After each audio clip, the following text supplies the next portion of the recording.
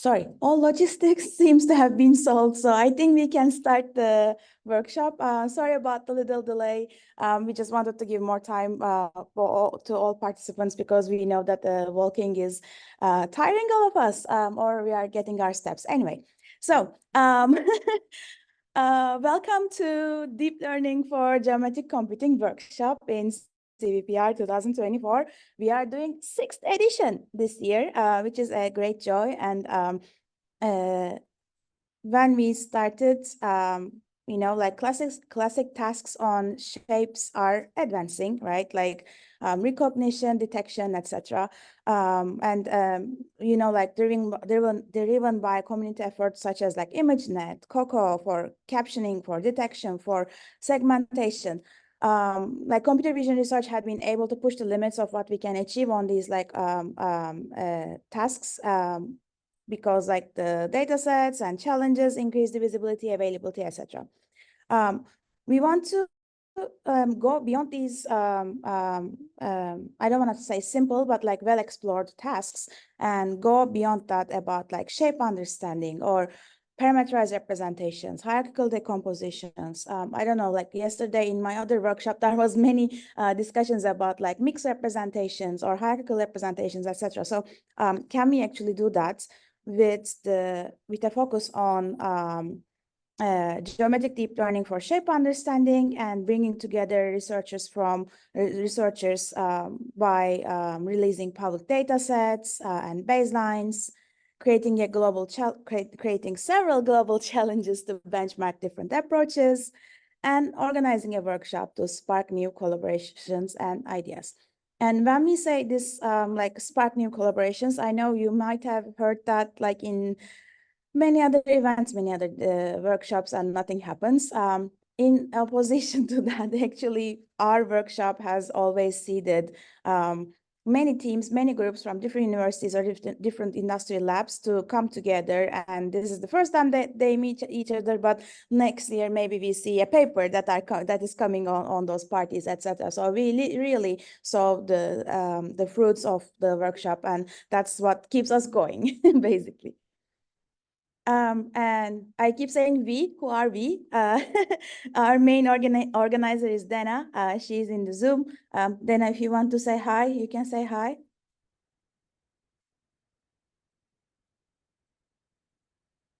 Maybe not. Yeah. Okay, hi. Yeah, thanks everyone for joining, and thanks Ilka for being there on site. I'm sorry, I'm just online by Zoom. Yeah. Yes, and she will be on Zoom all day for facilitating all the remote participation. So thanks again. Then we have maybe if you can just have your camera on also for the online participant, if it's fine. Yes. Let me try to do that. Where did I put Zoom on?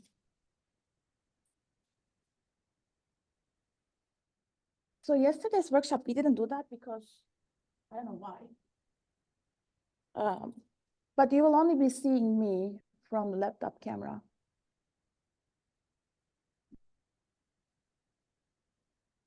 Did I start video? Do you see me? No.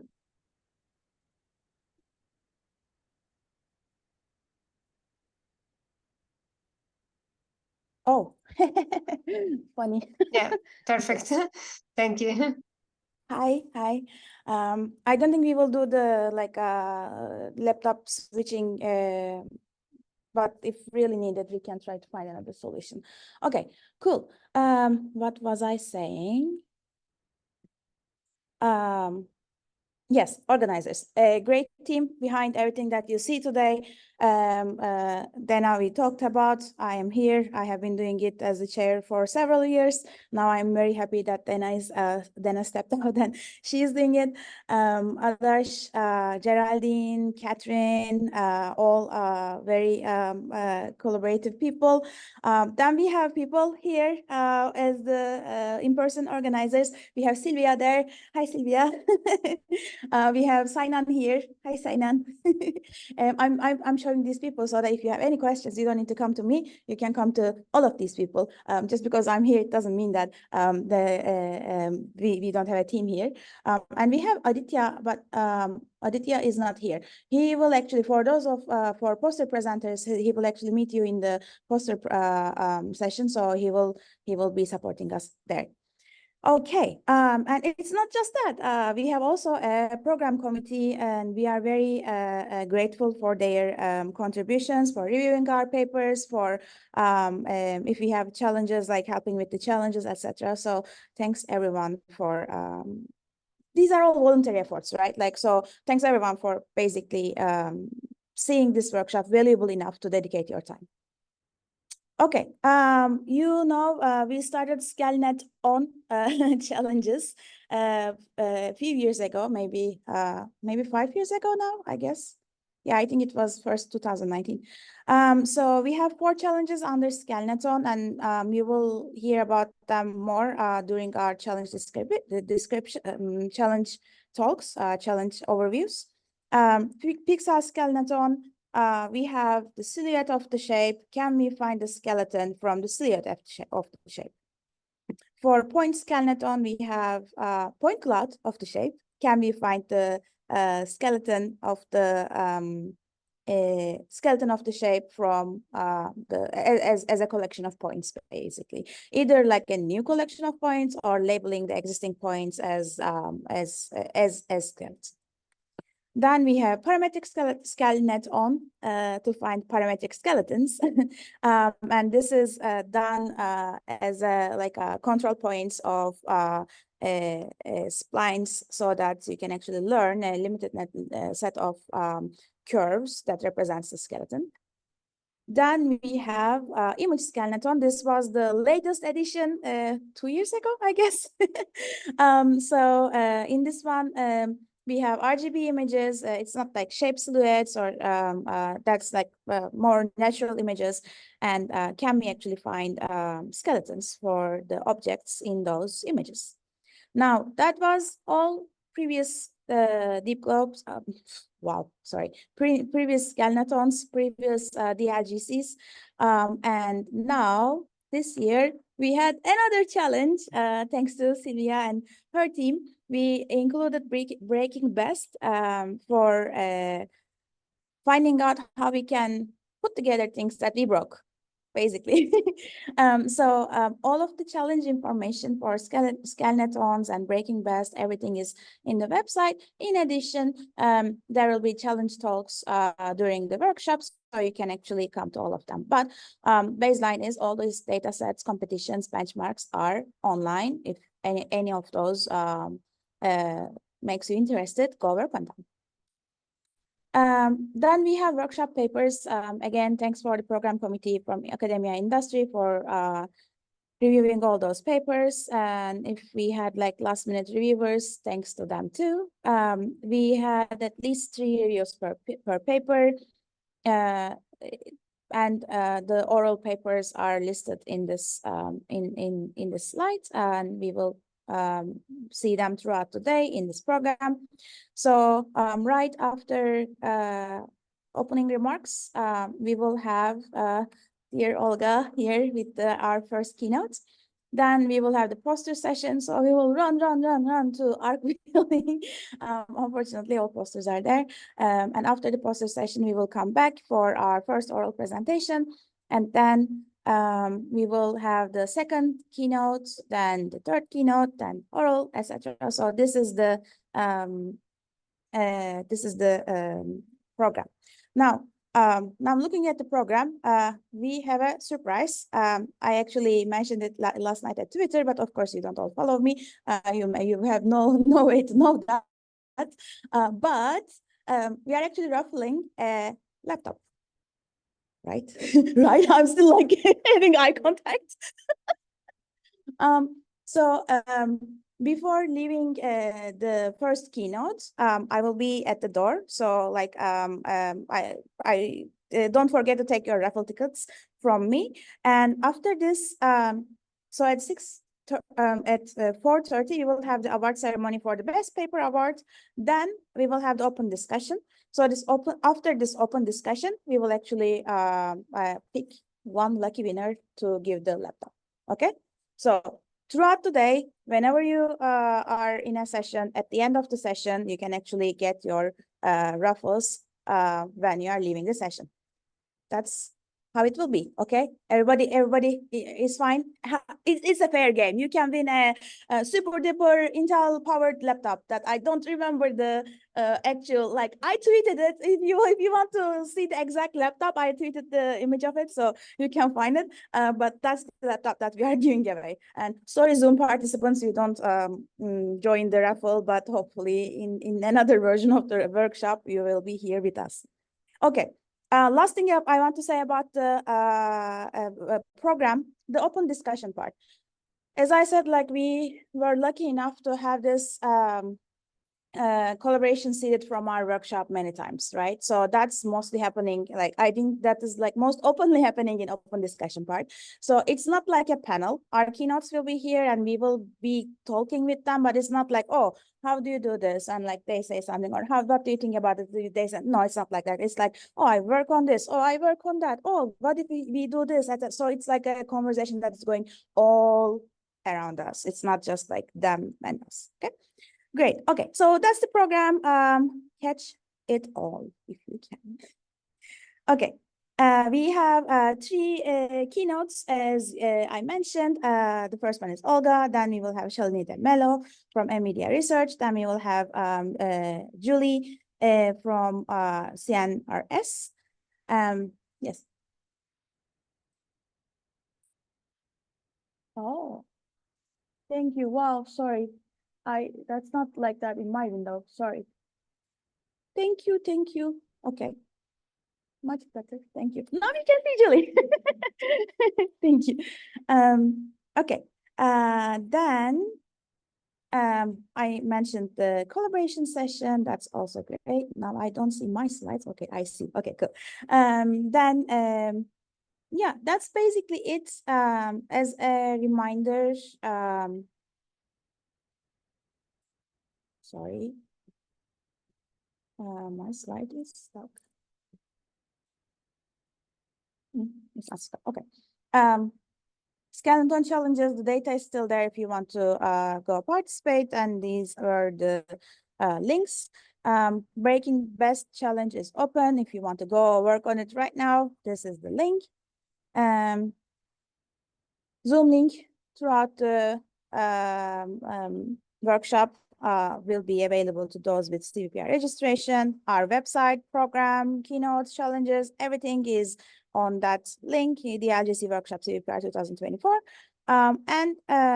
That's it. So with that, for the next 5 minutes or so, Olga, do you want to set up? Okay, great, awesome. Thank you for joining, and let the LGC start.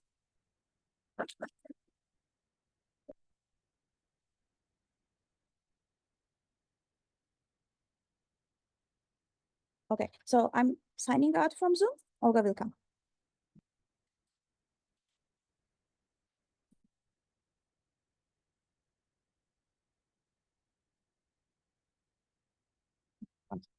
This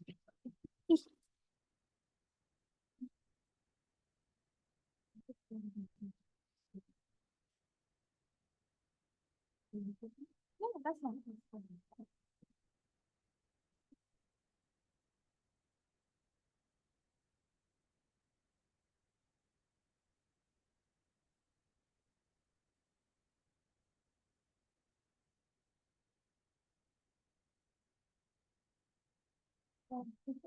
Do you want a mirror or do you want to have like your notes here?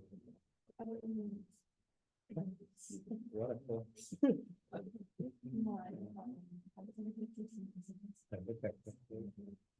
a very humble way of saying I don't need notes. You can, yeah, then you can share my screen.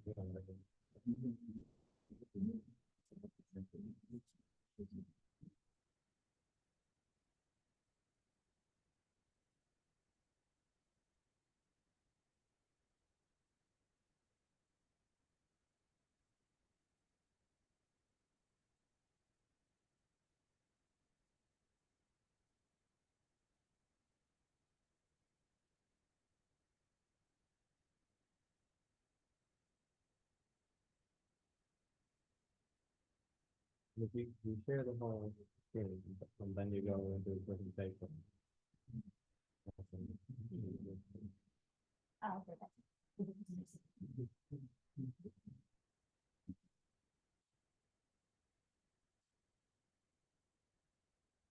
Zoom.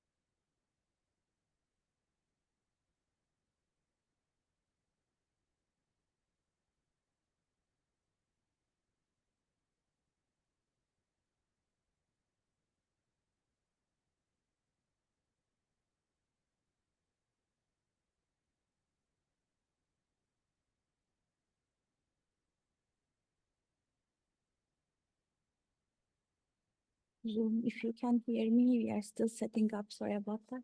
I'm coming back in a few minutes.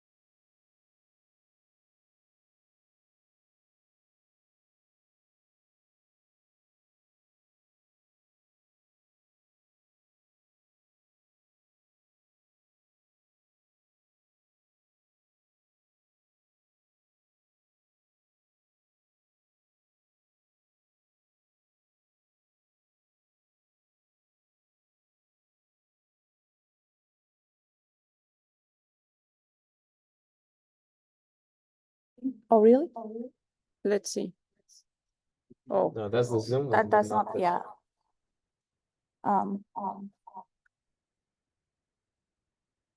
But when you did it, it was perfect. How did you do? Yeah, it was. I don't know. But it stopped working when you were speaking. Is it, that did it? Towards the end of when you were speaking, it stopped. Sorry. Okay.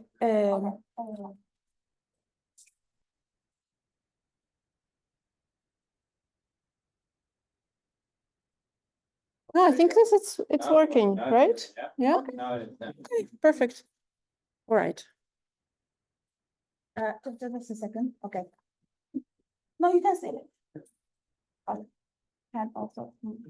Yes. No. Tap. Whatever. You can speak from this one. Okay. I just don't want to mess your biography, so I was gonna do it there. Okay. So our next speaker, our first speaker, first keynote is dear Olga Sorkin-Hornung, who is a professor of computer science in ETH Zurich. And her title is 20 Years of Mesh Editing, What We Learned and What to Learn. She is a professor of computer science at ETH. Where she leads the Interactive Geometry Lab, IGL, all the libraries that you use. Yes, the IGL comes from there, right?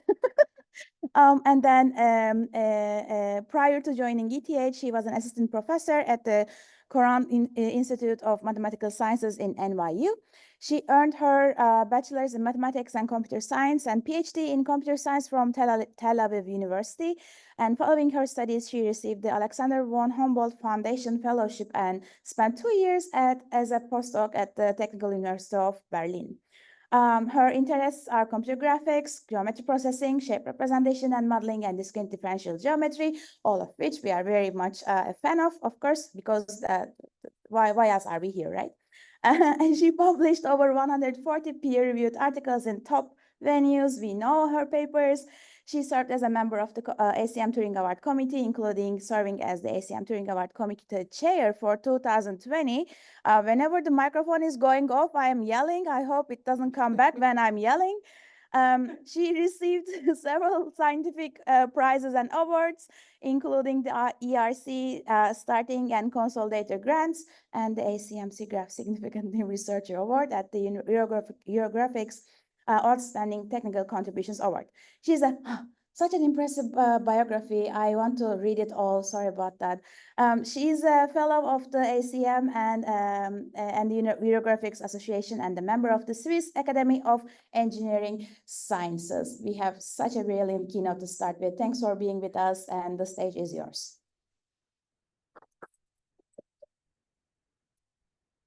Thank you so much, Ilke, for this incredibly kind introduction. I'm so excited to be here. I'm also very anxious because the title of the workshop is Deep Learning for Geometric Computing. And I'm afraid that 95% of my career was spent on classical geometry processing and geometric modeling. And the talk will be the same, as you will see. So I cheated a little bit. I hope that, I won't get evicted from CVPR. It's also my first time at a computer vision conference and at CVPR in particular. It's very overwhelming and very exciting to be here. But so I'm hoping that this is a safe space where, non-deep learning methods and interactive methods are also accepted. So, as you know, my research is on shape modeling and geometry processing. And my interest in this area started over 20 years ago, in particular, inspired by the fact that most physical objects that we see around us are actually first designed and maybe tested and simulated on computers and only then physically manufactured. But then, of course, also digital 3D content is in high demand, and these days even more so with the advancements in VR, XR, mixed reality, and so on. So just yesterday, I attended the mixed reality workshop here that was very popular, seemingly, and a lot of geometry and even SIGGRAPH papers were talked about there. So it was very exciting to see. So in our research, mostly we're focusing on the mesh shape representation because it's a very powerful and flexible shape representation. You can represent any topology, and you can go to arbitrary resolution and have a lot of surface detail. And also acquiring such representations from the physical world is quite well understood, right? Scanning and then surface reconstruction. But meshes, as you all probably know, are not the most simple representation for doing something with the shape later, such as editing it, animating it, and so on. Because meshes don't have a built-in mechanisms for deformations and other modifications. So here's where algorithms come in. And in particular, I mentioned already I work on interactive shape modeling, and it's in the name of the lab, even Interactive Geometry Lab. So basically there is some user in the loop. The user is, for the most part of my career, was a human, but now increasingly users can also be AIs or algorithms, as I call them. But in any case, there are some, it requires some way of controlling what's happening with the shape, some handles to manipulate, or some way of accessing the shape and its modification modes. And in an interactive setting, tools need to be intuitive or explainable, maybe we would say today, somehow. So whatever the algorithm is doing should be clear to the user so that manipulations have an intuitive and predictable effect. So there are a lot of trade-offs in this space, you know, accuracy versus speed of the algorithm. If something needs to be interactive, obviously it has to run very fast. Otherwise, creativity and interaction don't happen very well. And there's also this notion of freedom. So freedom to be able to do whatever is your idea about the shape, and also control. Right. So in this general space, a lot of my research over the years has focused on shape modeling via the means of deformation. And in particular, since we're talking about meshes, as mentioned, there are no built-in deformation handles or modification handles. So this happens typically using a variational approach, right? We have our starting shape S, and then we're designing some kind of deformation, which is basically a modification of the shape, finding new coordinates for the mesh vertices. And this modification happens via optimization of some kind of energy function or loss function that basically measures the quality of that deformation. So very generally, we call it E. And it can be an integral. Typically, it's an integral of some local properties on the shape that we are measuring. And we also have these controls that we express as constraints. So in the most simple way, simple form, it's a positional constraint. So basically some points or regions on our shape, we're fixing their location to be stationary or to be a certain prescribed location by the user, such as these points here, the purple areas and points on the animation you see below. So these are our constraints, and we're trying to minimize some function based on taking care of those constraints. And in the discrete world, again, on meshes, nothing is really differentiable. So we have to replace everything with a discrete form. So the energy becomes some kind of summation over quantities that are defined in terms of the mesh vertex positions xi typically. And so I want to give a sort of historical, very biased, but historical retrospective of how people have been thinking about this problem, and in particular in my own research. And I would say that in the early 2000s, that's when it really boomed and started this, this type of research on variational deformations. People really focused on the question of what is a good deformation energy. So how to define this E functional. And all kinds of wish list items have emerged, and in particular, it's generally accepted that the deformation energy should create a smooth deformation effect on the large scale and an as rigid as possible effect on the local scale. So if our mesh represents nice geometric details, we want to preserve those details as we manipulate the shape. And another very important point is the efficiency of the algorithm. So this E should be something efficient to minimize, because remember, we're in an interactive framework typically where we want things to happen in real time, or at least at a reasonable interactive frame rate. So I would say that the most kind of fundamental formula for E and all the subsequent formulas, they stem from this shell energy that was introduced by Tzopoulos and colleagues in 87. So it's pretty old, probably before some of you were born. But nevertheless, it's a very, I would say, yeah, it's the source of everything that came later. So it's very nice to look at it even today. So basically, it's a formula that describes elasticity, and it measures it in the most elaborate, precise way, I would say. So we have here basically a measure of the difference between the first fundamental form of the deformed object. This is this I prime, and the initial state I, and the same thing for the second fundamental form. So the first fundamental form is the metric of the shape. It measures how much things stretch basically or deform in the tangential space. And the second fundamental form is the bending of the shape of the surface. Bending and stretching are separated in this formulation, and it's kind of our gold standard for elastic deformations even today.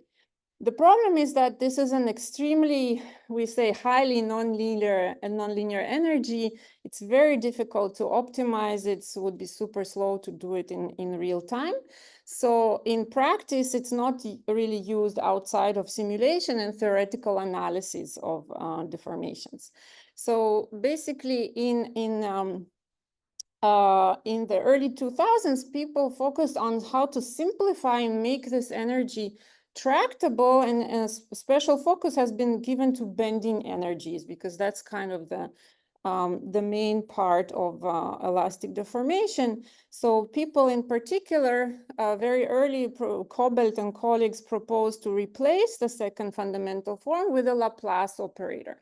Right, Laplacian is the sum of second derivatives, so it's kind of logical that this could work nicely, and the Laplacian is something that's much easier to discretize and handle in general. In the discrete world, just as a small reminder, the Laplacian is for a mesh one ring, it's the difference between the center of mass of the one ring and the center vertex, right? So it's this tiny little green vector over here that you see. So it kind of measures local surface detail, you could say. If the surface is flat, then the Laplacian is 0. And if the curvature is low, then the length of this tiny green vector is tiny. So it's a good stand-in for this elastic bending energy in the second fundamental form in particular. So one very simple proposal to replace, basically if we're replacing second fundamental form with the Laplacian, what we can do is propose this very simple Laplacian energy as our deformation energy, right? We just measure the difference between the Laplacians, these tiny green vectors of our current mesh, and the original Laplacians that we call delta 0 here. Right, so here is the formulation in a little bit bigger font. And in the discrete case, we have very simple discretizations of the Laplace operator on meshes, the famous cotangent formula, for example. And this AI here, by the way, is the local area on the mesh, so like the Voronoi area of the one ring, for example. So it's, you can think of it just as a weighting term, or even ignore it, as many people did. So this energy was proposed the first time by Mark Alexa in his 2001 paper, and expanded on by many other researchers, such as Mario Bochlav, Cobalt, myself, and our collaborators. It's a very interesting energy. So it's, first of all, I should say that this is a quadratic expression, so minimizing it is just solving a sparse linear system. It's extremely efficient. So this could happen in real time even, 15, 20 years ago, which was quite impressive for that time. But it's not without problems. So if we look at this simple kind of didactic example, this is a bumpy plane surface. We are fixing the left side of the mesh, and we are taking this right-hand side boundary and pulling it upwards. Our intuitive expectation, if it's a kind of elastic surface, would be something like this, right? But what happens with this Laplacian energy is that it produces this result here. And the reason for that is that the energy measures the difference between the original Laplacian vectors that were, for these bumps, they were somehow pointing upwards, and the current ones, and it's trying to minimize it, right? So basically, it's trying to preserve the original orientation of these bumps. So that's why they stay upwards. So it's not very nice, right? It's not the intuitive outcome. And so the main key question that people have been struggling at the time with was how to produce these local rotations. So essentially, we need to somehow rotate these little Laplace vectors and produce these RIs, the local rotation matrices. But we don't really know how, because it's a chicken and egg problem, right? We don't know the deformed surface. So how do we know what are the local rotations supposed to be, right? But somehow we need to figure them out. And a problem is that, yeah, of course, these rotations are functions of the unknown surface. And in any kind of reasonable constellation, they're a nonlinear function. So that kind of would break this whole desire of making this a quadratic energy and minimizing it efficiently. Nevertheless, you can do something. It's not completely hopeless. And in 2004, in the beginning of my PhD, that's what I tried to do. Basically, I said, okay, we can't take full-blown rotations, but we can linearize them. So we can take the first Taylor expansion, first order Taylor expansion of rotation matrices. It's basically an identity matrix plus skew symmetric matrix. So you see the form here. And you see here the relationship, kind of the conditions on the entries of the matrix are linear conditions, right? The diagonal should be all ones, and the off-diagonal entries should have this relationship that one is minus the other.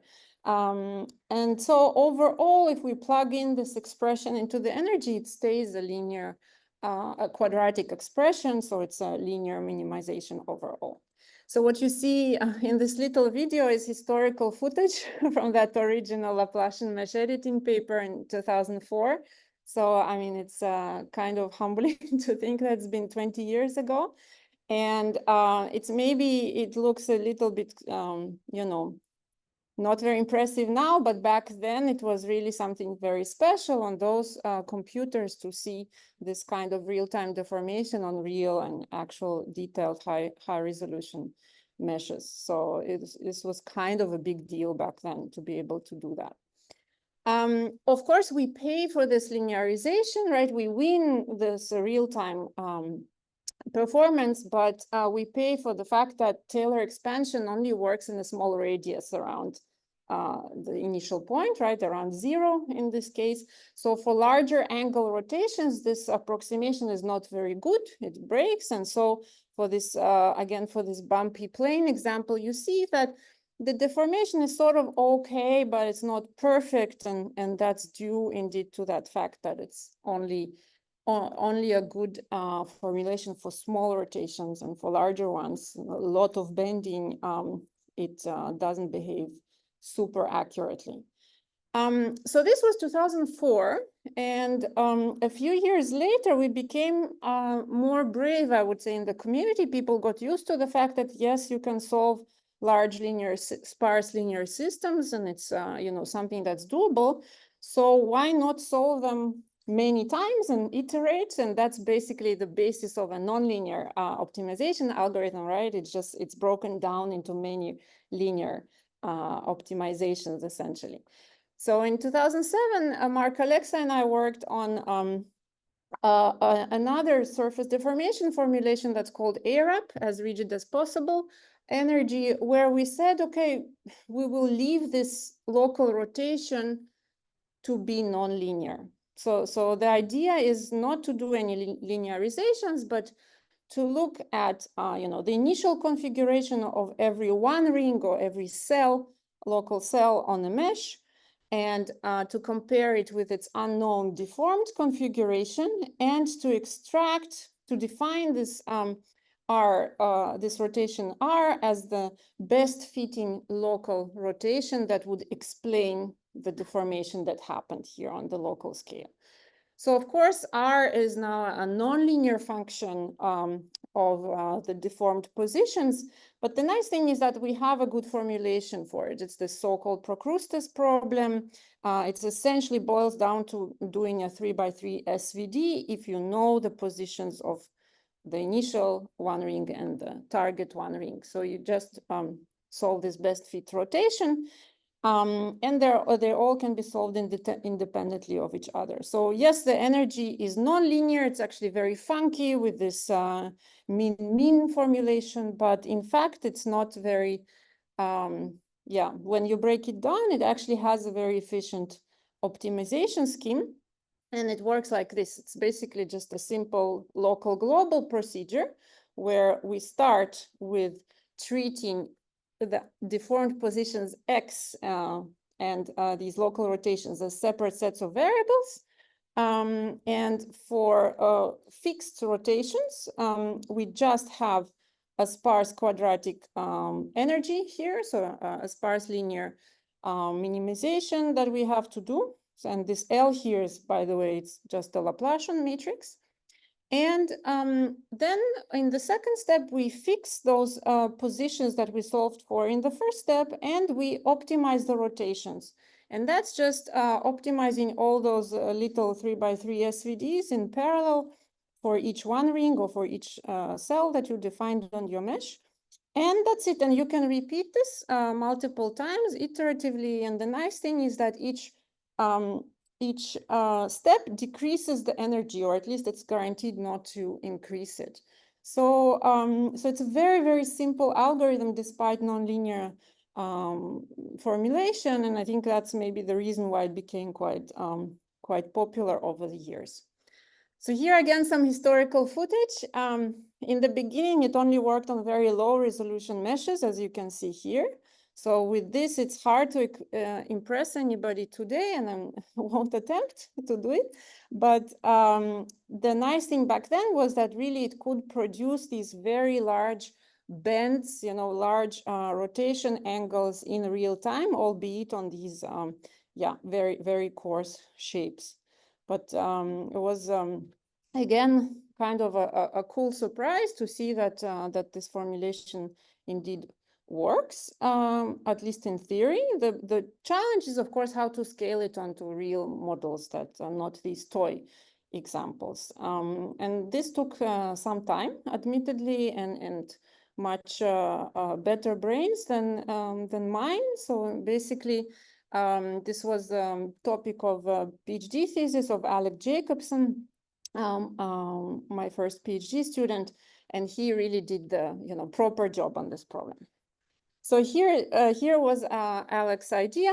Basically, you want to do optimization on meshes of higher resolution than this one, but it should be in a smart subspace. So today we would immediately jump to the conclusion that we should learn the subspace, and indeed people are trying to do that. But back then, again, we didn't have this deep learning technology. So we were thinking more in algebraic terms, right? So we have this energy minimization here, and X is very high dimensional. It's all the mesh vertices, so could be in the millions even. But let's try to find a meaningful reduced model where we replace X by this formulation f of t, and t is the parameters of the reduced model. So it's living in some m-dimensional space where m is much, much smaller than n, because we know that most deformations are not going to be meaningful. So the meaningful ones are all the vertices of the mesh are somehow correlated, obviously.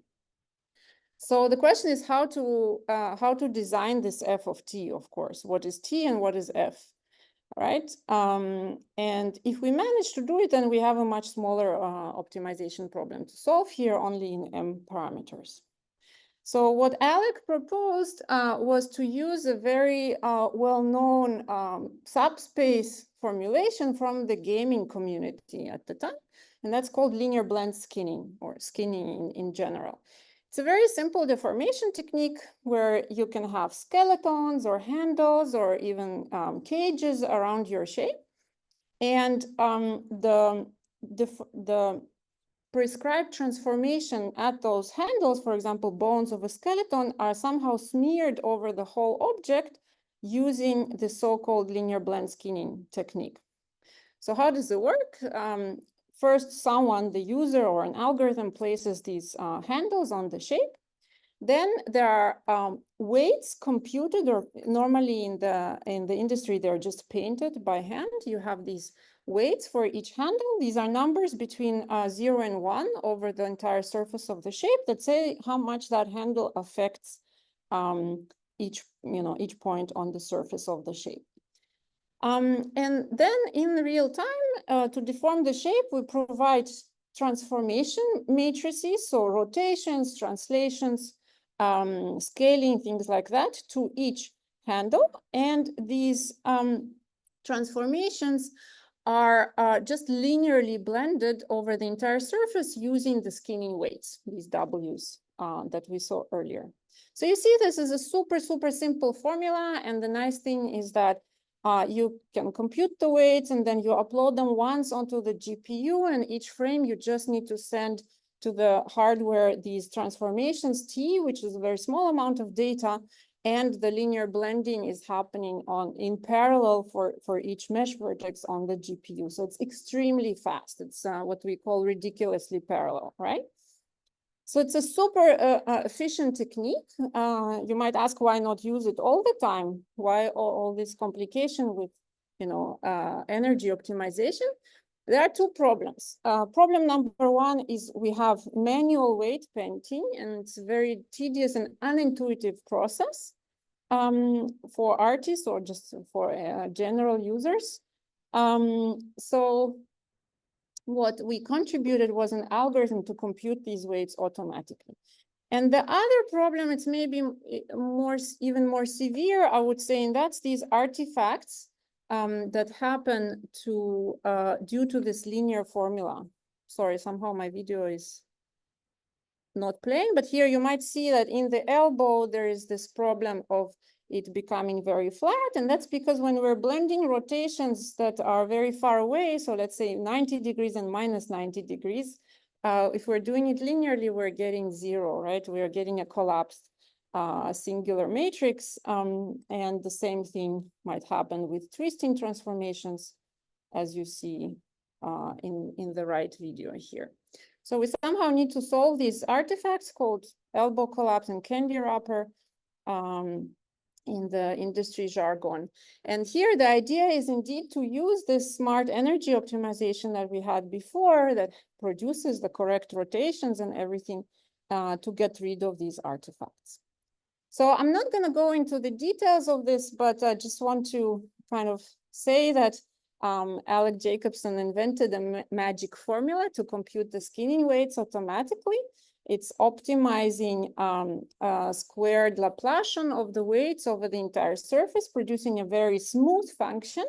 And by adding these inequality constraints that the weights have to be between 0 and 1, we get non-negative weights that are indeed valid for this problem. And you can solve it in a discrete way by solving a quadratic programming optimization. So it's fairly efficient.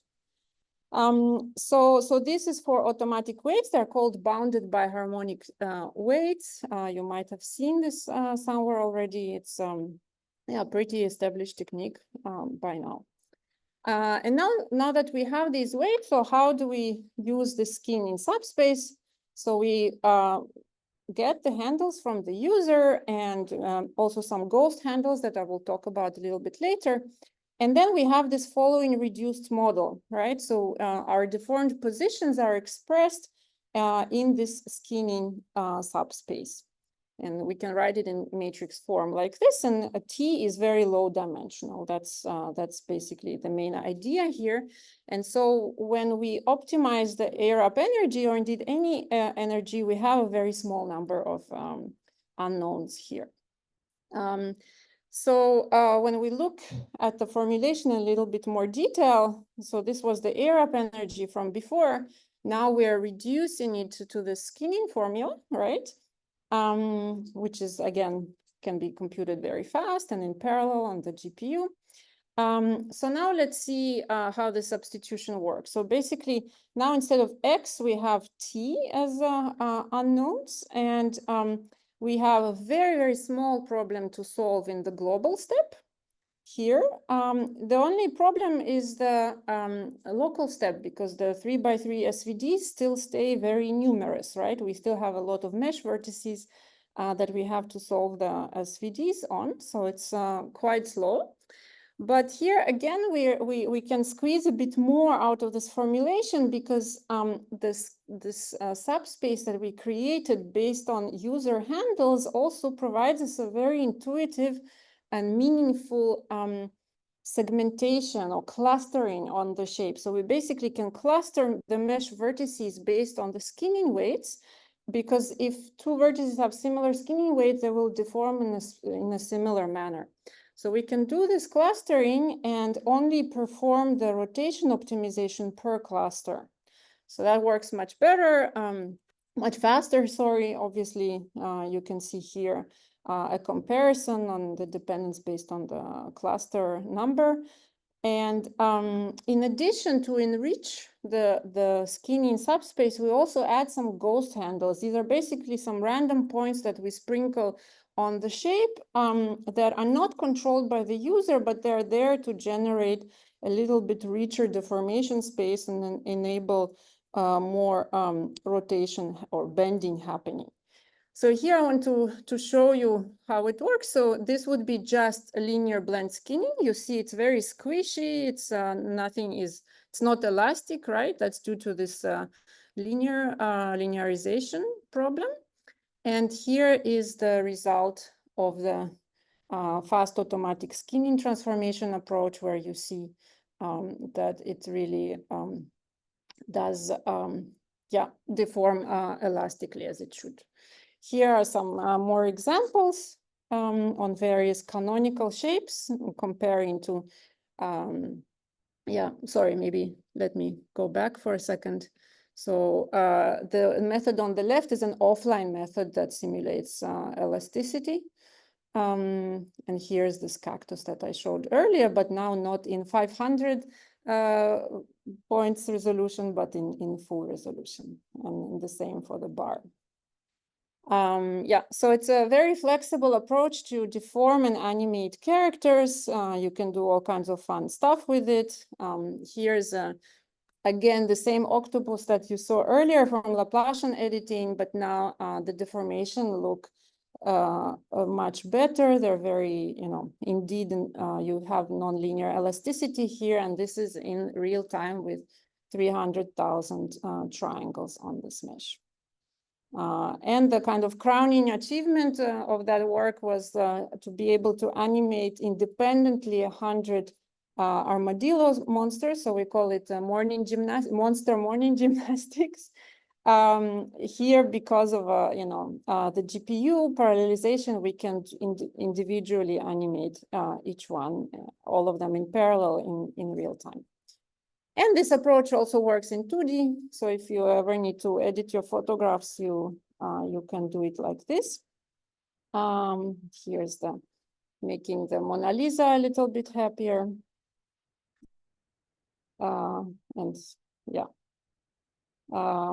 So you see, this is, I don't know if we were allowed to do that to the Mona Lisa, so I quickly skipped that slide. If you want to try this software, it's all publicly available in lib.gl, but also it's implemented in Blender, in Seagull, in Adobe products. In particular, Adobe Animator uses this framework.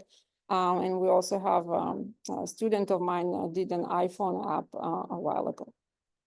So, okay, so basically I've shown you what happened in the early 2000s till, let's say, mid 2010, 2013, something like that. So the question is, okay, is the deformation problem solved? What are we even doing here? And what I say is that, yes, it's solved for rubber toys. I think it is, but not all objects are made of rubber.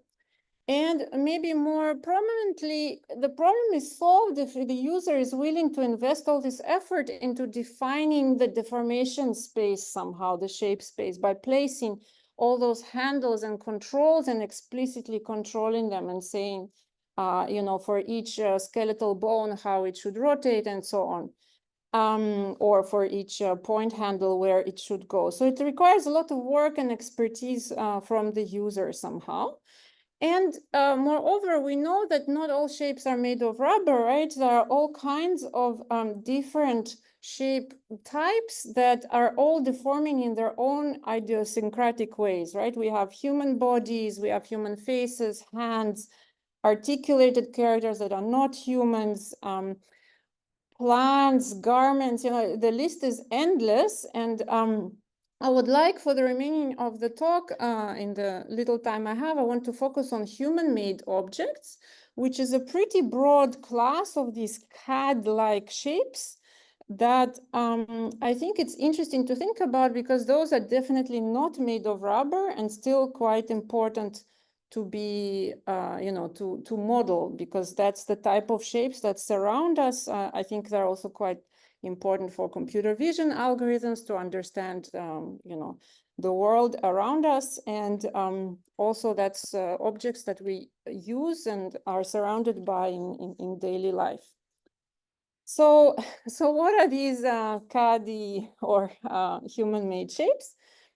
Basically, you could say that for, you know, various reasons of design and functionality, these shapes are mostly smooth. So they don't have such fancy details as we saw before.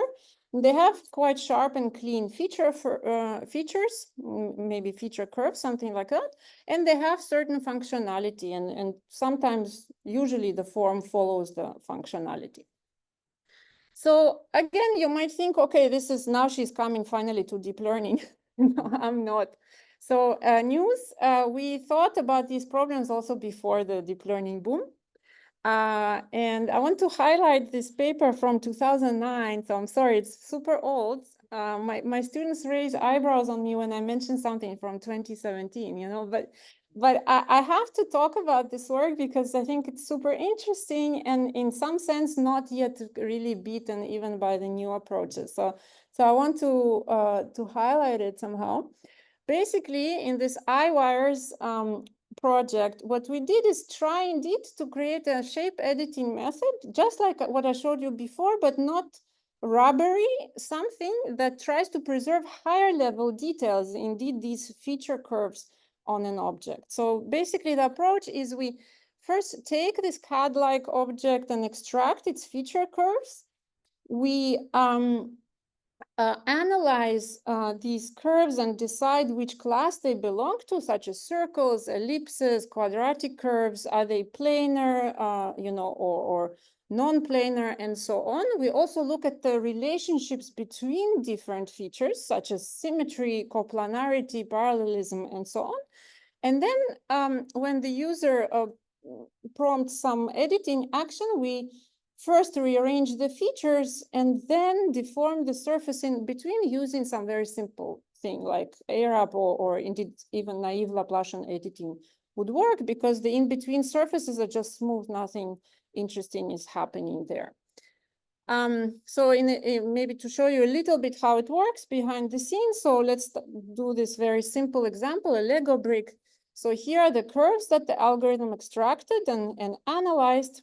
And let's say the user is fixing this bottom side of the Lego brick and is pulling on the top side to go up like this. So at first, the algorithm just does an elastic curve deformation on this one, but then it fits back the class of the curve that it belonged to in the analysis stage. So in this case, it's a rectangle, so it fits a best fitting rectangle here. And then it propagates this edit to other curves. So for example, because this side was parallel and centric with respect to the right side of the Lego brick, we move it upwards so that it remains concentric. And then things are connected back. The deformation is propagated to the circles on these circular buttons on the Lego bricks. And again, we restore their class, so being circles. And the symmetry relationship. And in the end, the surface is deformed again. I mean, here, nothing interesting is happening. It just stays, basically, you have planes and these cylinders here. And here's another small example. So this is a telephone dial. Again, this is like the old iPhone for the young people here. Let's say, so these are the curves that we extract. They're all circles and they have symmetry relation. So if the user is moving one of the dials in this direction, then first of all, the other ones are also moved because of the symmetry relationship. And then we restore the other circles and we edit elastically the remaining curves and restore their class to being circles. And finally, this is the surface. So I think it's quite amazing that it's possible to achieve such complicated edits as you see in the video in real time using this very rudimentary approach. And I think the smart thing here was indeed these rules that we encoded into defining feature curves and their class, so circle, straight line, square, and so on, and the relationships between the curves that we also hand designed in this case. Yeah, that things that were parallel should stay parallel, things that were perpendicular should stay perpendicular, and so on. So this was a lot of work just to define all these rules and relationships between features, and it's all made by hand. So of course, the question is how to automatically learn this from data instead. That's indeed the power of machine learning and data-driven methods, is to be able to learn these priors just by looking at enough data. And this is what we have been trying to do more recently, indeed, to instead of hand designing all these rules for what CAD shapes look like, let's learn a higher level shape representation and the relationships between shape parts using data. So in a recent work with Dani Koh-Noor, Amir Hertz, Or Perel, and Raja Jirius, we designed this spaghetti system. Don't ask me how the acronym, I don't think the acronym is related to the title of the paper, but you have to have an acronym in deep learning papers. So we called our network spaghetti. Basically, what we do here is we take a shape collection. So for example, chairs or airplanes or lamps, and the network learns a Gaussian mixture model and a neural implicit function that sits on top of these Gaussians and describes the surface of the object. And the nice thing is that when you have enough data of a similar class, then all these Gaussians are aligned to corresponding features automatically using this learning system. And it also models the interrelationships between the different Gaussians. So yeah, so we designed this architecture. I won't go into the details here, but basically it trains on ShapeNet, on a particular class of ShapeNet, and on those models, I mean, and it's able to reveal this representation, and then you can do edits of your shapes very similarly to what you saw before in iWires. Only now the relationships are not hand designed; they're learned automatically from data. So you can design, different legs for your chairs, different seats. You can move things around, and features are rearranged according to how, to whatever relationships that were extracted between different shape parts in the network. Here's another example of creating new shapes by mixing and matching parts from different shapes and also editing those parts. So you can see in the bottom the user action, and in the main blue part you see the result that is then generated by this spaghetti network. So you see that, yeah, it can produce fairly intuitive edits of the shape. So I guess, when we did that work, at first we had this euphoria moment of like, okay, we solved the problem. It's like iWires, but it's, everything is automatic, so problem solved. So, and indeed, the fact that you can extract these rules of editing CAD shapes but from data is pretty amazing.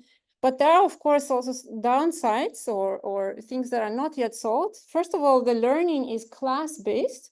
So if we try to run spaghetti on a, on all the classes of ShapeNet together, or even just on several classes, it works way less well. It gets confused. It doesn't know how to match these Gaussian mixture models across classes. It's by far not as good. There are also some still hard-coded things like the number of the Gaussians. So it's not free extraction of features like we had in iWires. And that's quite unsatisfying. The other thing is that it wasn't solved in iWires, it's still not solved today, is indeed how do you even ensure that the chair stays a chair? How do you preserve the object functionality or even just validity? I mean, functionality is very hard, but validity, ensuring that you don't get Möbius rings and Escher style objects, that can really exist in physical environment. It's still a very unsolved problem. And then, of course, these days, everything is about generative AI, diffusion models, and so on. And these are indeed super powerful, great tools, but you can't really, it's very difficult to control them if you want to get a specific result. They're amazing in generating creative, inspiring things, but when you really need something with, certain dimensions and certain let's say you have a concrete idea in mind, it's quite hard to force these methods to indeed produce it. So I think these are the challenges that we have, and maybe if I can steal 2 more minutes, I just want to kind of talk about this point a little bit more, this art direction and control by the user, or again by an algorithm. That's a topic that's quite important, and yes, text-based generation is great, but sometimes it's just it's not the right tool for any concrete situation. So for instance, sketch-based shape modeling is a very popular technique because it borrows from our ability to draw in 2D and enables us to create 3D content, which is much harder than 2D. And sketch-based modeling existed, again, very long time ago. This is an algorithm from 2005, where Laplacian mesh editing is used together with sketching. So simply the positional constraints are provided via sketches in 2D.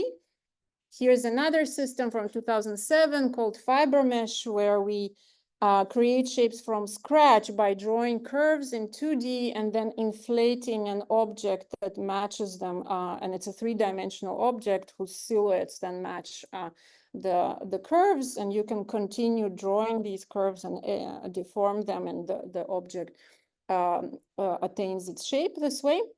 So here again, no deep learning, it's just, there is just a formula of curvature optimization that produces these 3D surfaces.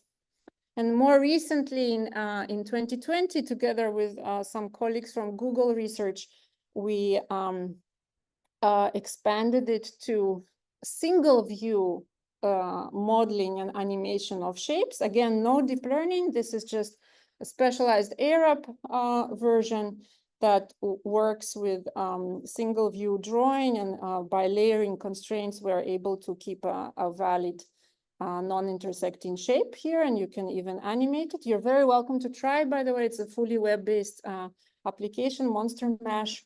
It's very fun to play with. Right, but of course, single view sketching is a classic thing that we could throw deep learning on, right? We could, because it's so ambiguous, right? When you just have a single view, how do you know what the shape looks like in 3D from other viewpoints? So it's very nice to utilize this priors that we learned from data, right? So what we did is we took the spaghetti framework and combined it with sketching inputs. And it doesn't have to be a very precise sketch. It can be quite, abstract. And based on the sketch, we learned this, again, this Gaussian mixture model that produces a shape from a certain class. So you see some results here. And here's a short video of how it might work. So in my lab, a lot of us have very poor sketching skills, and hence all these attempts to do research on how to improve on them, and despite no good artistic skills, produce something reasonable. Right, so I want to wrap up here, actually. I guess my point was, despite, the recent trends, I want to say that we did learn a lot in the past 20 years of geometric modeling and interactive shape modeling as well. But of course, we do need to learn some more. So all these classic approaches, they have their place, but there are many interesting challenges that I think are only solvable with with machine learning approaches, where we cannot just model things using pure mathematics and geometry. We do need these data-based priors. And I think one of the challenges is how to deal with general versus specialized models. So currently we only have specialized models, indeed very specialized, only chairs, only airplanes, only lamps. And it would be great to somehow leave that restriction and have these ML-based models generalized better.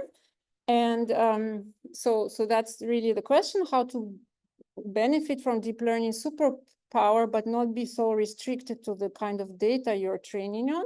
And maybe one way is to indeed combine classic methods and learning methods via, geometry laws and physics laws, because those are universally true in our world, and they would enable generalization. I think if we somehow are able to teach the AI systems how to understand those laws, but how to do it, it's an open question still, I think, largely.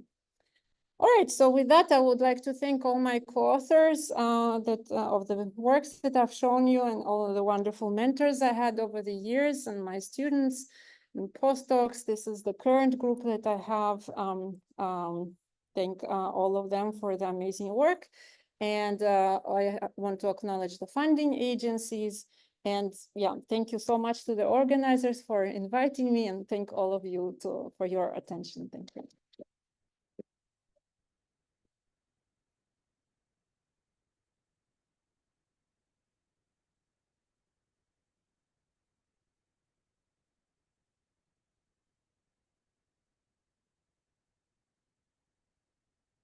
Thank you, Olga, for the presentation. We can take questions from the audience. And for those of you that already start to leave, we will give the raffle tickets at the exit, so don't forget to take them. If you already left, you don't hear me, but for the rest of you, please do not forget to take them.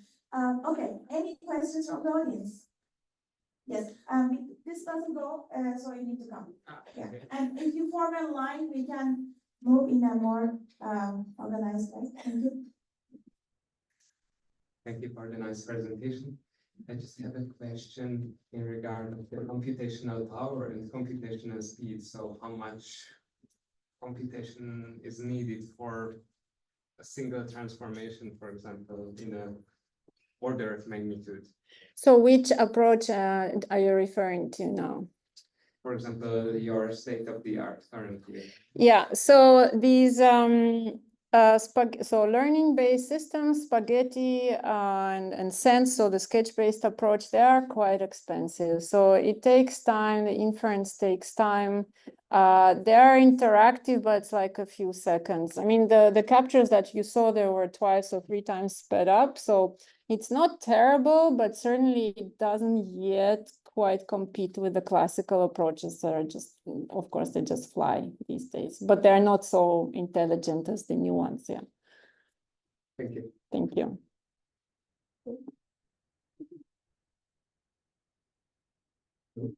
Okay, that seems like so this is I don't fully know how to frame this question, but one of the things I noticed when you're doing your modifications in real time using the deep neural net stuff is that it seemed like a lot of the features that it was selecting just based on my first impression stayed the same regardless of what modifications you made. And I'm wondering if that would stay true even after like extensive modifications done maybe simultaneously. Is it going to be restricted in what type of features it's extracting and trying to maintain Yeah, thank you for this question. So I think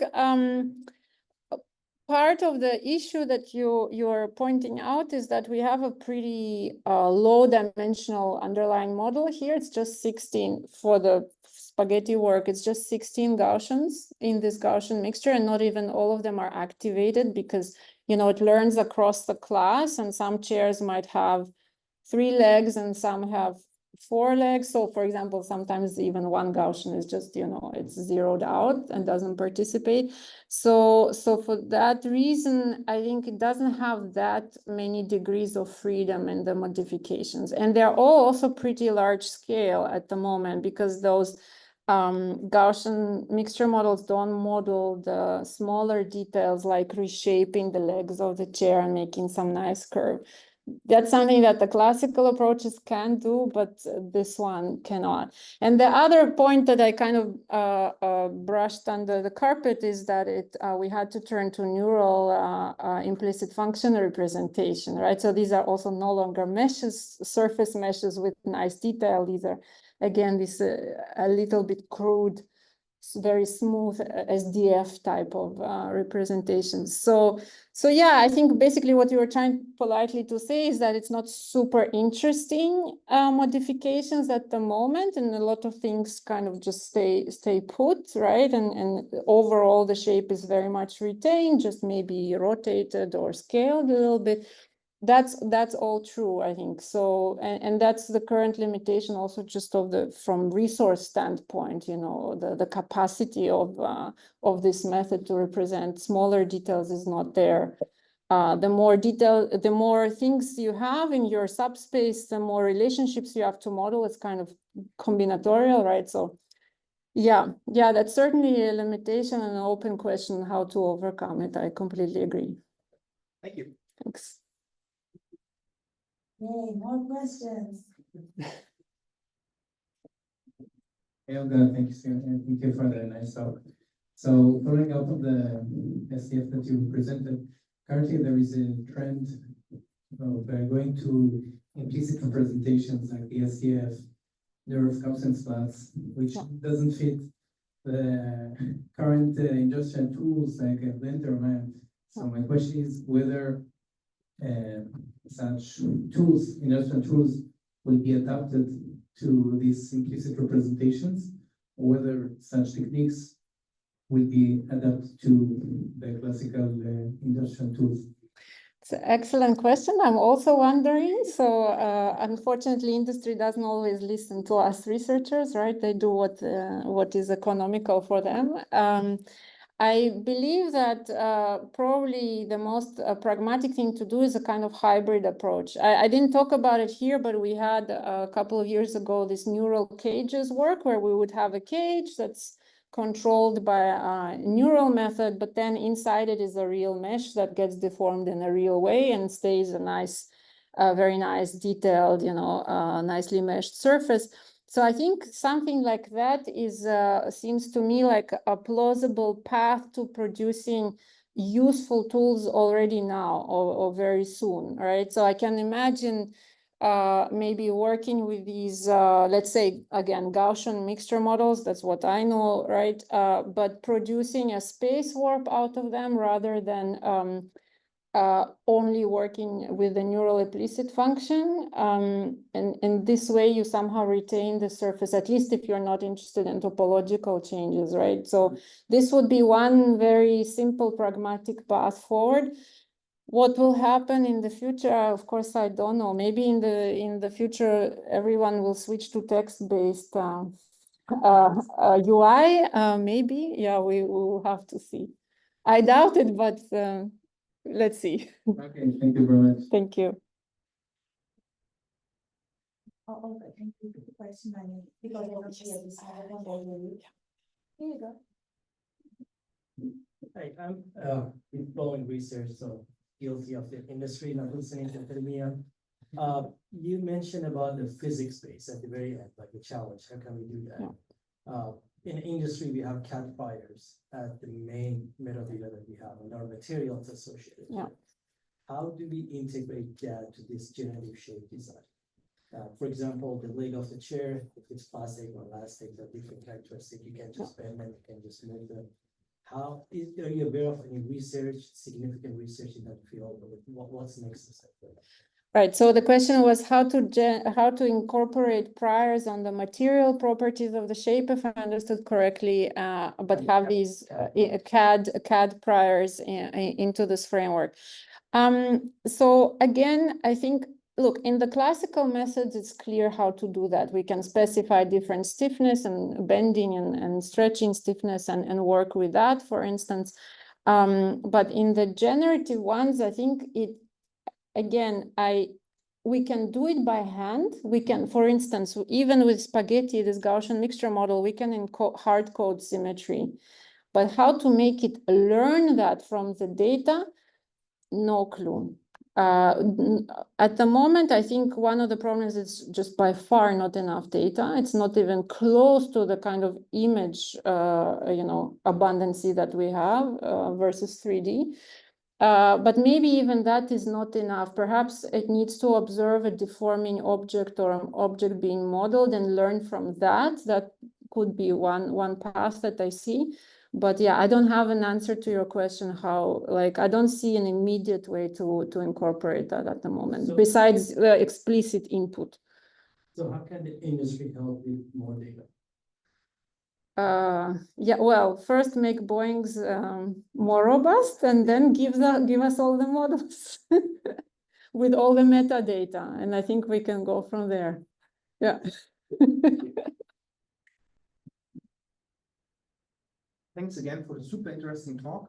I was wondering, and I started wondering roughly, I think it was at the iWires when you first had topological changes. And I was wondering if your talk was about shapes only, but what would happen if you have texture shapes? And at the point where, so you would have texture coordinates, some like UV or ST coordinates. I was wondering at the point where morphology changes starting occurring in the method. Is there any way to fix that for texture coordinate? Is that something that you can comment on? Right, that's a great question. So the question is, if the shapes have texture, how to deal with texture coordinates as the shape is modified and in particular as the topology is changing. So most of the approaches that I've shown you, also iWires does not modify the topology, in fact. So up until the implicit functions where topology is very varying, all the topology stays fixed. So in principle, you can just deform the UV coordinates together with the mesh, right? Yeah, and then when morphology changes happen, that's a very interesting topic that I personally didn't do any work on, so I can't answer I'm not very informed, I'm afraid, but it seems like a non-trivial question, right? Because basically, when the topology changes, you need to probably produce a new texture, right? Like things are not just stretching and modifying, but you probably need to, if it's a procedural stochastic kind of texture, you need to regenerate it. If it's normal texture, then you need to do something else that these methods don't account for. So the implicit shape representation doesn't track the shape, at least not at the moment. So you have no correspondence between source and outcome, and that makes this whole UV editing very difficult, I think. Thank you so much. Thank you. Okay, great. Any other questions? Any shy ones? Okay, let me look at Zoom one more time.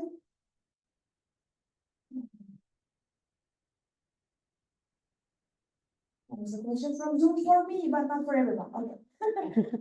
Cool. So, okay, great. Then thank you for this great keynote and thank you for your patience with all the questions. That was great. And we were very happy to have you. And Thank you so much. Thank you.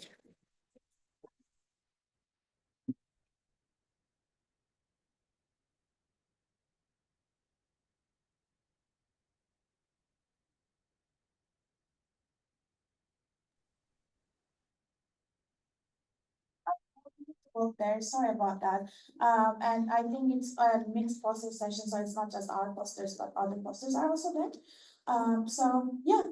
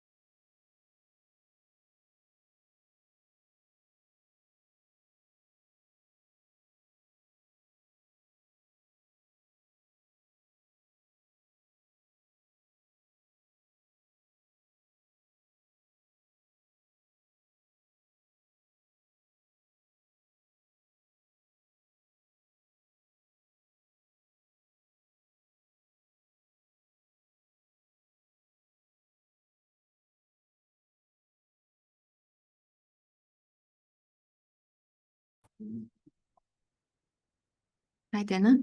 Are you there? Hi, yes. I stopped sharing. Oh, I can't hear. Hold on. Okay.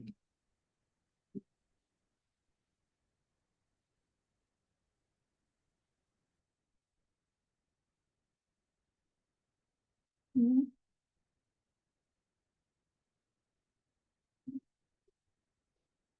Can you hear me? Yes, I can hear you. Great. Okay. So let's get started with our first oral paper presentation for residual-based dense point-wise network for 6-DOF object pose estimation based on RGBD images. Okay. Yeah, okay. I am Zhu Song Chen. Yeah, our work is about object 6DOF pose estimation based on RGBD images.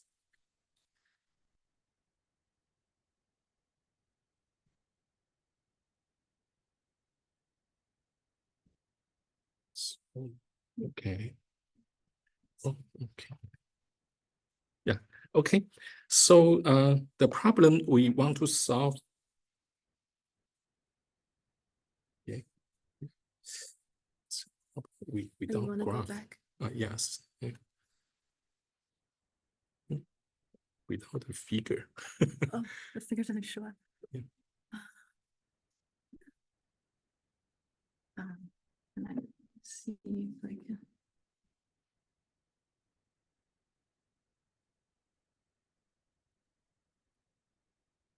Sorry, let me try to download this Or maybe I presentation. can just use the if so I just use the PDF Oh, for okay, yeah. presentation. Yeah.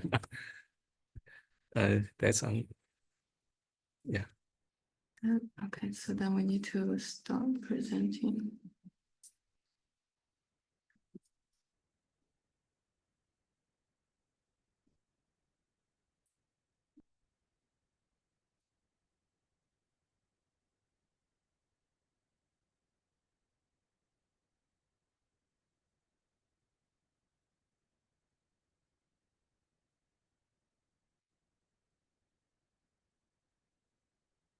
Sorry about that.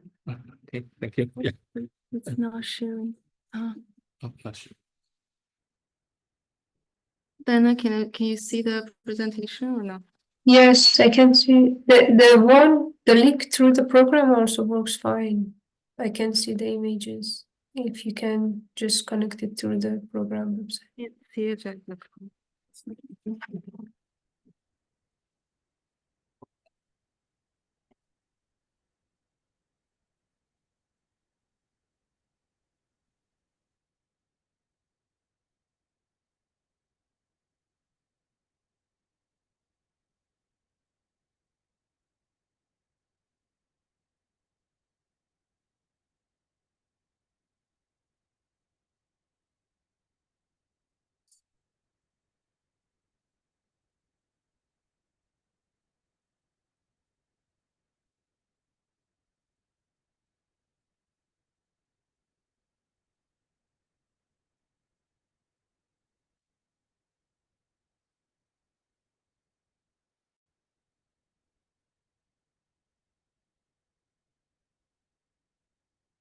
That doesn't work. Okay, I can just use the slide because this one is PDF on the web page. Yeah. My question is, why can't I see it on a bigger screen right now? And you can control it if I'm sharing it. Okay, let me just try one thing. I'm gonna copy this off the.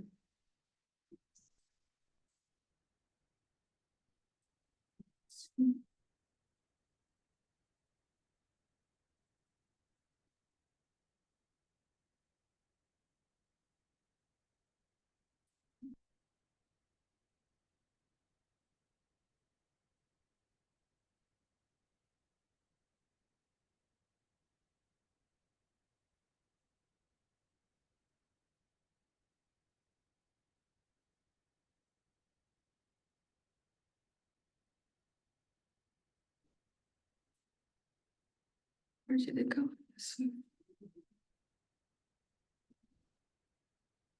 Okay. There you go. All right, let's try this again. Sorry for the delay. Oh, where did the Zoom go? Did I accidentally exit the Zoom? Zoom.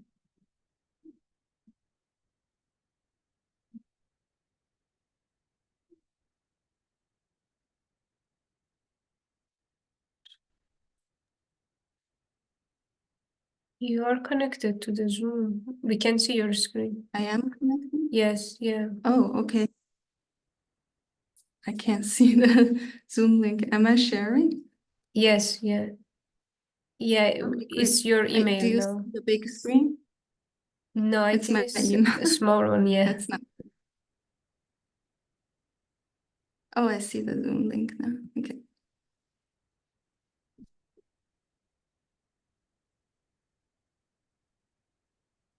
Wait, so do you see the big screen or is it still my email? No, it's the presentation. Oh, great. Okay. Please carry on. Sorry about the delay. So, you, So you go here. And this is okay. Yeah, okay. So the problem we solve is for 6D object pose estimation. Yeah, that is once you give a picture, and that's a kind of RGBD images. And so we want to, first we perform the object detection or segmentation for the object in the scene. And then for each object, we hope to recover its pose. That is the 3D rotation and translation. So totally 6D dimension parameters. Okay, so that's the problem. Okay. And the problem we solve is 6D pose for RGBD images. Because we have to recover its pose, so we should have a canonical pose for the objects. So the canonical pose are connected in the so-called data set containing the object's 3D CAD model, including both the shape and the texture. And then for a scene, we take some images. There could be many objects inside the scene, and we should recover each object's 3D pose, a 60-dimensional pose. Yeah, with respect to the object in the object canonical pose in the data set. Okay. And so, what's the difficulty of this problem? Because there could be serious occlusions and different lighting conditions, and the object could also be symmetric. So there could be more than one solutions of the rotation. Okay, because object, the shape or the texture could be symmetric, and so in the past, the main stream of methods in the traditional method using the point pairs. That is, we extract several point features, yeah, from the 3D scene. And also we have store a set of the correspondence features, yeah, in the 3D model. So we perform the point-to-point correspondences. As we know, no matter for the 2D to 3D or 3D to 3D points, at least 3 pairs of the 2D to 3D, that's the P3P problem or PNP problem, and or 3 points of 3D to 3D, then we can recover the rotation and translation. That's the traditional methods. And currently, because of the complexity of the problem, several severe occlusions and different conditions. So currently, most methods are doing the learning-based methods. That is, we collect the objects and simulate many of its variations according to the 3D rotation translation and put them together and the different situation of occlusions and take pictures from different views. So we can collect many training data, and we know its ground truth poses of the objects. And so through these learning-based approaches, this problem has been solved better than using the traditional methods. Okay, so in the learning-based approaches, there are two kinds of solutions. The first one is the direct post-estimation. That is, if we employ a neural network, then we let the neural network output the 60 parameters, 60 rotation and translation, directly output the rotation and translation for each object that we detected or segmented. So the output can be, for example, a translation. So that's a three-dimensional vector, and another 4-dimensional vector that is the uniquaternion to represent the rotation, something like that. So that's the direct post prediction approach. And another approach also use the neural network for learning, but implicit post prediction.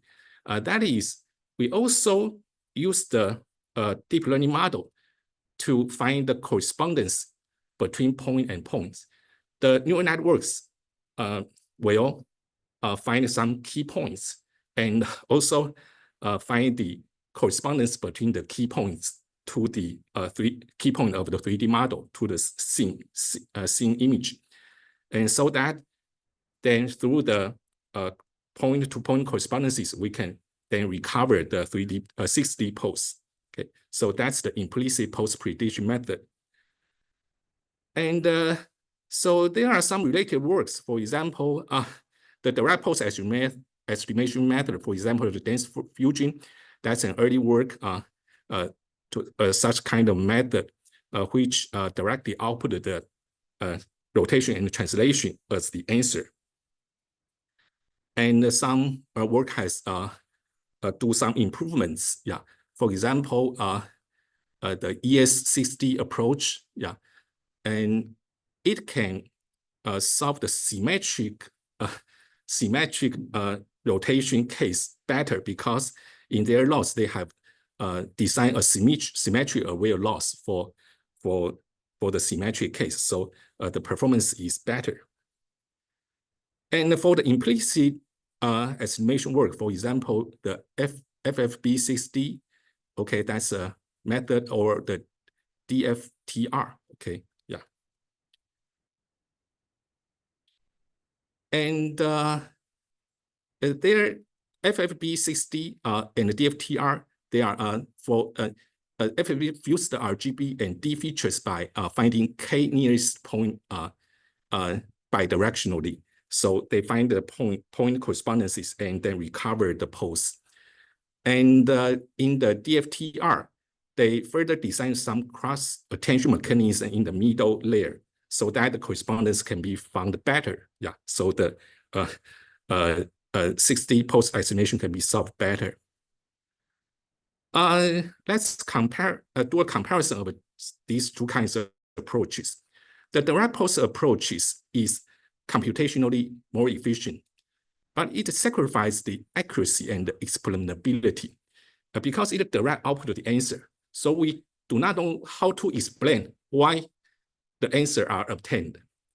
In the implicit post estimation method, because we estimate key points and key point correspondences through the neural network, so it's more explainable. We know that because those point sets are corresponding, so we know that the 60 pose should be find analytically a solution. Okay, but for implicit post estimation approach, the least square fitting is usually time consuming. So in our idea, first, in the our method is implicit approach. However, instead of doing the sparse point correspondence, we do the dense correspondence. That's more reliable. The dense correspondence means that for each point, we will find correspondence. Yeah. So we do not find several key points only, but do the correspondence for every points. Okay. And we have used a network for the post-estimate regression instead of a second step of solve the least square problem to find the post based on the point correspondences. And because in the past, for the RGB image, only do the 2D to 3D matching or 3D to 3D matching, and in our approach, both have been done. Either the 2D to 3D matching or the 3D to 3D matching have been used. Okay, so our architecture looks like this. Yeah, and we will give an explanation, yeah, in the later slides. In our idea, we decouple the detection and the post-estimation. So we will perform object detection at first. Here we simply apply a YOLO kind network, yeah, to do the object detection. And because we have our GBD image, so to input such kind of image to a neural network, we usually convert it to a XYZ map. Okay, XY means the image coordinate and Y means its depth. Okay, yeah.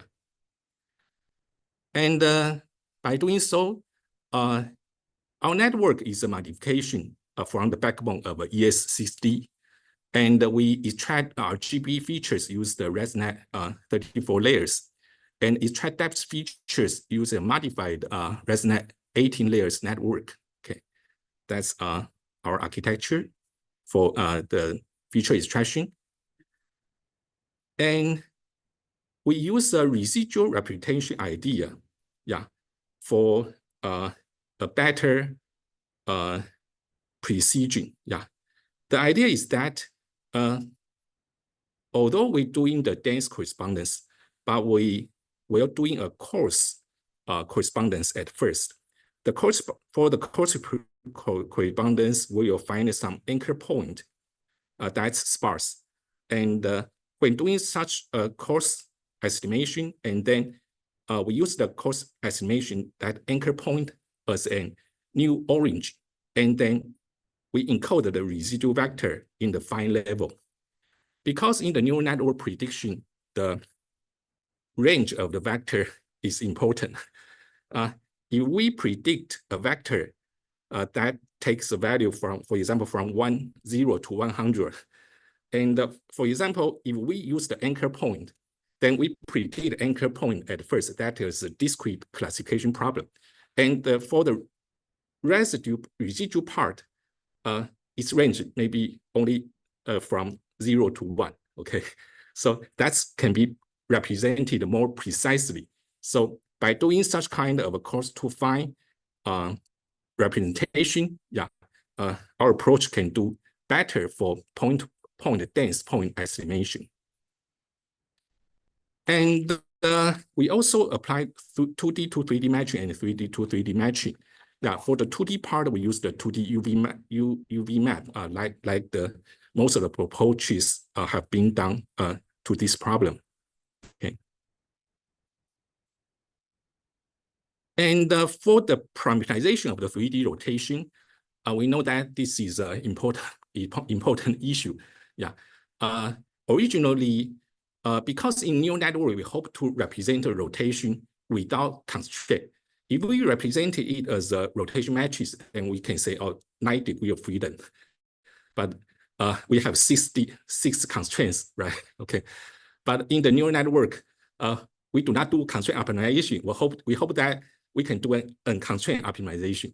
So usually the rotation is represented as a uniquaternion or a log quaternion. But recently there is an approach use over parameterization. It suggests that we use the 2 columns of the rotation matrix. That's a 6-dimensional parameters. That is an over parameterization for the rotation, because rotation takes only 3 degrees of freedom. But the advantage is that in that permutation space is very continuous, no singularity. If we use the uniquaternion or local quaternion, they still have singularity. And so that's approach. We try several kinds of approaches. This approach is the best in our evaluation. So we use this approach to represent the 3D rotation. That is, can make the parameter space continuous. Okay, and without adding constraint. And the translation will simply follow the SIT approach, in the CDPN network. Okay, and the loss, for the loss, the first loss is for the object segmentation, so that we hope that object mask, should be matched. Okay, and then the second. The second and third loss are for the coarse part, detect the anchors. Second part detect anchor, and the third loss detect the finer residual vector. So these two losses are for the coarse and the fine. And the final, this loss is adopted from recent works. That is the loss for rotation and for translation. For translation, simply use the one known three-dimensional vector, use the one known loss. And for rotation, we separate it to be the non-symmetry part and the symmetry part, because the training data set, we know what objects are symmetry and how many solutions of the symmetric rotation have been collected or given in the data sets. So for the non-symmetry object and the symmetry object, we use different losses. Okay, so that's our training loss. And so in the experiments, we have done experiments on 4 data sets. The first is the line mode, look like this. And the second is the occlusion line mode. The third is YCB video, okay? And the final is the MP60 data set. The final data set is more textureless, and the previous data sets are more colored, okay, And in the experiments, the performance evaluation metrics, that's commonly used, including the ADD and the ADD-S. ADD is for the ADD-S is better for the dataset containing symmetry objects, and ADD does not consider the symmetry case. In the symmetry case, you could have multiple solutions. So once you have solved one of the solution, it should be correct. But in ADD, the situation has not been considered. But usually we will put both evaluation results, in the table. Okay.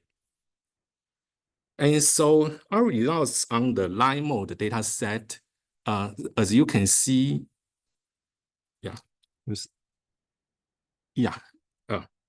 the final one is ours. So our DPN, can do a very nice approach performance.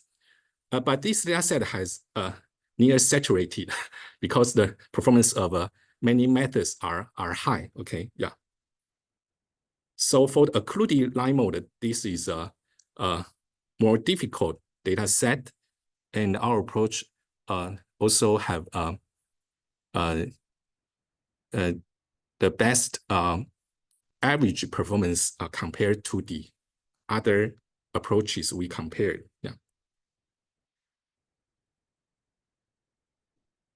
Okay. And in the YCB video data set, that's our results. As you can see, our approach, because we have designed the dense correspondence and use the coarse to fine solution, so the performance is better. Okay. And finally, in the recent MP60 approach, this data set is more textureless. Okay, yeah, and we can still get very nice performance. Yeah. So that's the visualization of some approaches for the comparison. For example, for this one, the ground truth is this, okay, and that's our results. And for some other approaches, FFB60 a little deviation, yeah, and RCV pose looks better, okay, and in the okay, yeah. So in this second object, as you can see, our approach matches the ground truth better. Okay, yeah, than the other approaches. Yeah, that's the occlusion line mode data set. And for the YCB video data set, as you can see, more serious occlusions. Yeah, and that's our result. Yeah, that's the ground truth. The right-hand side it shows our results. Yeah. And for the MP60, yeah, that's also some that's a more textureless and symmetric. Okay, yeah. So that's some visualization results.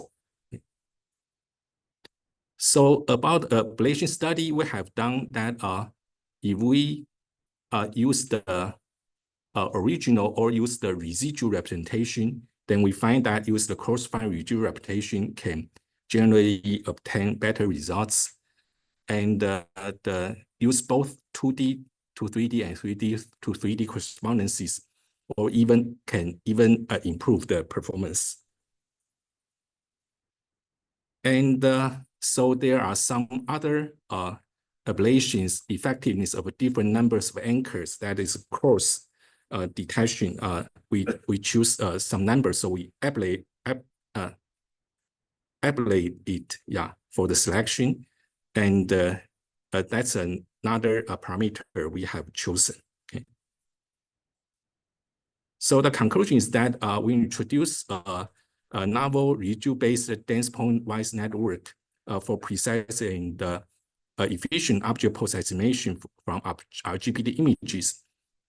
And we have done several improvements, including the intrinsic adjustment. Okay, that detail can be found in our work. I have not introduced the details in this part. And also eliminate the need of predicted coordinates within a vast and relative unbounded space by using the cross-true-fine approaches. And we leverage both 2D to 3D and then 3D to 3D dense correspondences for the estimation. Okay. So that's my work. Okay. Thank you for your attention. We have 1 minute for a question. Anybody has a question? Yeah, sorry, this doesn't go to back. You have to come up too.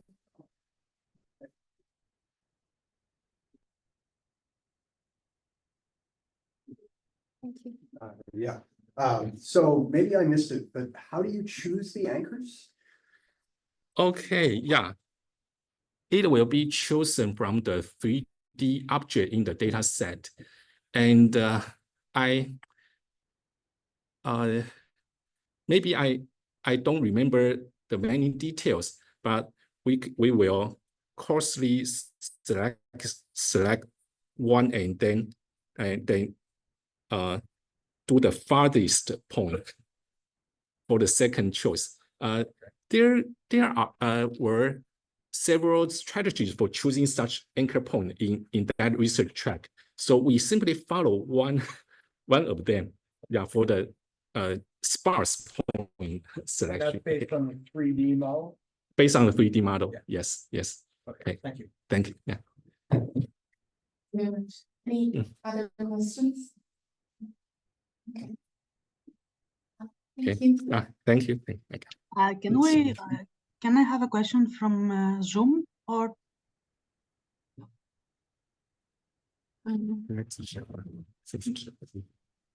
Yes. Sorry, can you hear me? Yeah. Yes, yes. Okay, I would like to have a question for the presenter. So thank you very much. I would like to ask what are the limitations regarding Oh, hold on. sorry, yes.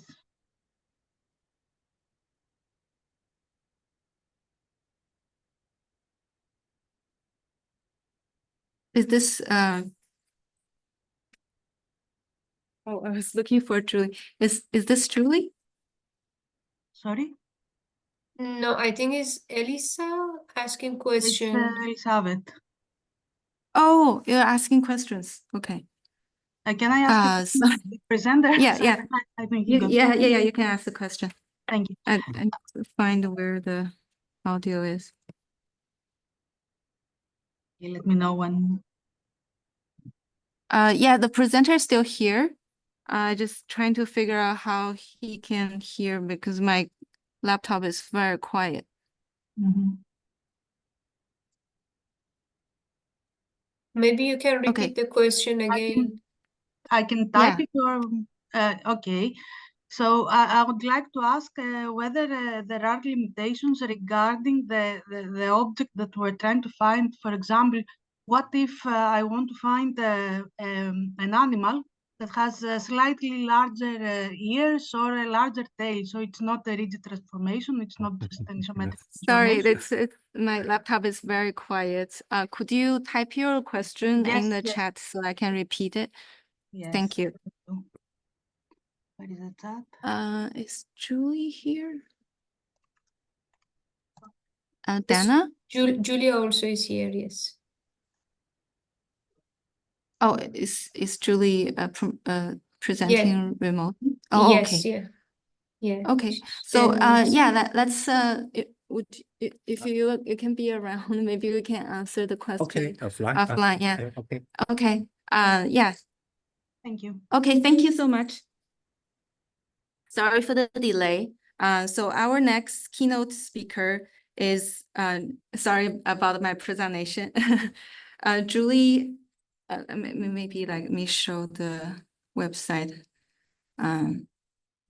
Sorry, this is a little hectic because I needed to show my show the website a little bit.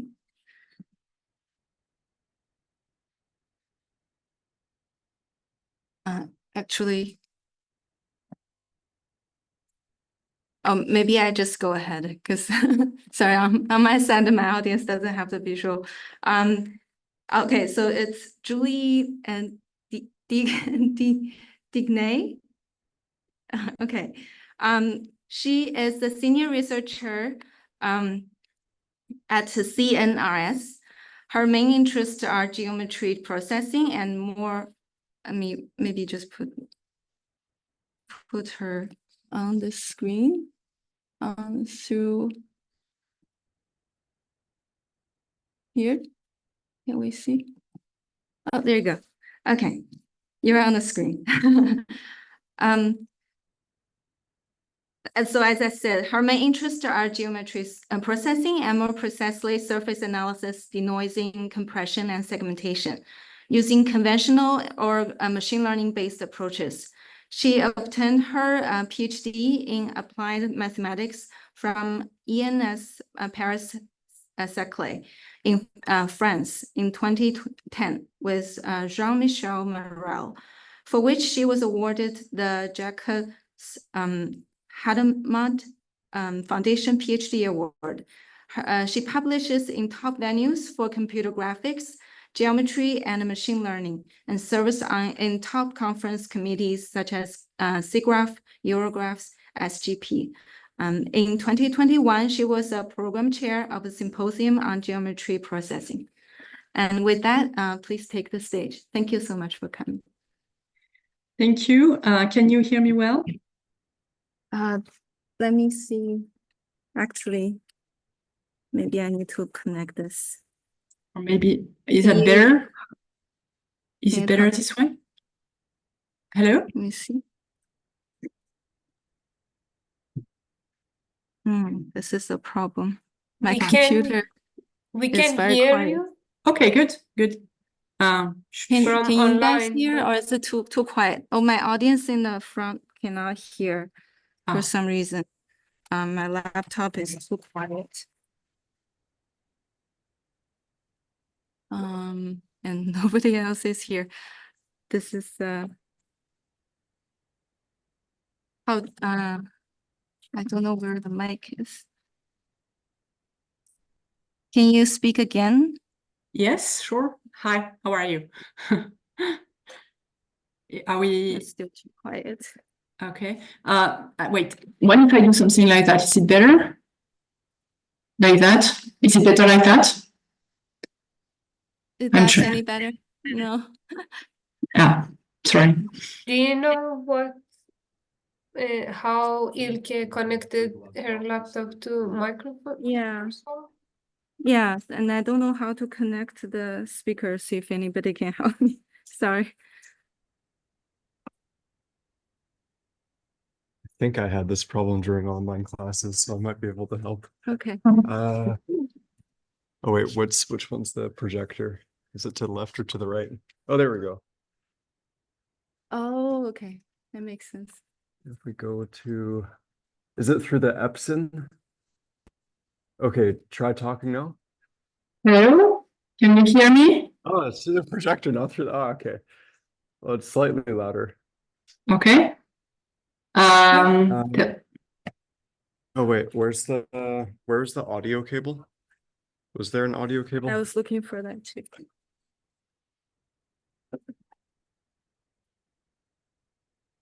It's going through. 15.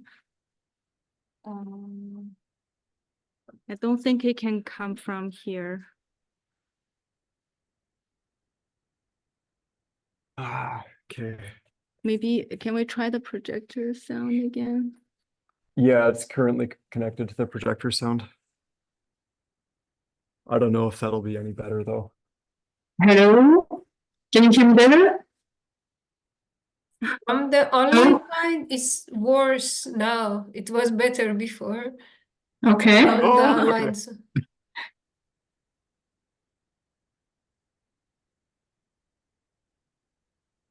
My laptop is too quiet. I can't get the audio through anywhere for some reason.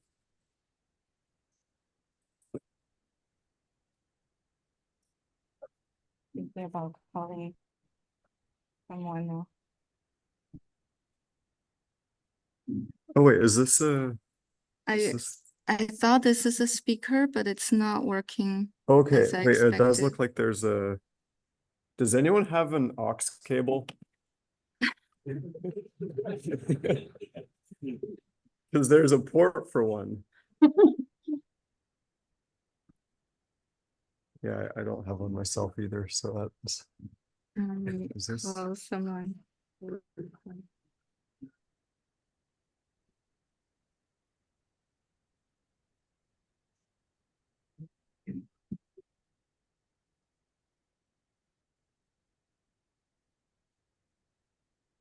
Okay, sorry. Thank you for your help.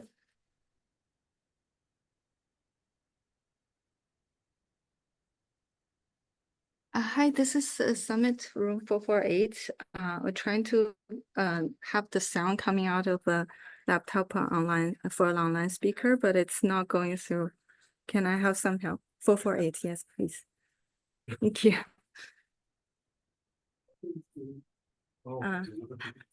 Sorry for the delay.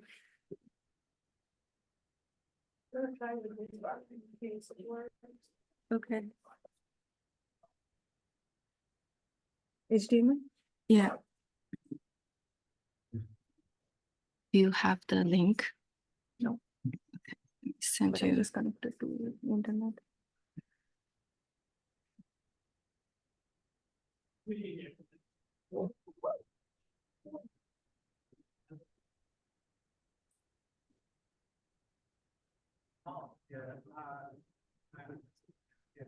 What's the name of the workshop? Probably it would be easier. So, what's the name of the workshop? It would be easier to search. I was just gonna send it to you. Okay, via Teams? Yeah.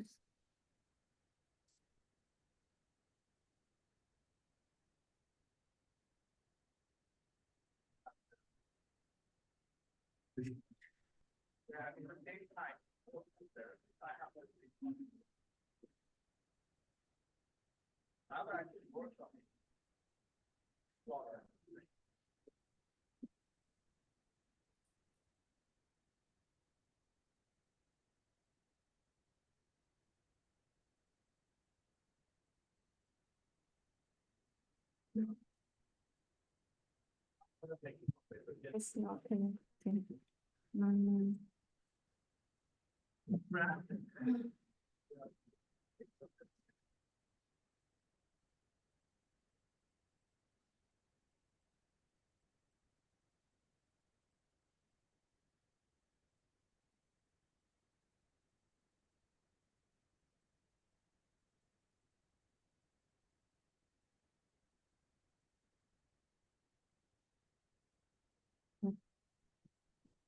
Which just one other computer. Recording in progress. Okay. Okay.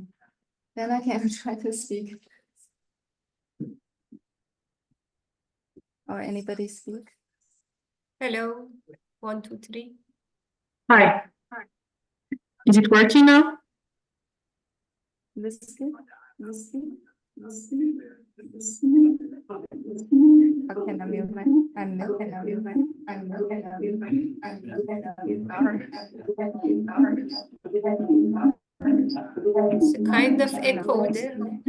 Yes. Is better? I don't know. Can you hear us? Yes. If I mute the computer, we can't hear it anymore. Can you hear me? Echo. It's coming from my laptop now. Probably if you just Oh, I know. Okay. turn It's because this the one is still speakers on. from your Yeah, laptop. Yeah. So let me.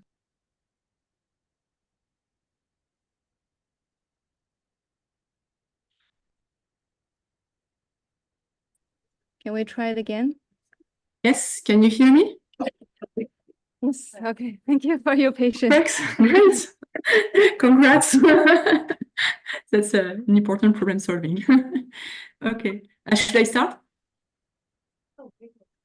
You logged out.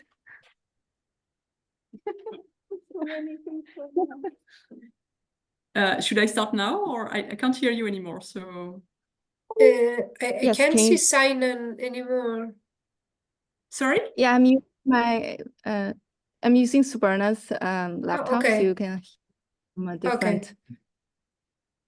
Okay. So do I start, or do I wait for something else? No, I Is think it- you can start. Okay. hear Thank you. you. Okay, Okay. just Great. share your screen. Yes. Sure. Yeah. Thank you. Wait.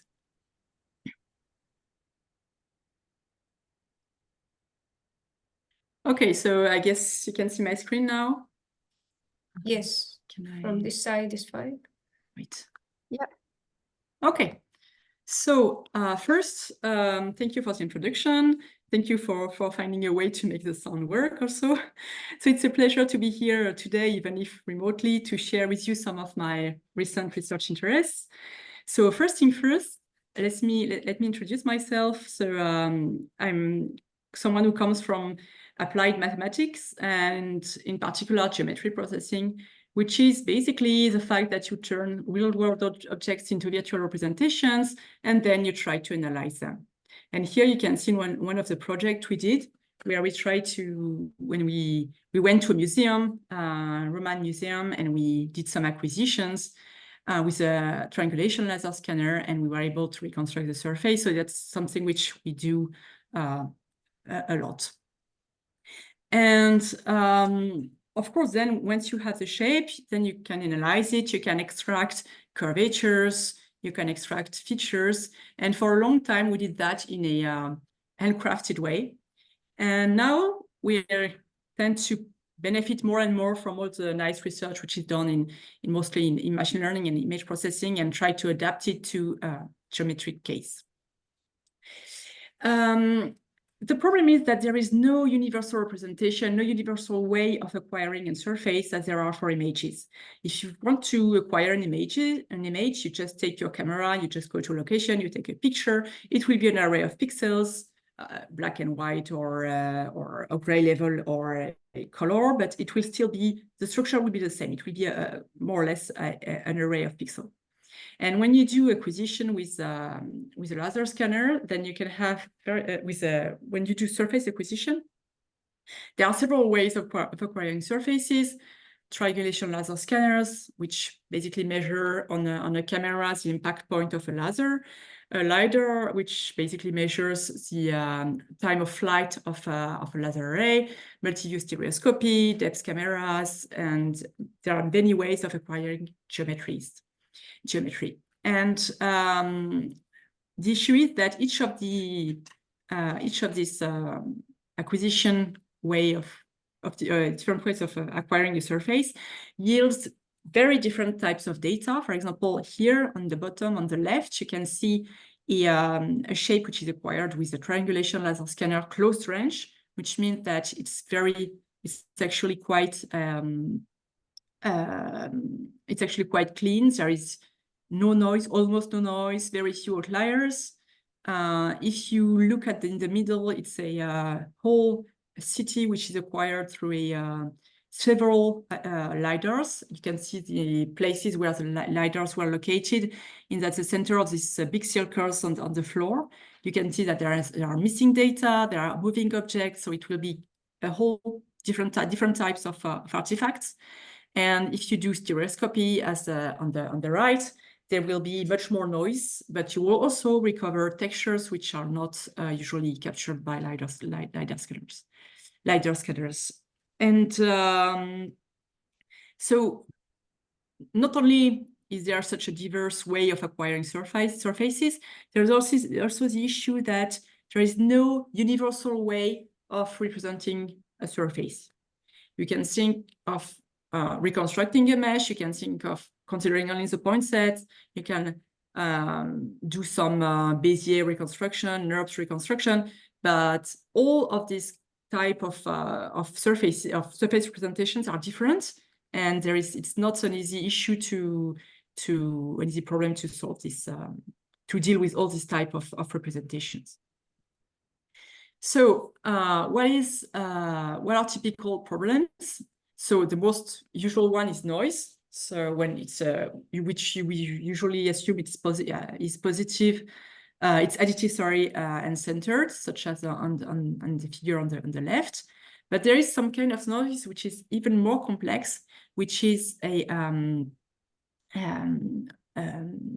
noise which has a pattern, which might be due to the acquisition direction, and it will be very hard for any algorithm to distinguish between this directional noise and a pattern, a feature of the geometric surface. And of course, there can be outliers. For example, on the right, you have aerial photographies, which yielded by multi-view stereoscopy reconstruction of a city, and you have a lot of spurious points which appear. And you can have, of course, missing data. And all of these issues, we usually dealt with them with uncrafted features, with uncrafted methods, assuming some priors which we assumed was reasonable, such as zero Laplacian or small total variation norm. But what now is coming in is that we can actually deal with these issues by leveraging database prior, by learning a database prior to deal with all this. So one more thing I'd like to point out on the topic of surfaces versus or shapes versus images. When you have an image, it's basically a function defined on a grid. And recovering a pixel is basically finding out what is the true value of this function at this precise location on the grid. It's very difficult because you have different objects. There are a lot of occlusions, a lot of textures, a lot of can be noise also, but it's still a 2D function basically. And here, when you're dealing with surfaces, it's very different because you don't have this global parameterization. It's actually an open, still a very active field to parameterize a surface. So what you have is something which is completely which is locally it can be 2D, but it lives in an ambient space which is 3D. And also there are a lot of different complexities. So if you see on the left, you have a shape from the Singh-10K database. And here you have a shape which has almost no geometric detail, but which has a very high genus. And it's very different in terms of complexity to the shape you can see in the middle, where you have actually a shape which is homeomorphic to a sphere, but which has a lot of geometric details. And on the right, you have a mix of both geometric and topological complexities. And this calls for different type of algorithms. Either you deal with topology, you deal with geometry, but it's hard to do everything at once. Okay, so since you have no grid structure, of course, you cannot benefit from equivariant translation. So basically, if you move in a direction from a point in an image, if you're not on a boundary, you will move to the right, and you will see another pixel. Now, if you move by a translation V in a point set from a point to another point, and if you do the same translation for x1 instead of x0, there is probably you won't find anything. Maybe you went just out of the surface. The surface was not flat at this point, so you just went out. Or maybe there was an acquisition hole. So there's a lot of issues with no grid structure plus irregular sampling, plus occlusions when scanning, of course. So what is a good representation for working with this type of geometric data? For machine learning, there was a lot of early work on trying to define things which would benefit from grids, but still work on the 3D information, such as working with the 3D voxel grids, or doing a multi-view, doing multi-view rendering plus processing the different views by a traditional convolutional neural network and pooling to get recognition results, good recognition results, for example. But you need to adapt. Each network needs to be adapted to each representation. So it's actually quite tedious. So there are methods which deals with point sets, which basically are the raw output of acquisition devices, but which are sparse, not watertight, and so on. Meshes, so basically which is the reconstructed mesh out of a point set. It's quite efficient to work with that because it has a graph structure, but it needs to be pre-computed, and it's not entirely a graph. It's a special type of graph because it has to be two-manifold. And then there is a type of representation which has gained some traction recently, which is implicit representation. And here I would like to focus part of my talk to this kind of representation. So implicit representation is not something which is new. It has been used for a very long time in geometry processing, in shape design. For example, in constructive solid geometry, you will add primitives to build a shape out of their implicit representation. So you would combine primitives and represent the shapes through these primitives. Then in geometry processing, there's a whole domain basically which deals with reconstructing a mesh from a set of points. And the most efficient methods in that area are methods which take which first build some implicit field, and then some 3D function defined in the ambient space, and then you use Marching cubes to extract, for example, Marching cubes to extract the 3D mesh. So maybe the most well-known method for that is the method of Poisson surface reconstruction and its variants by Misha Kashdan. But there are a lot of different ways of building the implicit potential, the implicit field. And it's a long-standing problem actually to find a good function basis for representing the sign distance function or the implicit function. For machine learning, it has basically been rediscovered, or it has been brought to light again by around 5 years ago, but by papers like Deep SDF or Occupancy Network, where you train a neural network to represent a shape. So it can be either based on a database, so you acquire some shape prior, or you can do it also by shape. And it can be used directly for rendering, or you can just focus on, it has mainly been used for reconstruction of the surface, for reconstructing the surface, or just to visualize it. And here you can see, on the bottom, you can see the idea of the surface. The surface is a zero-level set of some function defined in the ambient space. So now you have, once again, a function defined in an Euclidean space for which you are going to extract, on which you can work. You can do some optimization, which is easier maybe than what you can do for a manifold surface. And you will be able to recover the surface in the end. So it's quite handy. Actually, it's clearly linked to what was done with the famous NERF paper, in the idea that you use a single network to model a scene, and you train it to fit a scene by feeding it input images and trying to make it and training it to model a radiance field. And here it's kind of similar. Actually, you feed the neural network with some points you have acquired, and you try to make it as a and you try to have it learn efficiently a function in the entire ambient space. And what interested me in this type of representation is to see what we could do with implicit functions, with implicit representations, to analyze the shape. Because rendering is, most method will work for rendering.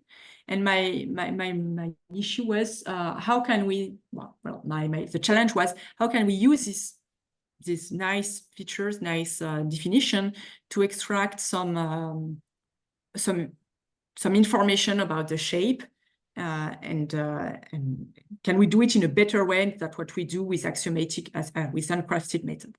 And the problem we were interested in more precisely was to extract the medial axis of a shape. So the idea is to extract topological data from shapes, so medial axis, even when there is noise or missing data. And that's something for which uncrafted methods don't work so well. So that's where we hope with a neural representation, we can do something better. And the simple idea is the key idea is that all the topological information about the shape is actually included within the sign distance field. So we are going to focus on implicit representations where the function is the sign distance field. You do not need it to be the sign distance field for other applications, but here that's what we decided. And how do we represent this sign distance field? In this case, let's try to see what we can do with implicit neural representation. So let me go back to the definition of a medial axis. A medial axis is of a shape in 2D. Well, the general definition is that it's a set of points who have at least two distinct nearest neighbors on the shape surface. So in 2D, it will be a set of lines. And if the shape has features, then the lines will go through toward the corners, towards the feature corners. And in 3D, it will not be linear. It can be both linear and locally surfacic, but it's the same dissemination of holes. So it's a set of points where which has at least 2 distinct nearest neighbor on the surface.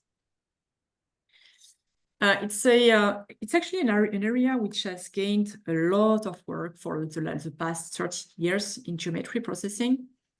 And mostly people, an important type of skeleton which has gathered a lot of work is extracting a curved skeleton. A curved skeleton, it's not exactly defined as a medial axis, but you try to look for something which represents the shape, but which will only be a set of curves. So here on the right, you can see, for example, for the end, you will have the final set of curves will be for a hand, and it's actually not as well defined as the medial axis. So in only real mathematical definition is the medial axis as I defined it. There's also a lot of methods coming directly from computational geometry by computing for noise subcomplex and so on. It has also been studied a lot from this point of view. And interestingly, 2018, there was a paper which extracted the medial axis already from the side distance field through a voxelization. And the important thing is that it came with boundaries on the on bonds, on theoretical bonds, on the error made by the estimation with respect to the real theoretical medial axis. So it was quite nice, and it worked with discretization of the side distance field. So the result is usually very verbose. You have a lot of vertices on this axis. So usually we like to compress it to have something which is sparser, which is more, which is better to look at. And for compression of medial axis is a whole, also has a lot of work being done on. And especially, I talk about it later, but there's a paper called Coverage Axis in 2022, which was quite interesting with that regards.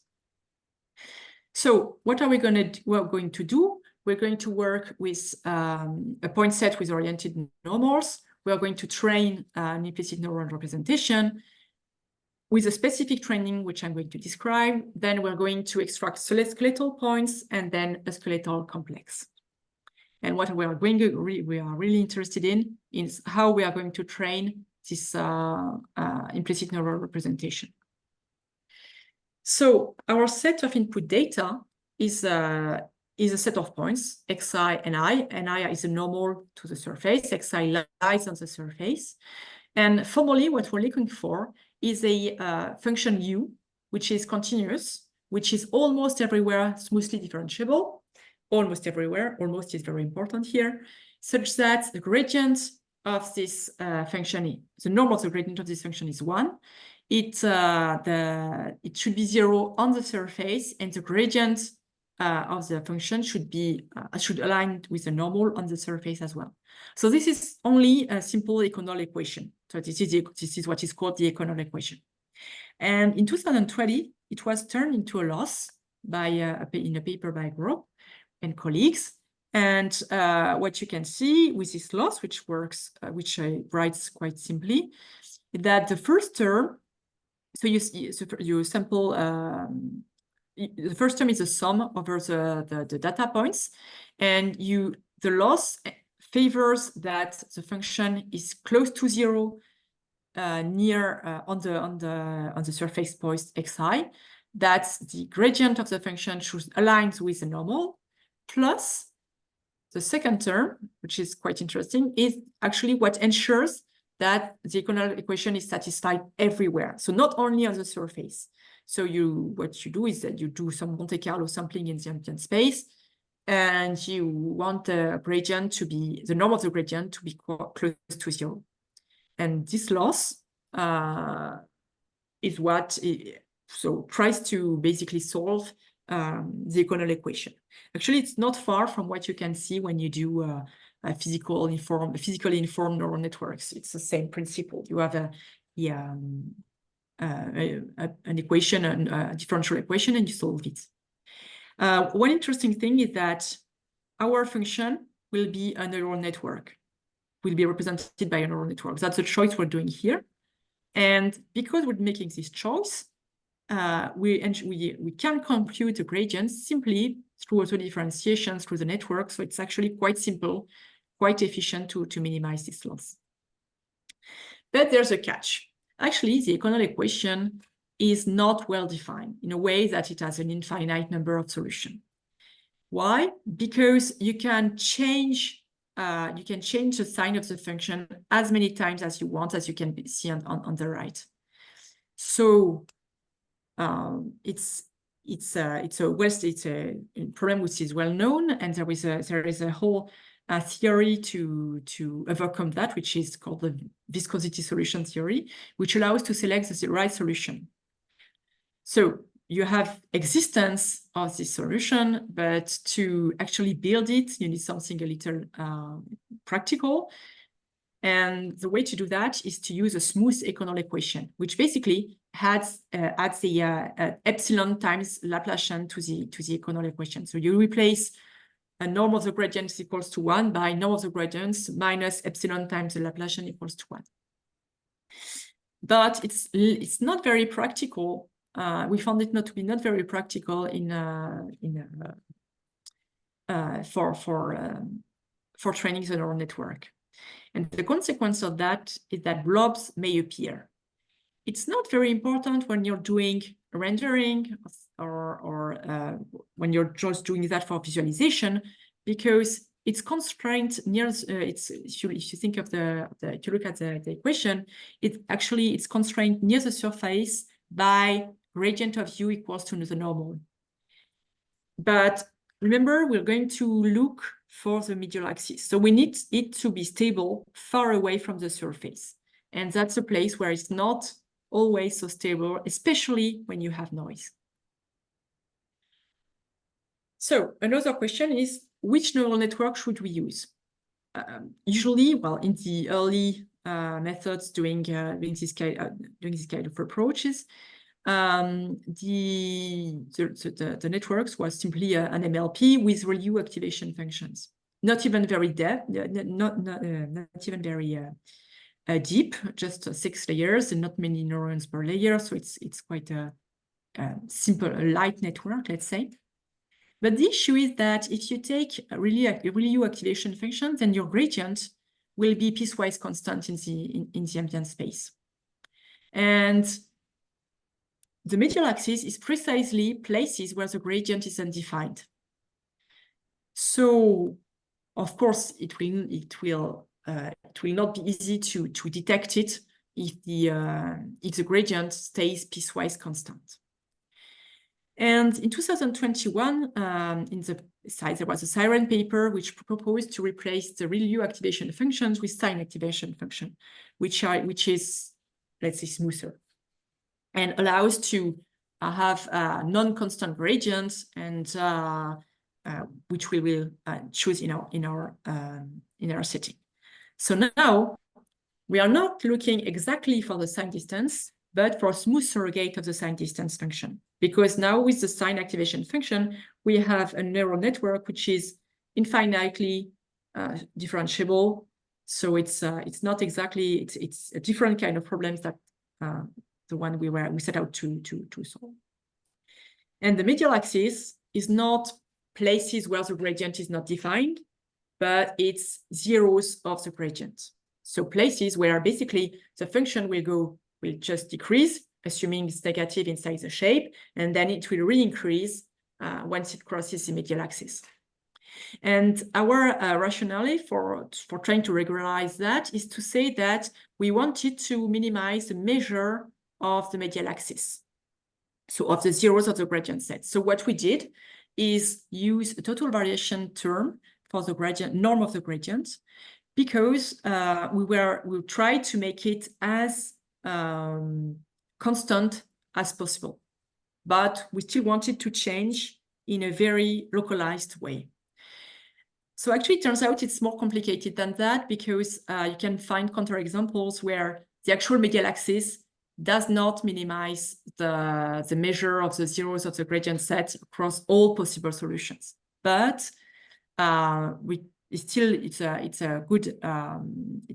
was a good intuition, because actually if you do some very easy math, what you see is that the TV terms actually favors that the function has no second order differential content along the gradient line. So what it means is that you enforce it to have no curvature, so have to be basically constant along the gradient lines. So it's something which we want to, which makes sense, because we want it to be basically one and then change in a very localized manner.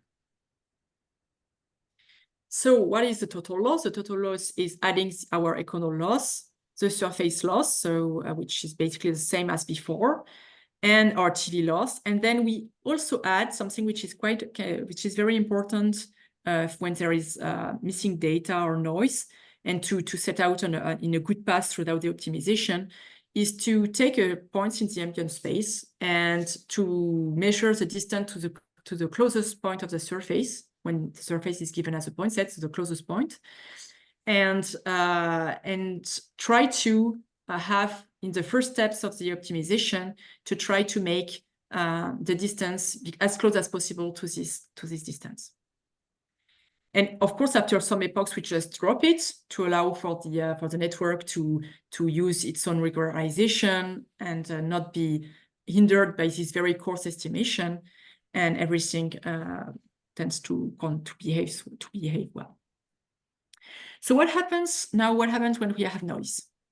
When we have noise, so we add additive noise in terms of I'm giving here the percentage in terms of the shape diagonal. And if you consider the SDF, then you see that when you add increasing noise, our result is much more stable than what you get with both the implicit, so the MLP version or the siren version.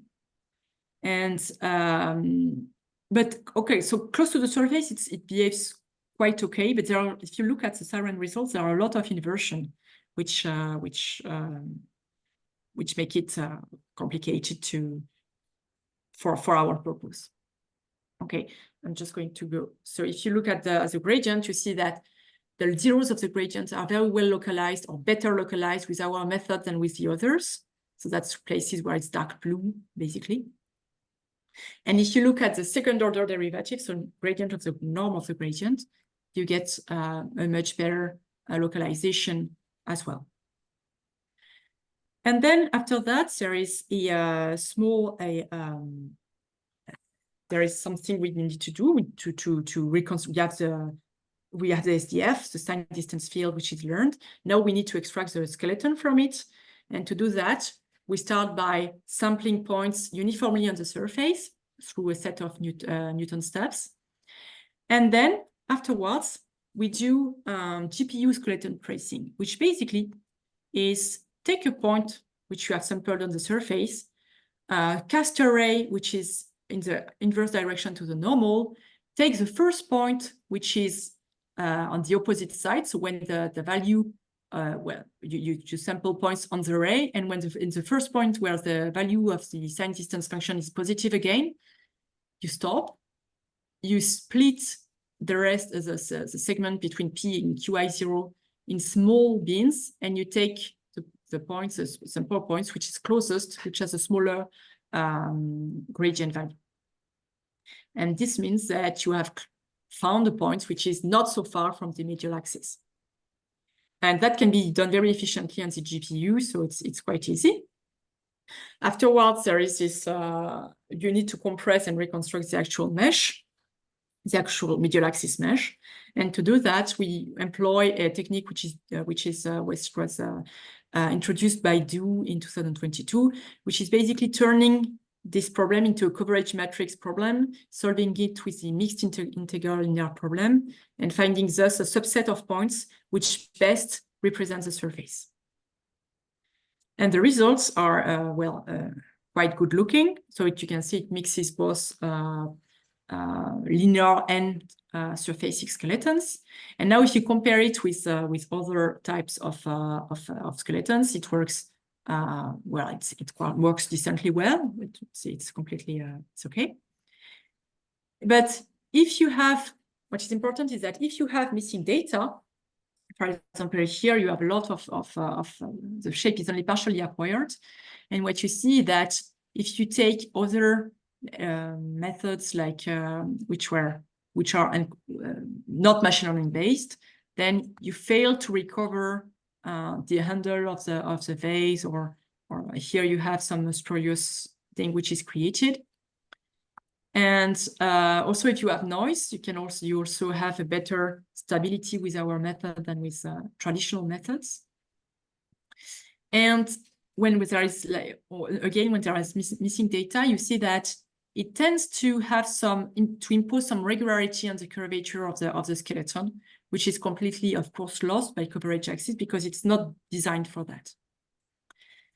And the most important thing in our project was to check whether it was robust or not, and we found that even with a kind of a huge number, noise which is not quite high, we were stable, whereas other methods were not able to retrieve something which was which looked like the skeleton of the shape. And if you do the same comparison but with other types of implicit neural representation, you see that it works not so well with noise. Also, it works very well for low amounts of noise. Okay, so what did we take out of this project? Is that we introduced a stronger regularization principle. Genus estimation just can follow directly from it, because once you have the skeleton, the genus can be just estimated from the skeleton. And you have the code, we got a replicability system, so everything is replicable, and you can just test it if you want. And of course, the question that we'd like to investigate, or maybe if we have time, we will investigate, is can we do better with one Lipschitz networks, which are networks which ensure that the norm of the gradient is exactly 1. And I think there are some things to do there. Might be not as efficient, but I think there probably is something interesting to do. Okay, so that's, let me skip that because I won't have time to talk about that. So I talked about implicit neural representation, but that's, you might say that I was not feeling my, I was not doing what I promised I would do, which is to talk about deep learning really, not as just as an optimization tool. And of course, we can ask, can we do something better than just using neural prior? And can we exploit a learned prior for on a data set? And of course, that's a question which has raised a lot of interest. So for that, we need to have a good generic universal shape representation. And we also need to have, and that's crucial to the success of these methods, a data set of diverse shapes. And let's have a look at the current data sets we have. I just printed 2 examples of very famous data sets, so ShapeNet and NPI-FOST. And the issue is that we have a lot of data sets which represent, let's say, everyday things like chairs, people, sofas, and so on. So we are in geometry processing, we are starting to be experts on furnitures, but that's maybe not what we'd like to be expert on. And if you compare what are the shapes, the shapes which are depicted in these data sets with the type of shapes we would like to analyze, which can have, as I said, various topologies, low geometric noise, or low geometric details, or very high geometric details. So the problem is that what we have for data sets is not completely representative of the variety of detail shapes that we can acquire. And the issue is that it's far more complicated to have a representative data set for shapes than it is for images. You cannot just say, I'm going to scrap the internet for whatever images and just put it in a billion image database. It's not as straightforward. So let's take the problem a little differently and try to see what geometry can bring to image analysis. And the problem we have is that there are lots of the problem we want to look at is that we have a lot of data sets where there are 3D plus images. And so, for example, ScanNet, Kitty, but that's only to name two of them. There are like much more data set than that. And the 3D can be acquired by multi-view reconstruction, depth camera, LiDAR. It depends on the data set. And it means that, for example, if you take this scene here, you take a picture from this from the bottom right, and you acquire a picture. And then if you consider you have a LiDAR which also acquires some point clouds, you will have a set of points, and you can of course represent it as a depth image, but it's basically a set of points, so geometric information. Sorry. So we are going to see this issue to work on these data sets in a segmentation purpose, And for segmentation, of course, you need to have some supervision, and for supervision, you need to have some annotations. So it's the problem of annotating a data set is that it's usually much easier to do it in 2D, like working on an image, than to do it in 3D. Where you need to feed geometric models and then crowdsource a lot of things, and you have an annotation which might not be entirely correct, and it's much more tedious. It's a much more time-consuming and tedious process to annotate in 3D than in 2D.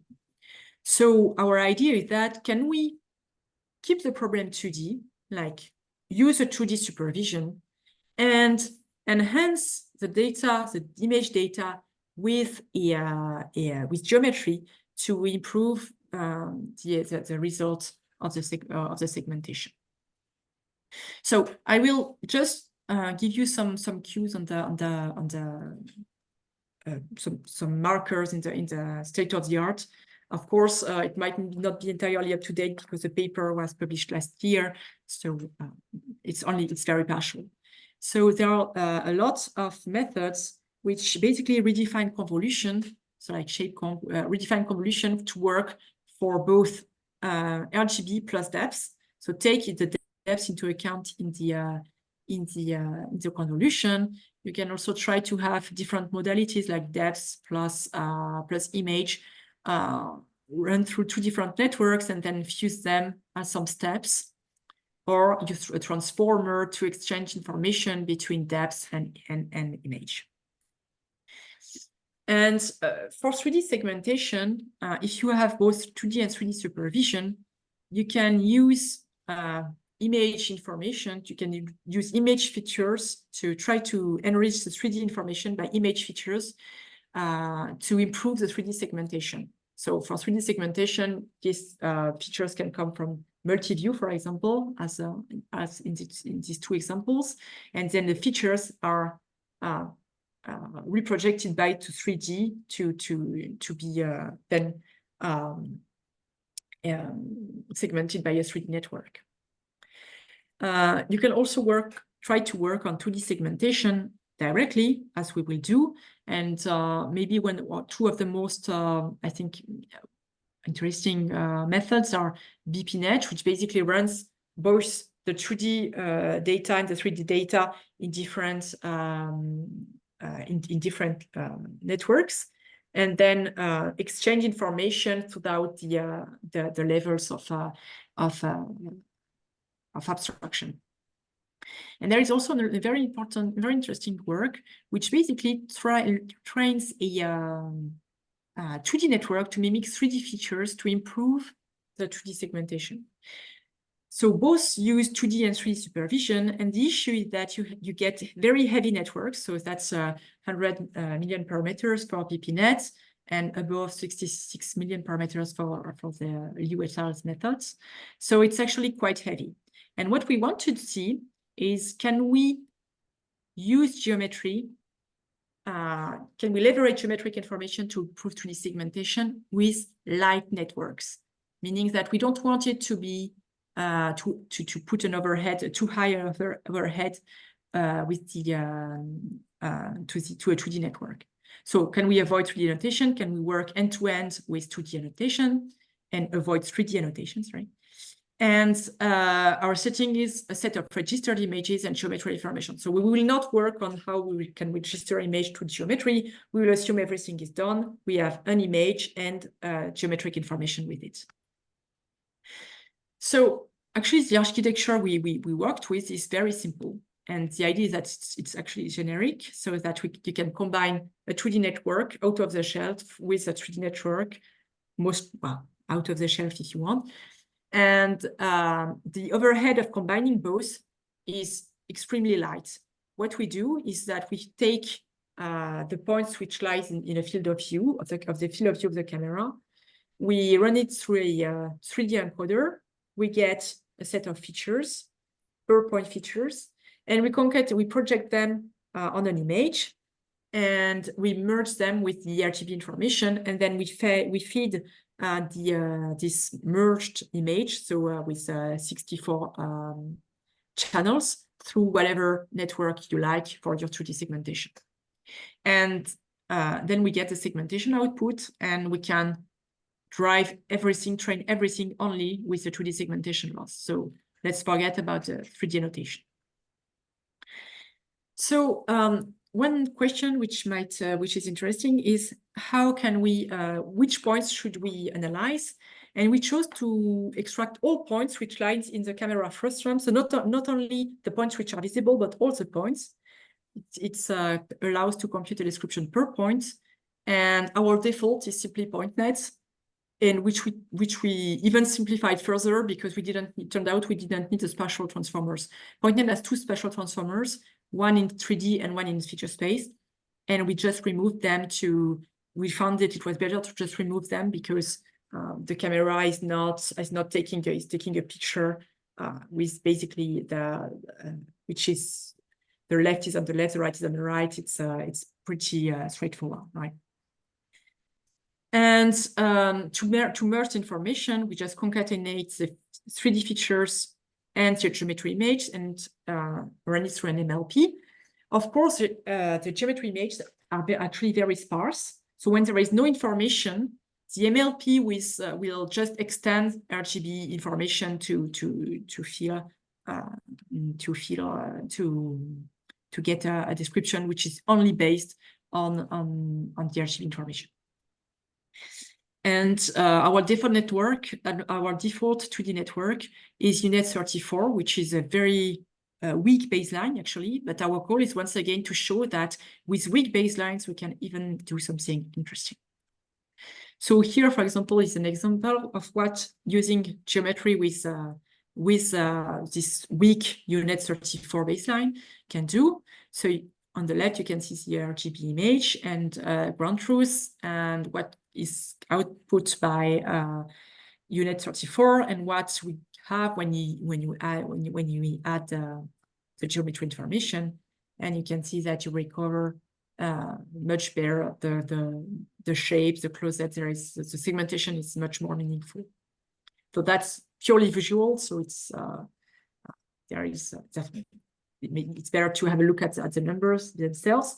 So here is a set of comparisons with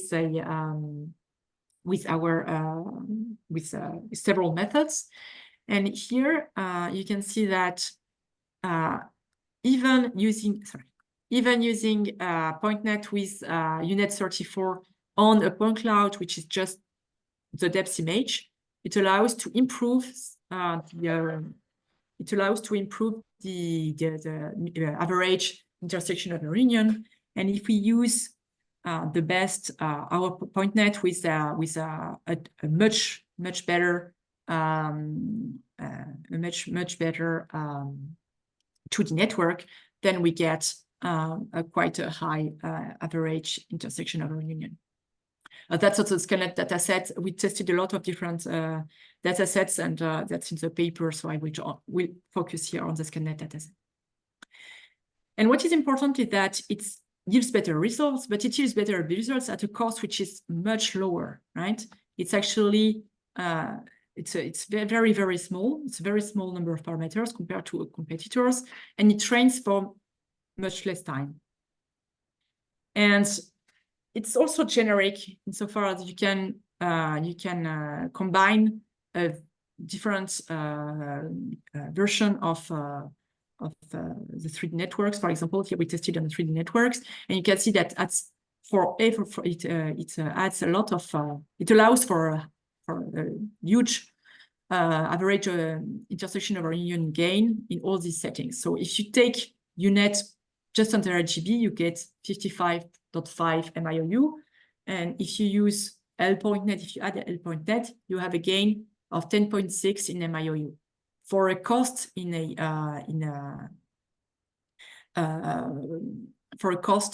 number of parameters, which is actually quite low. So you have PointNet is actually very, very light for a network. So what is the take-home message of this talk? So of course, it's something you're all aware of, is that deep learning is actually very hard for geometric data.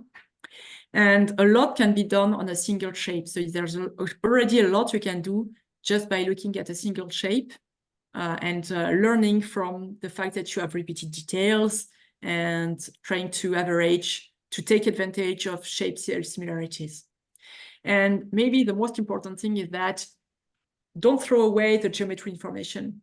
Try to use it, even if you are only interested in images, because it might really improve almost at a very limited cost. It might improve your image task.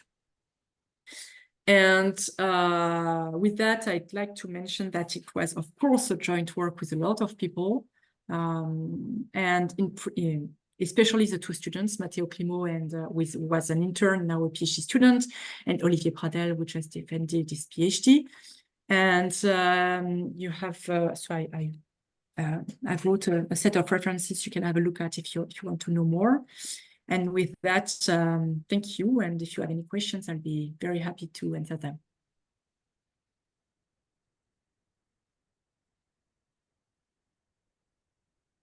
Thanks, Julie. Hello, Ike here. We got a change of duty for the organizers. So thank you for your presentation. Is there any questions in the room?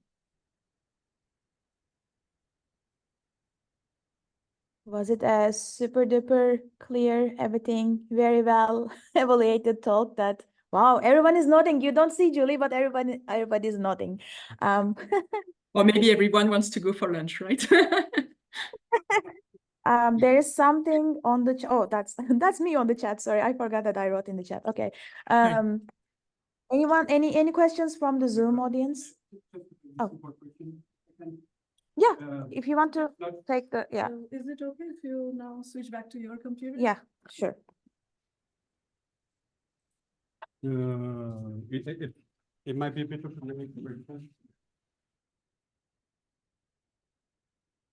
Yes. Okay. Can you hear you? Can you hear Julie now? Right. Yes. Right yeah. Now it works. Oh, yeah, but thanks. we don't hear you. Sorry, that's me. Sorry. Okay, now we hear you. Okay. I'm just in order to grab a couple of minutes before the lunch. Don't be angry at me. No, I see that when you train your neural sign distance function, you include normal to the surface information. Yeah. But it's not. It should not be really necessary, isn't it? Or is it because it goes faster? No, it's not necessary. Of course, you're right. It's not necessary. But it's basically something which is very easy to get, because you have a set of points, and you can usually do a PCA, or just a simple PCA, to get the normal direction. Of course, there's one thing for which it's quite important, is that you have this signed distance field. It's not unsigned. And what gives you the sign is actually the fact that each point is as a normal, which has a direction or an orientation. And so there are ways to, in geometry processing, to just have a consistent orientation of the normals, doing some minimum spanning tree or more complex methods. And the orientation of the normal, the direction of the normal is not so important because it will be fixed by regularization.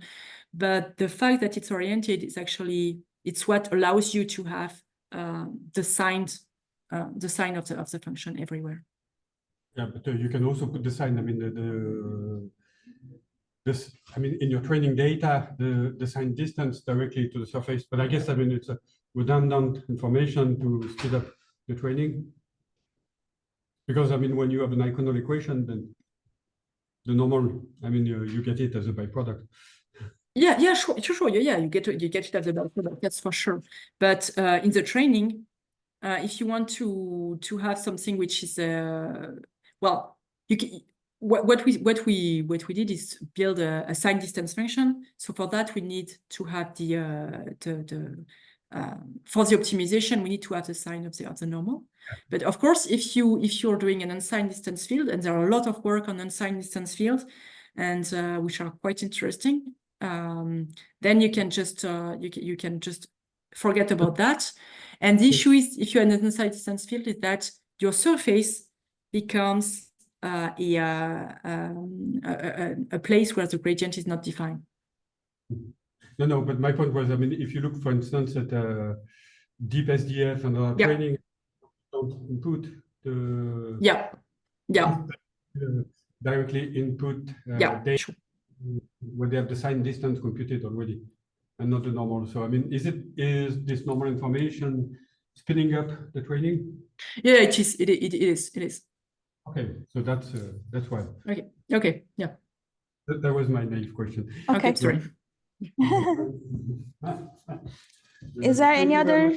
Yeah, any other questions? I don't think so. So I think people are leaving to lunch. So for those of you in the room, we have the raffle box in the corner. So if you haven't done yet, you have one chance to win a laptop. So write your name and tear it into half and put the one without your name into the box. No, with your name into the box. Without your name stays with you. Okay, Julie, thanks again for a wonderful talk. You're welcome. Thanks. Yeah, and everyone go to your lunch, and we will be here gathering back at 1:30 with a great keynote. Thank you. Thanks a lot, Julie. Thanks. See you. Bye. Hi, good, how are you? I'm running so much between so many things. Let me also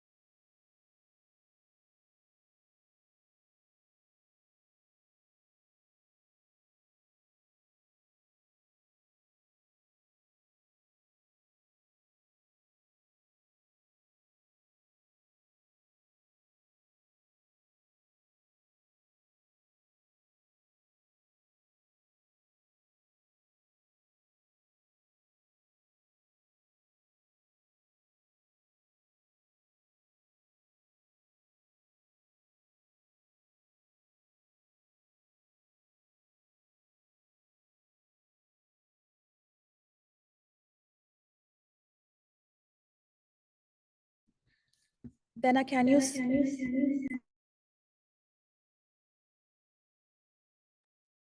Hello. Okay, I stopped the sharing.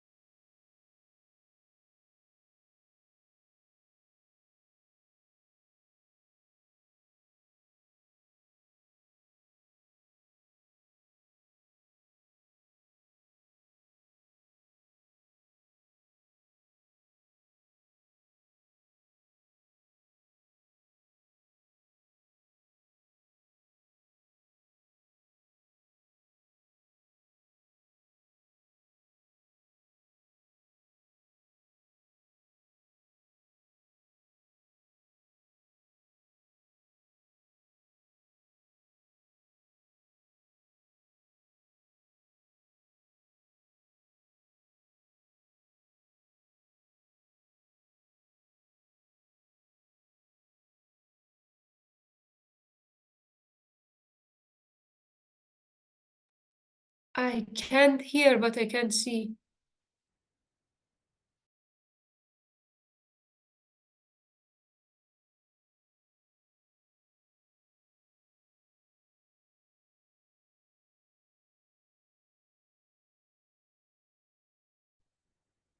Can you hear now? Yes, we can hear you. Okay, cool. Yeah, so as I was saying, so one of the big missions in our team is to enable telepresence, human telepresence, and that what that means in our case is to be able to enable highly photorealistic creation of 3D humans such that humans can be digitally present in spaces that are far removed from them in a digital space. So nowadays, this dream of having telepresence be actually enabled and happening in the world is becoming more and more closer to reality. With the introduction of the Apple Vision Pro as well as the Meta's codec avatars, we're seeing a lot of photorealism and very high quality avatars being created. So differently from these existing technologies that use specialized hardware, whether that be capture systems or the light stage to capture an avatar or multi-view capture systems, and also specialized technology for display, for example, the headsets, the Apple Vision Pro or the Quest. What we are interested in doing in our team, our mission is to be able to create AI-mediated 3D telepresence. And so we want to use the power of generative AI and large generative models to be able to create democratized telepresence technology that is accessible to anyone, to be able to create avatars, and it just works off of ordinary webcams. And also by using AI, we want to be able to create enhanced experiences than just simply lifting individuals into 3D.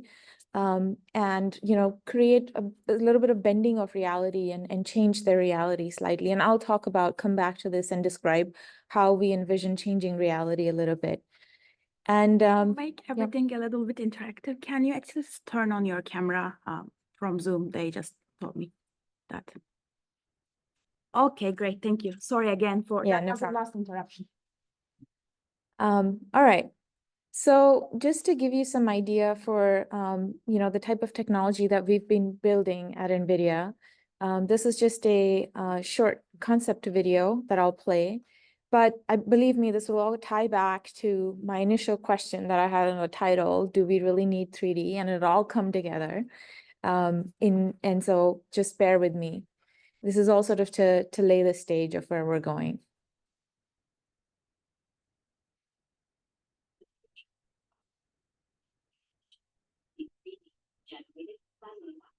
Let's take a look at how we do it in the Maxine 3D by using the superchip. Enable 3D video conferencing on any device without specialized software or hardware. Starting with a standard 2D camera sensor that's in most cell phones, laptops, and webcams, NVIDIA Aerial enables 2D video streaming to the cloud over 5G with low latency, tapping into the processing power of Grace Hopper. Maxine 3D converts these 2D videos to 3D using cloud services. This brings a new dimension to video conferencing with Maxine 3D visualization, creating an enhanced sense of depth and presence. You can dynamically adjust the camera to see every angle and motion.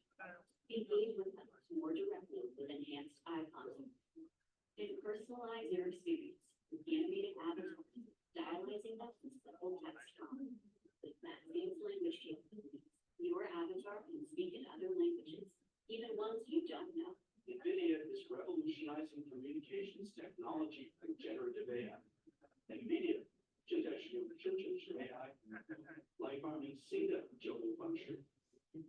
NVIDIA 3K AI を用いてコミュニケーション技術に革命をもたらします。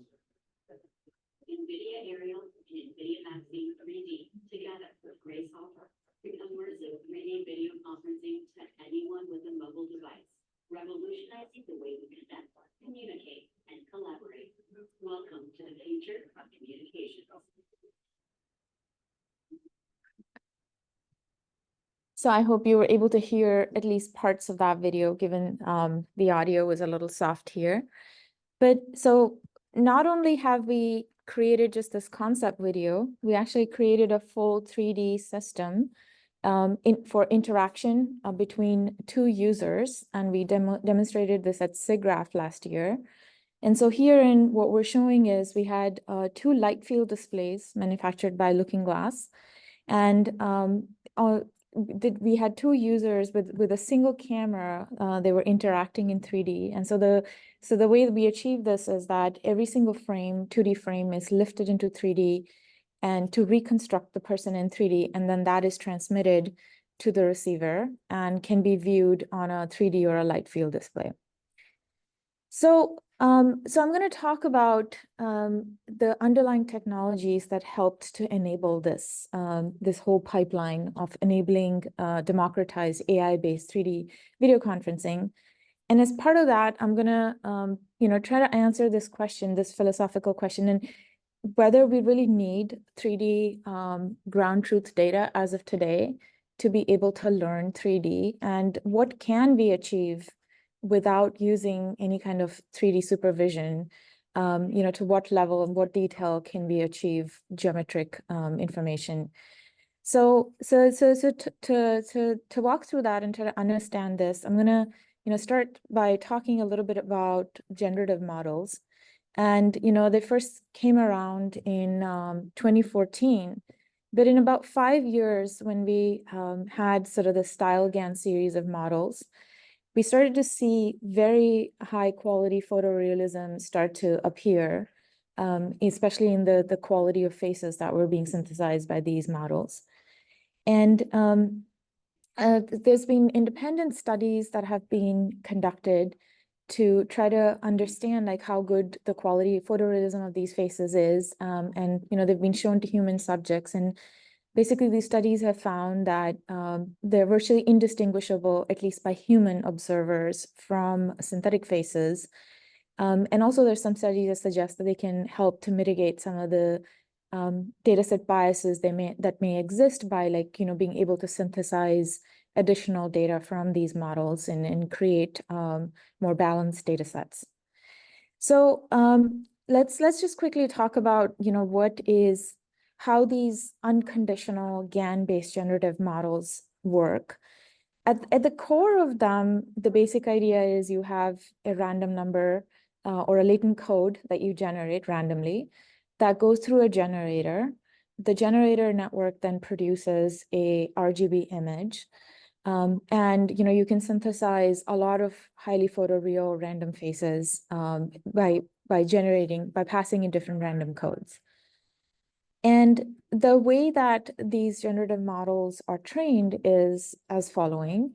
Basically, the generator generates a fake image, and then you also separately have this training set of real images, and you give a fake image or a synthesized real image to a discriminator network, which then tries to say whether it can recognize whether it's a fake or a real. And by making that decision, it feeds back information back to the generator to try to improve the generator, which tries to fool the discriminator. So both of them are improving simultaneously, and one trying to fool the other. So this is really great. And, there were this evolution of StyleGAN, then StyleGAN 2 and StyleGAN 3 networks, specifically from NVIDIA. And the StyleGAN 2, while it achieved very, very, very good photorealism, it sort of had this like camera sticking artifacts where it didn't do quite as well when you moved the facial image in the view.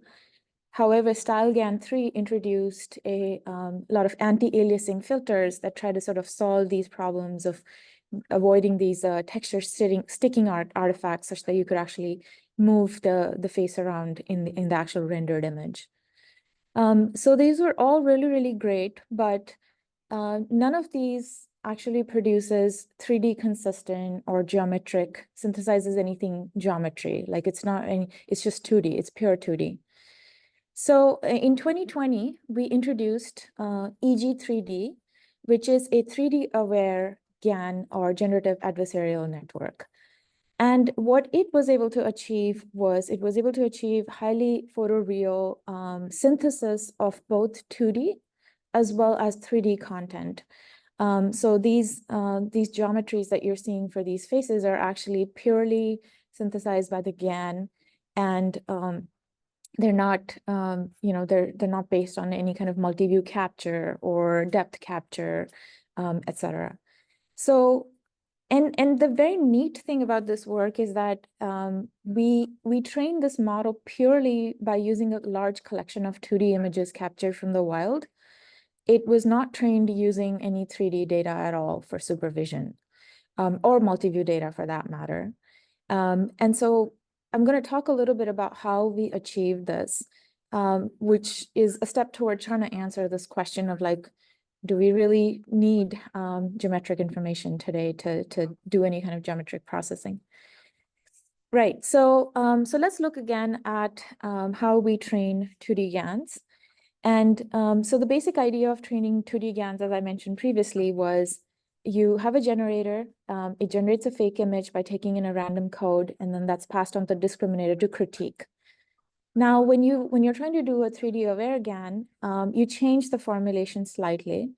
And now, instead of the generator actually producing a 2D image, it produces a scene representation, a 3D scene representation.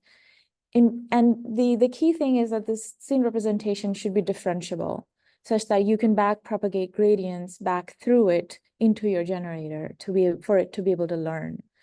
So the particular scene representations, and I'll come back to the scene representations that we use, but then once you have that scene representation, what you can do then is you can render images from that 3D scene representation from various viewpoints, and take one of the rendered images, provide that to your discriminator, and obtain feedback about whether this is a real or a fake image. And by that feedback, they can be backpropagated to the 3D representation and back to the generator to help the generator generate better fake scenes, so to say, 3D scenes. So this is kind of the process of how you would learn to create 3D scenes without actually having 3D supervision, simply from 2D supervision. So let's look a little bit closer. So contrast this as we saw this, the 2D GAN produces a 2D image, goes to the discriminator. 3D GAN has a 3D representation. You render an image, you give it to the discriminator. And like I mentioned, again, this is the real images that you use to train these GANs are simply collections of real world images. In our case, we tried real world faces. We also tried artistic faces derived from paintings, etc. A data set containing artistic faces, and then another data set of cat faces. So yeah, so what some of the advantages of this 3D aware GAN are that you don't need 3D ground truth data, which is hard to acquire and generally tends to be very little and collected in the lab. And the other thing that happens is that when you collect 3D data in lab conditions, the system trained on such data doesn't generalize well to the real world when you take it out to images in the wild. However, there is one potential problem when you're trying to train a 3D aware GAN, which is it takes a very long time to train. It's very computationally expensive to train. So the GAN itself takes around 25 million iterations to train. And then by introducing this 3D representation in the middle that requires rendering, that step is very computationally expensive, and that makes GAN training even slower. So let's see how we try to solve this problem of trying to make 3D aware GAN training faster. So the neural representation that we use in this case, or the scene representation, the 3D scene representation we use is neural radiance fields or NeRFs, which is a very nice representation in that it's fully differentiable. You can pass gradients back through it. But there is one problem with this representation, which is that when you render using NeRFs, you essentially have a 2D image that you're trying to render, and for each pixel, you have a ray that goes out into volumetric space, and you have multiple points on the ray that you sample. So, for example, right here is a depiction of this. You have these various points on the ray that you need to inference, which essentially means the neural representation is a MLP, and you need to inference for each of these points. And typically, the number of points per ray is anywhere to the order of 100, 96, 100 to like 200. So that's a lot of inferences that you need to do. And especially if you want to render at a high resolution, that's a lot of computation. So to solve this problem of very high computational need while training this 3D aware GAN by introducing the NeRF in the middle, the way we solve this is that we introduce this representation called a tri-plane representation. And what this does is that essentially it eliminates a large part of the neural network and instead converts it into these 3 axis aligned planes, which are aligned to the X, Y, Y, Z, and Z axes. And this tri-plane representation is sort of like a projection of the 3D information that would have been in the 3D volume onto these 3 planes. And so the way that you inference with this is that whenever you want to figure out the RGB color and opacity at a particular volumetric point in space, you find the projection of that 3D point on the 3 triplanes. You obtain the features from the 3 triplanes. You either sum them together or concatenate them, and you pass those features through a very small MLP, which is just 2 layers. So this effectively reduces your forward passes a lot, in the computation required to do the forward passes significantly. And this allows us to be able to train the GAN model in turn in a fairly fast way and successfully train it in a reasonable amount of time frame. And the other thing to note is that this tri-plane representation is also nice because you can essentially stack them at the end of a generator here. So you essentially have the triplanes be the output of the generator. And so you can use these 2D convolutional type neural networks, or even, you can use transformers. There's a lot of networks out there that work with 2D content. So you can very nicely infer these triplanes from a GAN model because they're sort of planar. And CNNs are very good at sort of predicting this kind of planar information. So you predict the 3 triplanes stacked, and then you reshape them back into this axis aligned, and that's how you work with them. So these are great. However, even with the lower computation, we are able to render directly from the GAN model only at a resolution of 128 by 128 pixels. And what we're interested in finally are like much higher resolution images of size 512 by 512. So if you were to try to natively render from the GAN during GAN training at 512 by 512, that's a lot of computational cost. So what we do is we instead render out by 128 by 128. And then we have these just pure convolutional layers that learn to upsample these lower resolution images that are generated by the fake images generated by the GAN to this high resolution. These 2D super resolution layers are cheap to implement. They're not as computationally expensive. However, if you notice carefully, they are not inherently 3D. So they result in making things slightly not multi-view consistent. So you kind of see these flickering artifacts in the beard, for example, when the viewpoint changes slightly, because they're not 3D aware. So so this was a problem that we wanted to solve, and I'll talk about next how we try to solve this. But just these are some more examples of the faces that are generated from EG3D, just like randomly synthesized faces and their texture. So this was a very first initial step towards trying to get geometry, and pretty reasonable geometry, out of essentially learning from 2D images where no 3D is used, which was very fascinating and surprising that we could even get to this level of detail. And just to mention that this EG3D work, even though we did it initially in the context of faces, this triplanes have been used widely in many different other applications in computer vision, in modeling 3D objects, as well as scenes. So, it's been one of highly cited works, and people have expanded on this and applied to many other applications. So let's go back to this texture sticking artifact that we had when we were, trying to do super resolution using 2D convolutional layers. And how do we get around this problem, and how do we natively generate geometry? So the geometry that we had from this was always at a lower resolution. How can we get to even higher quality geometry beyond what we have here? So this is our new work. This is called WYSIWYG, and we're presenting this. It's accepted to CVPR this year, 2024. And what it stands for is what you see is what you GAN. And the idea here is that we want to be able to create geometry, very high resolution geometry, again, using purely generative models that are learned with just 2D collections of 2D images.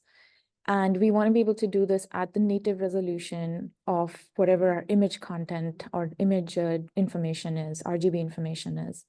So you can see here that when we look at the depth here, we're able to resolve very high details. We're able to resolve facial hair, the texture on the cap, and also, the iris details, and so on and so forth. And I'll describe briefly how we actually achieve this very high resolution, yet being able to train the GAN with a reasonable amount of training computational cost as well as memory was the goal. So so the first simplest solution that you can try to do when in order to try to increase the spatial resolution is that you can just simply render from your GAN. Instead of rendering a 128 by 128, you can start to try to render at much higher resolution, let's say 512 by 512. You can do that. It just will take, half a terabyte of VRAM to do. And you'll probably be able to fit at most one training image per GPU. And so you could scale across GPUs. That's one option. But besides the crazy compute that it takes, we also found that when you increase the spatial resolution, you actually can no longer just do with 96 samples along the depth along the ray. So if you actually, this is an example where we kept the same 96 samples, and you kind of start seeing these aliasing artifacts.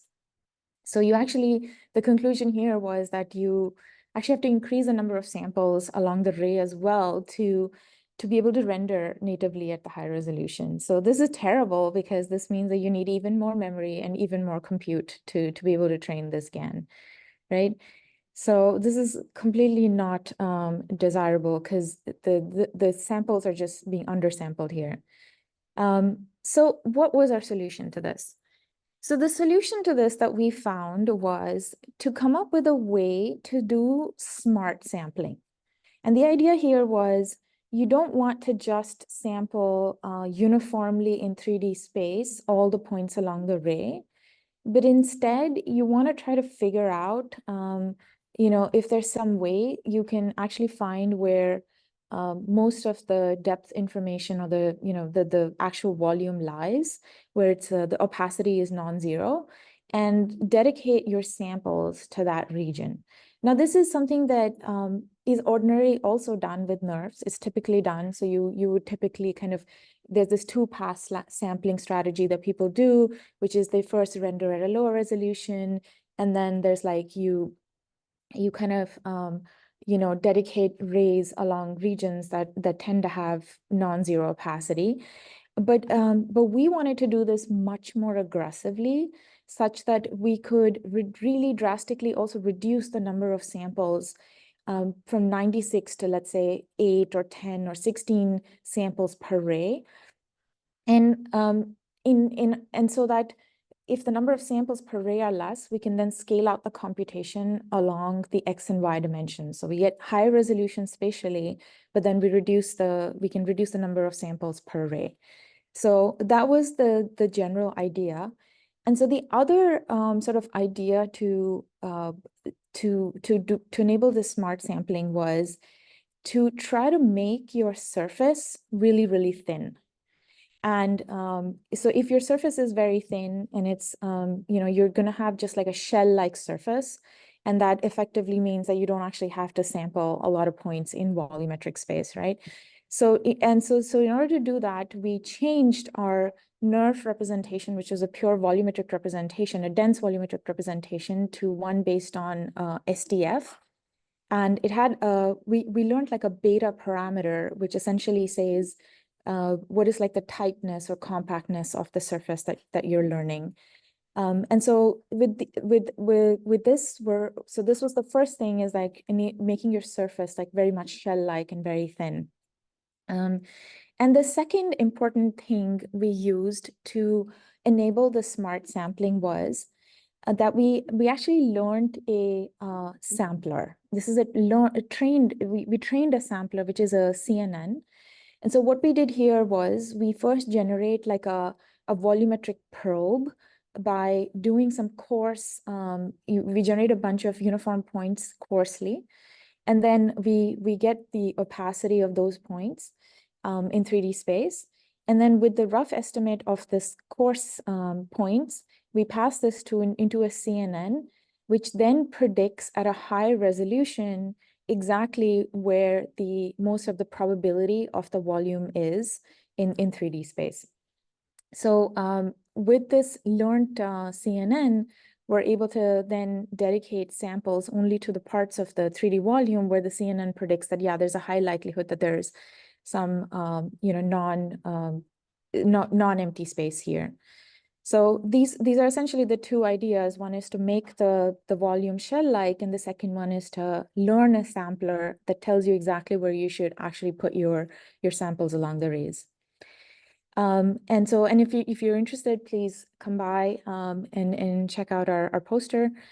And so these are some more additional results beyond the first one, initial one that I showed, wherein you can see that these are all synthetically generated faces. We're now able to resolve a lot of details of the teeth, the eyes, facial hair, as well as textures on the clothing, eyeglasses. And this is truly fascinating because, again, like I said, this is all just learned using a collection of 2D images, right?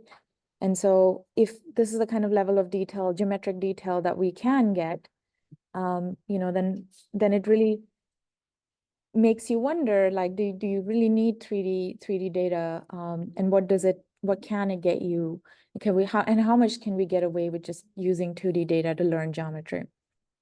So we're very excited about these results, and I will now, so these are sort of our sort of building blocks and generative AI models that we've been building for creating digital 3D humans. And I'm going to talk about some of the things that we've been using these foundational blocks, these generative AI models for, and what sorts of applications we've been building using them. So, so moving on, so one of the big things that we've been working on is a model called LP3D. And what that stands for is essentially a model that allows you to take a single 2D image of a person and be able to reconstruct them in 3D. So this is essentially a conditional 3D face synthesis task wherein now you're not doing unconditional generation of random faces, but instead you're conditioning your synthesis on one provided image, one 2D image of the person, and you want to lift precisely that individual into 3D. So this is work called LP3D that we published last year at SIGGRAPH. And what you see here on the left is an input image. So this is the left, and this particular image is an input image. And on the right, you see this particular face being lifted into 3D, and then you can render it from different viewpoints once you have them in 3D or RGBD. So I'm going to talk about how this generative model that we trained previously enabled us to actually train this sparse view lifting algorithm or 3D reconstruction algorithm. And as you can see here, that it works with cat faces, and it also works with the stylized faces, and it preserves like the photorealism in the input image very well. Which is key to enabling sort of photorealistic telepresence, what we believe. Okay, so here, just kind of quickly, I'm going to show you a demonstration. So what you're seeing is a video is being captured in real time with an iPhone. This is my colleague, Michael. He's one of the co-authors of this paper. And this is the input video on the very left. And this is the output. He's been lifting into 3D, and this is the 3D reconstruction of depth, or the depth that's being created. And you'll see here that he also, wears eyeglasses, and the system can continue to, work well with the sort of variations as well.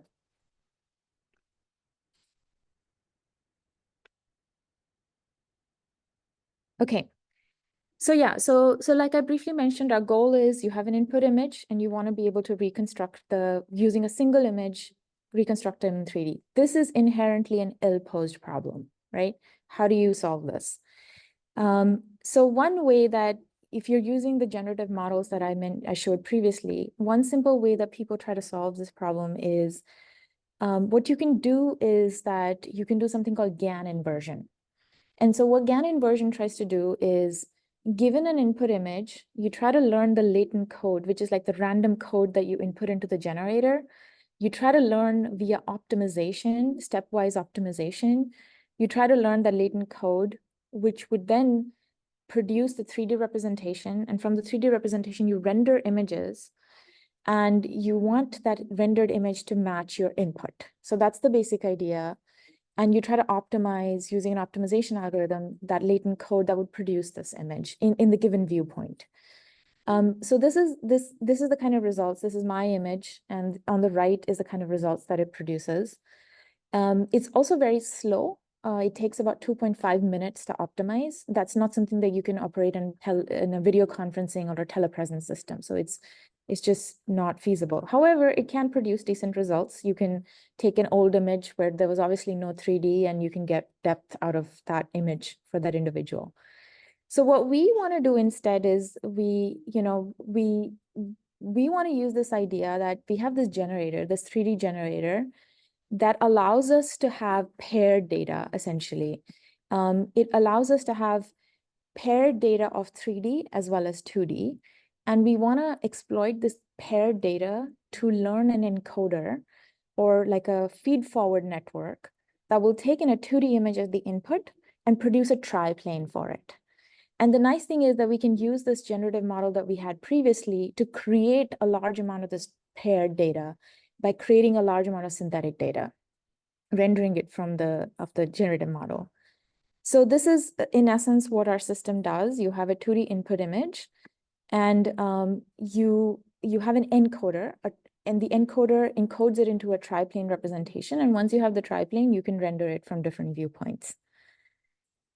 So, so our solution to trying to learn this encoder, interestingly, there's like two conflicting goals. We realized once we started learning it, is that one is when you input an image into this encoder, it can be in different viewpoints. So the one thing you want to do with this encoder is you want to canonicalize it, which means that you want to frontalize it. You always want the triplane that it produces to be in the standard frontal pose. So there's the need to canonicalize faces. But on the other hand, when you're lifting somebody's face conditionally based on their input image, you also want to preserve their any specific like facial details, like their tattoos or any kind of shape asymmetries or things like that that are specific to them. So on the one hand, you want to canonicalize, but on the other hand, you want to preserve individual details. So how does one achieve these two conflicting goals?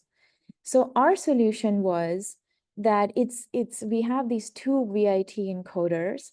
There's one VIT encoder that essentially learns a canonical triplane representation. And then there's another, and this is a low resolution triplane representation at 64 by 64 resolution. And then we have another encoder that actually tries to copy a lot of the texture and the detail geometry from this 2D image and paste it back onto this canonical triplane, so that, you know, like their hair details and so on and so forth are carried forward. So this two encoder architecture is what we found to perform quite well at preserving as well as canonicalizing. And with that, we're able to render it in different viewpoints. So in order to train the system, what we essentially did was we generated a really large data set using our previously introduced generative models like EG3D. And the data sets basically comprised of triplanes, and from the so we created a lot of random triplanes, and from the triplanes, we rendered multi-view images that we used for supervision. But one thing we realized was that when you generate data purely from these generative models, they don't encapsulate all of the variation in images that you might encounter in images in the wild. So for example, images in the wild have different focal parameters. For example, they capture with different camera focal parameters, principal points, focal lengths, etc. And also there's these pre-processed images are never perfect, and there's always some cropping differences and shifts and so on and so forth. So what we found was it was important to apply some data augmentation to this data that we synthesized using a 3D aware GANs, and specifically zooming in and zooming out, some principal point changes, as well as focal length changes when we rendered this data out of our triplanes. So this enabled us to more closely represent the kind of variations you observe in the real world, in the wild data. So the training pipeline for this methodology is as following. You use a random latent code, you generate a triplane from EG3D. You render that triplane, we render out depth, segmentation maps, as well as the raw images from different camera viewpoints. And then we take these multi-view inputs, we feed them into an encoder. The goal of the encoder is to produce the triplane back. And we have both these triplanes now we can supervise. And so from this rendered triplane, we synthesize a lot of data, the same kind of outputs, and then we supervise the two. And that's how we learned this encoder to go from a single rendered image back to the triplane or the 3D representation. And surprisingly, what we found was that even though we'd not trained it on stylized faces, for example, on the bottom row, it still worked decently well out of the box for faces such as these doll faces or stylized faces. So this was a neat, interesting application. And we also found that it could work well with videos as well. So here, we're not doing any kind of temporal smoothing or interaction between the temporal frames. We're simply applying the lifting frame by frame on individual received frames. And it seemed to maintain pretty decent temporal stability. There is some instability, and part of it comes from the fact that in this pipeline, you do have to estimate the head pose and create a normalized crop, which then goes into the encoder. And oftentimes we found that, so the facial pose estimation algorithms that give you the facial pose are typically not very, very temporally stable. And those tend to introduce some of the shake that you're sort of seeing over time. But if that can be solved further, the stability can be improved quite a bit further. And finally, we also did some more extensions of this work after publishing the original work at SIGGRAPH last year. And the two extensions we did was, we found that we could actually improve the head pose as well. So what we do is, the head pose tracking algorithms that we use in the normalization, they give you some head pose, but then the encoder itself predicts another slight delta on the pose as a correction that we use. So we found that we can use that encoder to correct any wrong poses. And additionally, we found that we could also use the encoder to predict a segmentation of the foreground and background at the same time by predicting like an alpha mask in addition to the RGB as well as the geometry.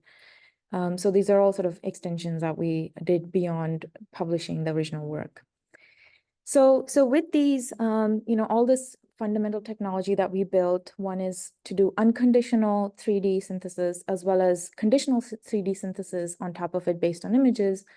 We were able to enable this, build this entire 3D AI-mediated 3D telepresence system that I showed previously, and which goes beyond just sort of lifting people into 3D. We can, with the system, we can, for example, we can stylize people and we can lift their stylized images into 3D. We can also take 2D images in which we correct, for example, eye contact or their gaze direction, and then lift those into 3D. And we can also change the lighting of the scene and then lift those 2D images into 3D with lighting change. We can also kind of drive people's portraits from another driving video and then lift that portrait so you can kind of anonymize people. And also you can change sort of the audio in real time. And I showed an example of this before. So there's the idea here is that, these, so this using AI to do this telepresence system sort of allows you to then tie your system with other AI technologies that kind of bend reality and enhance reality, so to say, than as we know it, especially for the purposes of teleconference and then for content creation and gaming and for media and so on and so forth. So I'm switching gears a little bit, and I'm going to also talk about some of, there's another way that folks have been also looking at to try to generate 3D from large generative models, specifically diffusion models. And this is a work that we're also presenting this year at CVPR, which is Dream in 4D. And it is a method for unified text and image-guided 4D scene generation. And so let me briefly describe what this is all about. So this is a little bit different, but conceptually, I want to just kind of show the various flavors of how, you can try to achieve 3D or even 4D synthesis using models trained purely generative models purely trained with 2D. So here the task that we wanted to try to explore was, for example, if you're, say, given a text prompt, like a panda is eating ice cream, or a dog is running, the task that we wanted to try to do is, could we use a diffusion model that is trained, 2D diffusion models or video diffusion models to actually create a 4D content. By 4D, what it means is a 3D representation that also animates or moves over time. And the description of that is using this text prompt. And then the other thing we wanted to explore was you could either provide a text prompt to kind of create this 4D representation that is animated 3D representation, or in addition, you could provide a single image or a collection of images. And it should sort of obey this conditional, as I showed in the case of faces, this conditional input that you have the appearance defined by these images, besides having the text prompt that describes the actual 3D model, the 4D content that you want to generate. So, so I'm going to briefly just talk about the pipeline that we came up with here. So if you're familiar with the score distillation sampling loss, that is the core idea that we used in this work. And the score distillation sampling loss in the case of diffusion models, basically the idea is that the diffusion model learns a step of denoising content. So it tries to learn the 3D scene by creating. So let me back up and try to explain a little bit. So in the case of diffusion models, the idea is you have a randomly initialized 3D scene, similarly to how we had in the case of GANs. You render images from it from various different viewpoints. And then you add a little bit of noise to that rendered image. And then you pass it to a diffusion model to denoise. And then based on how the diffusion model denoises and comparing that to the noise that was actually added, you can essentially set up a loss between the two that then guides the diffusion process such that this 3D representation can be learned. So in our specific case, in order to solve this problem of trying to learn 4D animation, we broke up the problem into 2 steps. So what we found was that it's important to learn first a static 3D scene really, really well. And once your static 3D scene is learned well, then in the second step, it animates well. And we found that there was a correlation between the quality of what is learned in the first static step and how well it is animated in the dynamic second stage.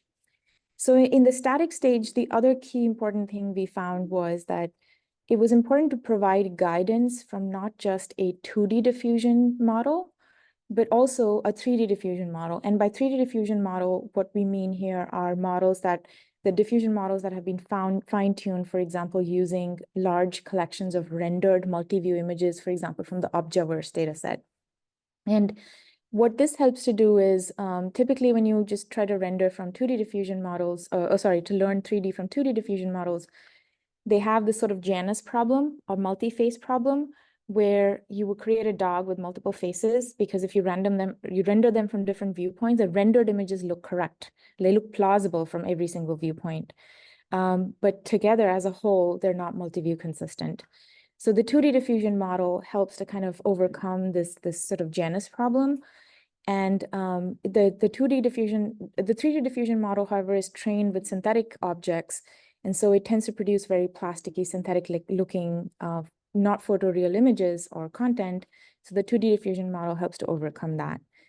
And then for the deformation stage, we use a video diffusion model specifically. And we learn a deformation field, which we encode as a hash encoding to try to model this second stage. So let me show you some results of this. And this is a very nascent emerging field. Before we published this work, there was only one other work by Meta AI Research that had published a similar work. But this year at CVPR, I do believe there's a couple of different works in this particular topic besides ours. So I encourage you to check those out as well. And so in terms of the results, let me so best take you to this website here where you can scroll and see. So this is the kind of results that you can obtain. And these are the geometry that you can obtain. So the prompts are indicated here. Oh, sorry. Apologies. Let me see. Maybe I need to.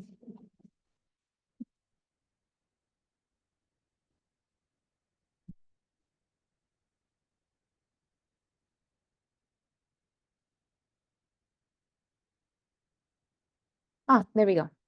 Sorry. So yeah, so these are the kind of results. Can you share? Sure.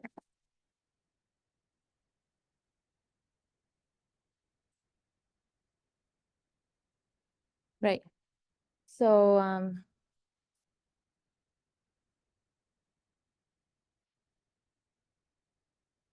So these are the kind of results that you can see. And this is the geometric details, level of geometric details, appearance, and so on and so forth.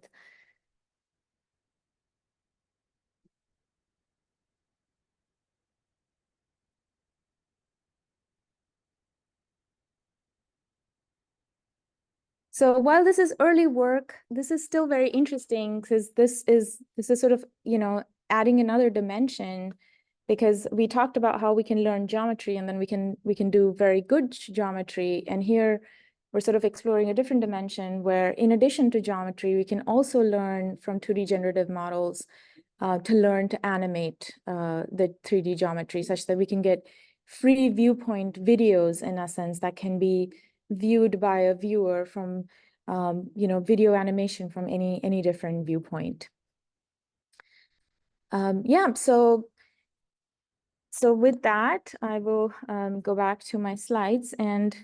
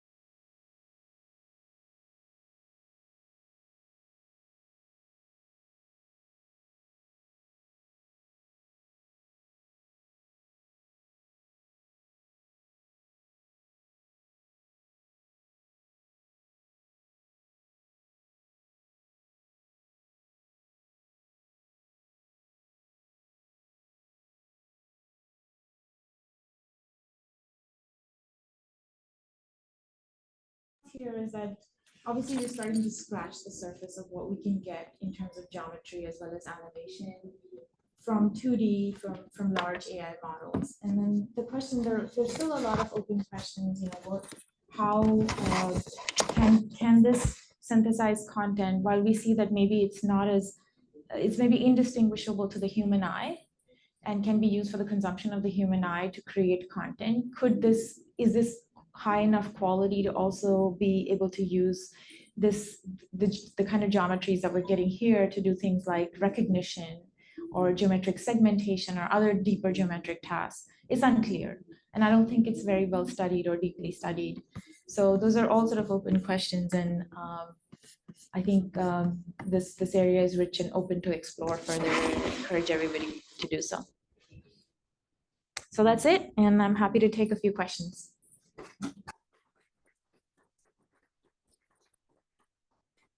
Questions, please come up to the mic. Shalini, if you can also repeat the question, because right now Zoom doesn't hear this microphone. Sure. So I guess a quick question about the kind of changing the lighting on the face. One of the largest issues that I've seen in similar works, like by Apple with their facelit, is that while it can model the change of light on skin relatively easily, it fails to capture like proper subsurface scattering, especially in eyes and teeth. So how well does the relighting or even changing a position, how well does it adapt to those details? Yeah, so that's a great question. So I think fundamentally, sorry, let me repeat the question before. So the question that was asked was that how well can the sorts of relighting techniques that I briefly introduced, how well can they adapt to changing lighting on the different surfaces on the face, for example, hair and the eyes and so on, while the existing techniques, for example, those from Apple, as the speaker said, they do well for skin, but they only go so far. So the short answer is, I think our techniques are probably worse quality than Apple. So we do something very, very coarse. So we've learned our relighting using synthetic data.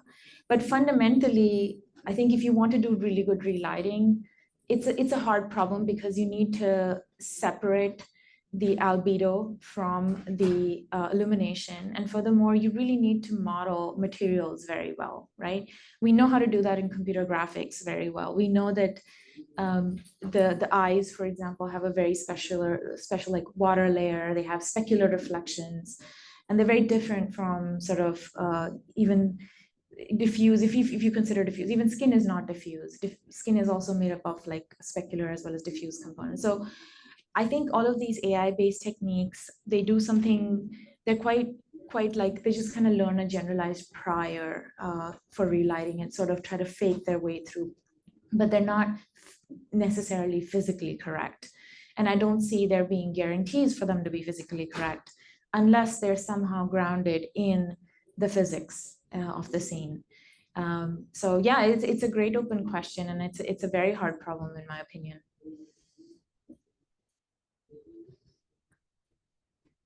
Thanks for the nice talk. So I had a similar question. So with stuff like moving hair and stuff like that, do you think it can be handled without any 3D data, or can it be handled in a similar way that you guys are doing? I see, interesting. So the just for the audience on WebEx, the question here is that whether simulation of hair in some sense, or the movement of hair, can it be handled with 3D data, or can be done purely using generative techniques? That's a very interesting question. So if you look at some of the videos that are being generated, for example, with Sora, right? The video diffusion model, they're just fascinating. They're amazing. Like if you've seen those puppies in the snow, they seem to have just amazing physics, right? And so the claim there is, at least the claim there is that these models are learning physics by looking at scene priors and motion priors. How much of that is true is unclear, right? But I think my view on this is that, but at the same time, like the photorealism is just beyond anything we've been able to achieve with computer graphics, even after having done years and years of physics simulation and learning how to do things right in computer graphics. So I think my view is that maybe the controllability of computer graphics and how you really want things to move and how you want scenes to be laid out, combined with the photorealism of large diffusion models, maybe that's the way forward to achieve everything. I don't know. That's my NVIDIA hat.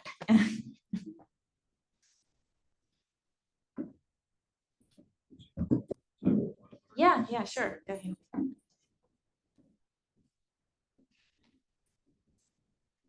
On kind of a similar note, a lot of the lighting that I've seen in examples kind of across the board are all ideal lighting conditions. They're not too harsh. They might be somewhat harsh, but they're all quite soft and decently bright lighting. Yeah.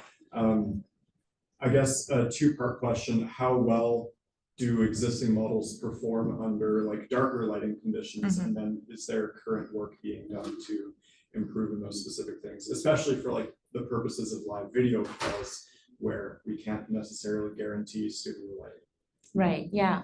So the question here was that a lot of the work related to lighting that the speaker has seen has mostly been around using very controlled or somewhat simpler lighting models, and whether work is being done to look at more complicated models, specifically in the context of video conferencing. So I think to answer your first question, it is true that especially like video conferencing work, a lot of it is being done in very sort of controlled lighting and not complex models. I think personally, however, if you look at the literature more steeped in graphics and computer graphics, there is indeed work being done. I think one way to solving really complicated lighting is by considering ray tracing, right? Like bounces and things like that, by doing path tracing, right? And so there is precedence of developing differentiable path tracers through which you can back propagate. And in fact, NVIDIA graphics researchers at NVIDIA have one. So I think to really solve it in a most clean and elegant way, you have to go that route. And that certainly, I don't see that being done as much in the computer vision community.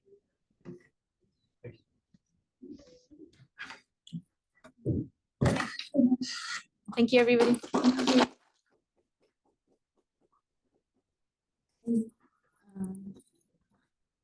Our next the next presentation is going to be about the second oral paper, LGA4net, a local geometry-aware affordance detection network for 3D point clouds. The presenter, I think, is going to be online, so allow me to set it up a little bit.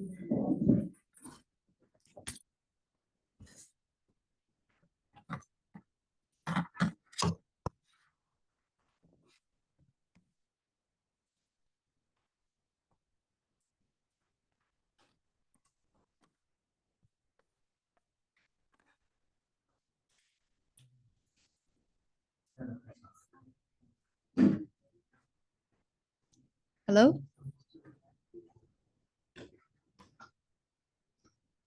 Dana, are you there? Yes, I'm here. Is our next presenter online ready? Yes, I see one of the authors is also in Zoom. Okay. And Dixit Hedge, I think.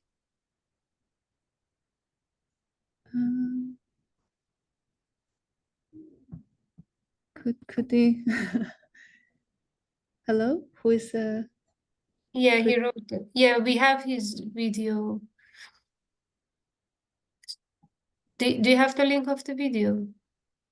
Oh, so we're just showing the video? Yes, if you can just play it.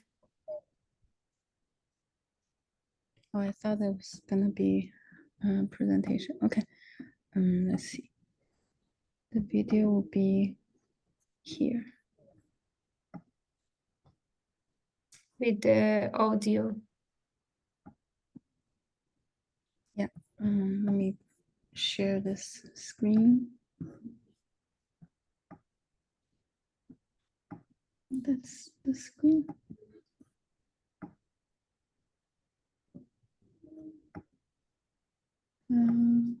Premise. Wait. Oh no. Okay. So I can share the screen on my side, but I cannot share the screen on Zoom. Do you think you can play it, Dana? Let me try. And just share your screen, and I'll just share the Zoom screen on my side. That might solve the problem, because Ilki left and I don't have the password to give permission. Today, I will be presenting LG4net, a local geometric aware affordance detection for 3D point clouds. This work is carried out along with It's not being shared. Mamodengudi from the Center of Excellence in Visual Intelligence at It's a sound from my side. No, it's from your side. But the screen is not being shared.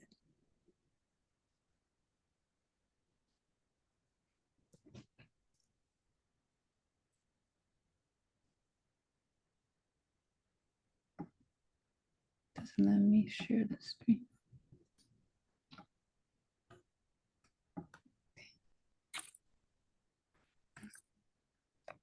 Elke, are you? Oh no, this is her laptop. No.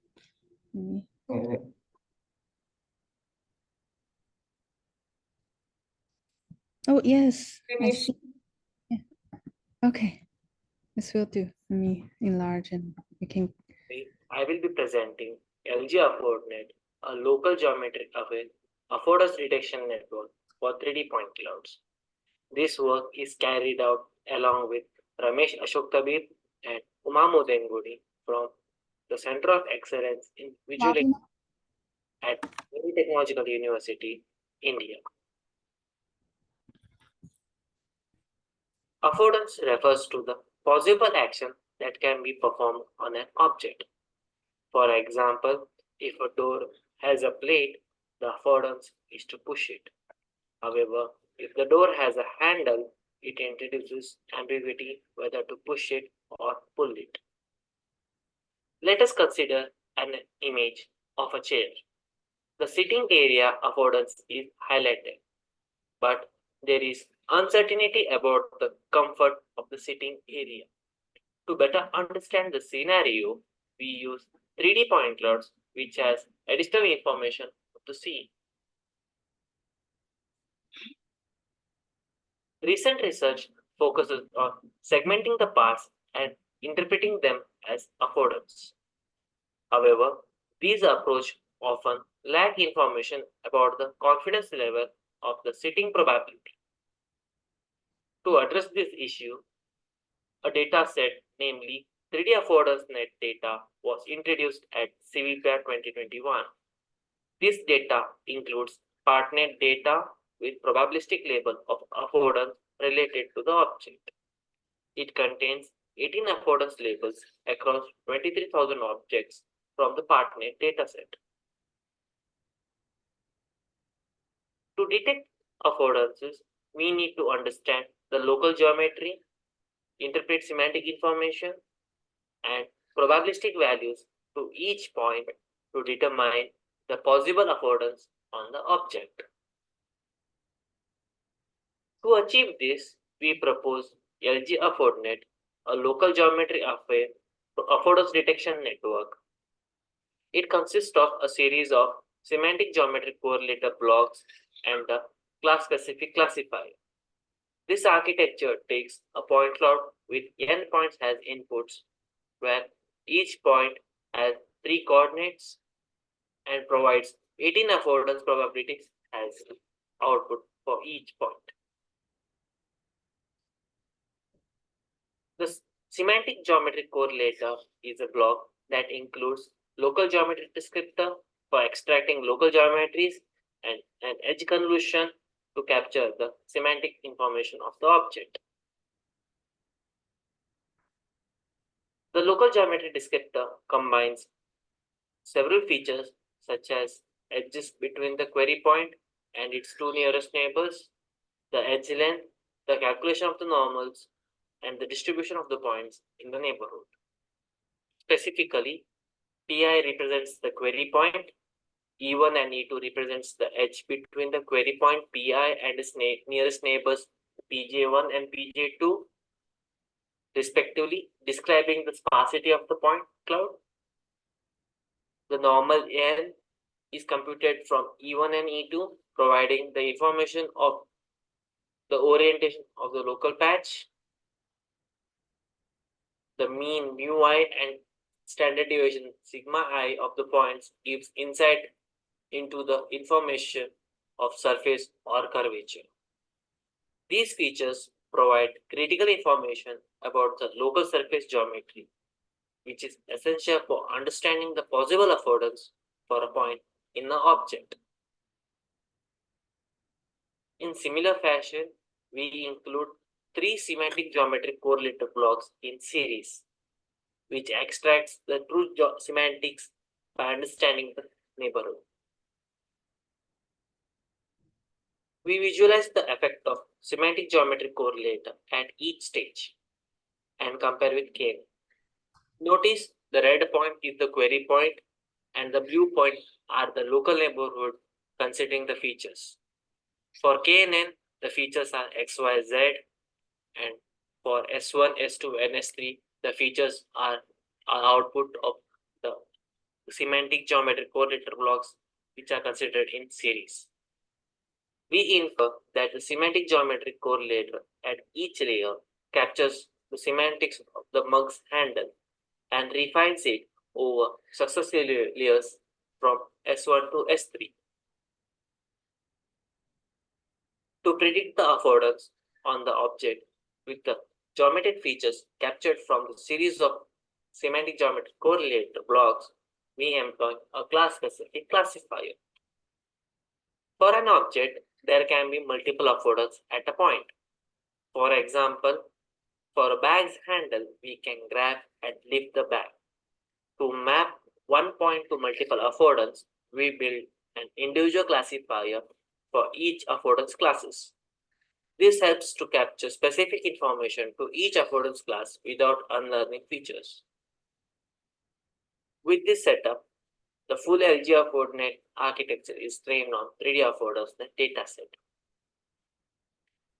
To fine-tune the weights, we calculate the loss between the predicted and the ground truth affordance. We use a combination of binary cross entropy and a dice loss. Binary cross entropy is used to handle the predictions of affordance and fine-tune the feature extraction module. A point cloud consists of both affordable and inhibited regions. Affordable regions are the areas where human interaction is feasible, while the inhibited regions are the areas where interaction is hindered. Typically, affordable regions constitute a smaller regions of the point cloud compared to inhibited regions. To address this imbalance, we employ dice loss, which helps to improve the accuracy of the affordance detection. Here we show some results on identified objects from the 3D affordance net dataset. Here we compare our results with state-of-the-art methods on affordance detection. The state-of-the-art method refers to the modified DGCINN demonstrated in the 3D affordance net paper. We can see a model detects the lift part, which is undetected in 3D affordance net, as well as the open and the contain affordance are missing in 3D affordance net model. Additionally, the grasp affordance is detected by LG AffordNet but is absent in the ground truth, as humans naturally grasp the bag in these areas.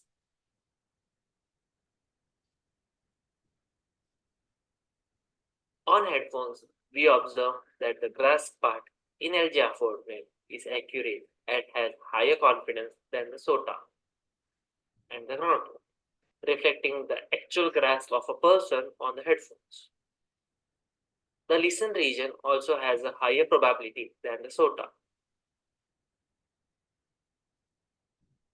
On hat, we see that grasp part is detected with higher probability by LG AffordNet, which is missing in the ground truth. For a bag, the lift part is detected by LG AffordNet but is missing in the SOTA. Additionally, the contain part is well detected by LG AffordNet, which is absent in the ground truth.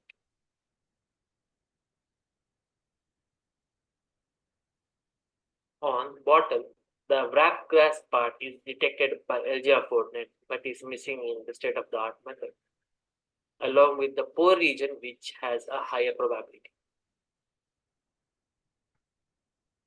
Overall, visual results are compared with SOTA and the ground truth. We perform quantitative comparison considering MIOU, MAP, MAUC, and MSC as evaluation metrics with SOTA method. We also examine the change in MIOU as it explains the actual prediction of the affordance compared with ground truth. We have computed the metrics for each affordance and their average. In average, we observe a 3.9% increase in MIOU compared to SOTA. Notably, pull and lay affordance have increased by 24.7 and 22.6 respectively. However, lift, wrap grasp, cut, and step have decreased by 1.3, 1.4, 4.7, and 2.9 respectively. The main reason for the decrease in MIOU is certain affordances are not labeled in the ground truth, but the methods have detected them, as shown in the case of door, where the pull affordance is missing in the ground truth but detected by LG AffordNet. We can also see the keyboard region where the LG AffordNet has detected the press affordance, but in the ground truth, the region is not labeled. This mislabeling affects the training of the architecture, resulting in lower MIOs.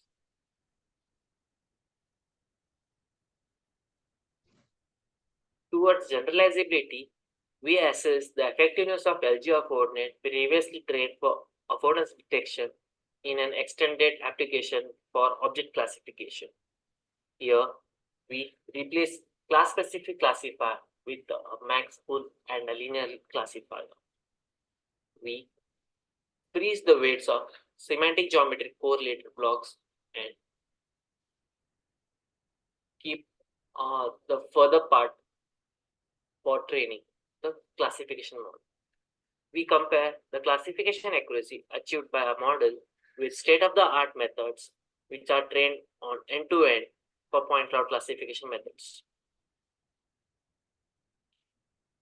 It's important to note that the end-to-end trained models referenced in the comparison are trained directly on ModelNet 40 datasets, whereas LGR4net does not have information about the dataset.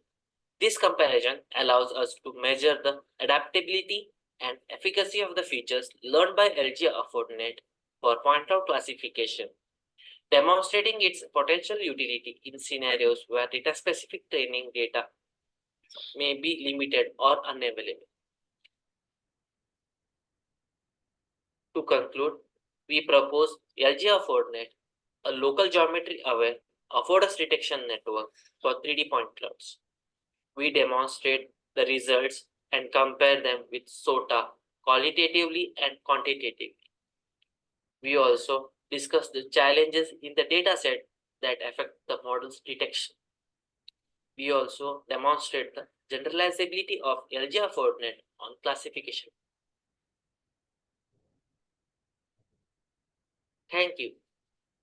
For more information, contact us at savvy@kelitech.ac.in or visit us at savvy.co.in.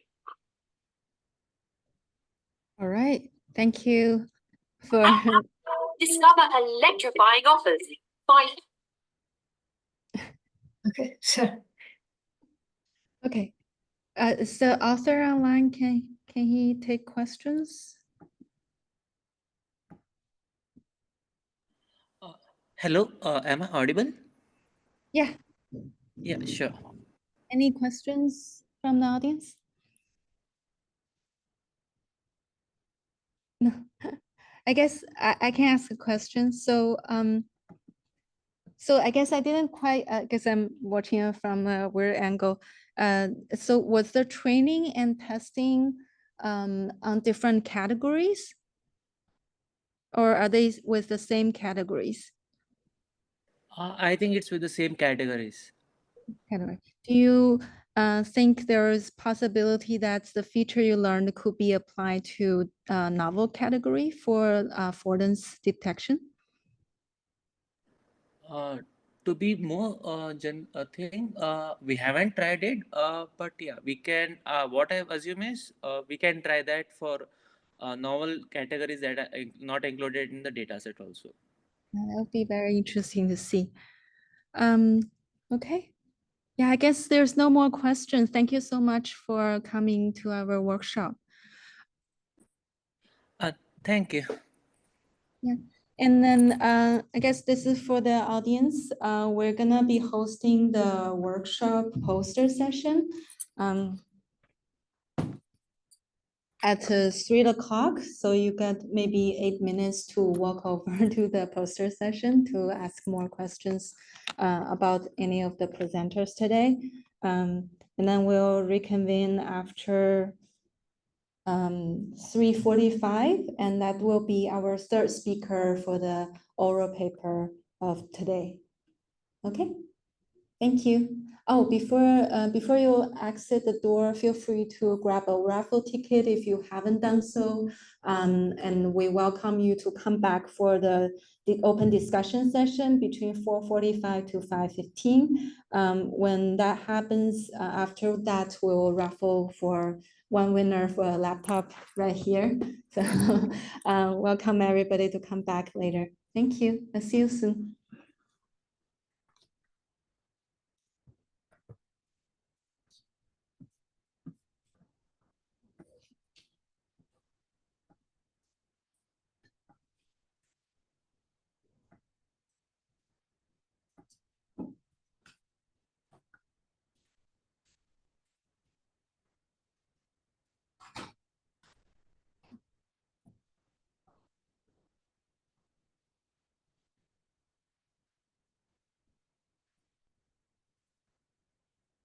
are the posters that are organized for this particular workshop in any particular location? Yeah, so I just went and I realized like they actually have it in the middle. So if you enter the poster session, there is a board in the middle that Yeah. says which workshop has the Oh, where their okay. posters should be. That will be helpful Yes. then. This Yeah. workshop says from 194 to 198 poster numbers. Okay. And it's, yeah. Okay. I'll Yeah, take a you look see at it that. there too. Yeah, I totally posted my poster in the wrong place at first, and then I Yes. realized there was a chart. Wandering around aimlessly last time trying to find some stuff. So yeah. Yeah, it wasn't very obvious to me either. All right. Thank you. All right. Nice to meet Nice you. meeting you. Yeah, I was here in the morning, but you were busy. Yeah, I had and, to present, and then in the Yeah. afternoon I had to do the posters. But yeah, I'm here. That's And good. I think we're just gonna wait until an hour. So feel free to do whatever. Yeah. And then 4 o'clock, I think we are having the.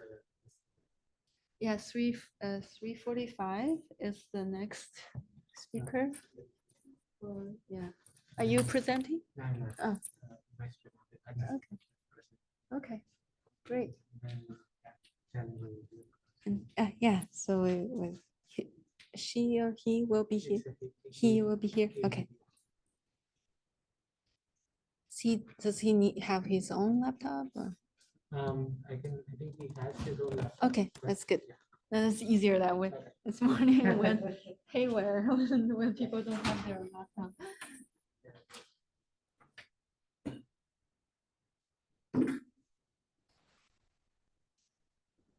Now we don't know who it is. Both of them. Yes, we had a session for which she had to go, she was telling me. Yeah. Huh?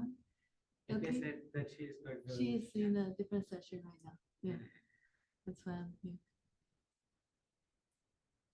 Actually, if you're here, do you mind if I go grab a bite? Yeah. I haven't had lunch yet. You should go have your lunch. We need to watch. I'll be there. Thank you. Thank you.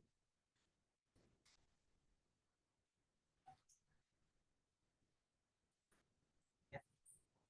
This will be, is that your laptop? No, that's Okay. somebody else. I wish I had one. We had the raffle tickets in the past. Yes.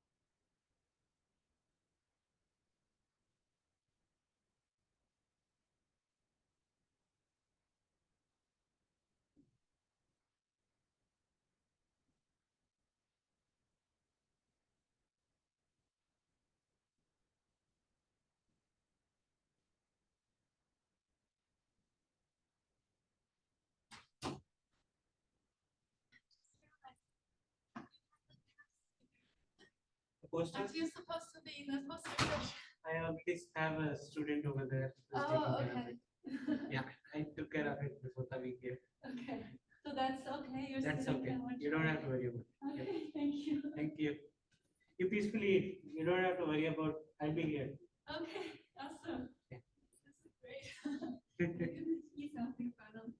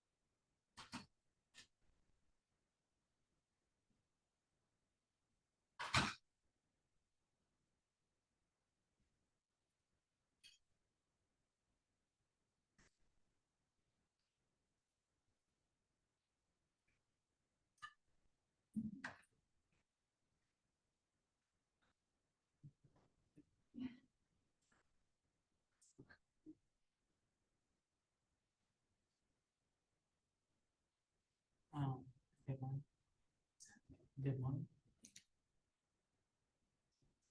We were set to state university. Then Demon to Denver and Denver. He came from the San Diego.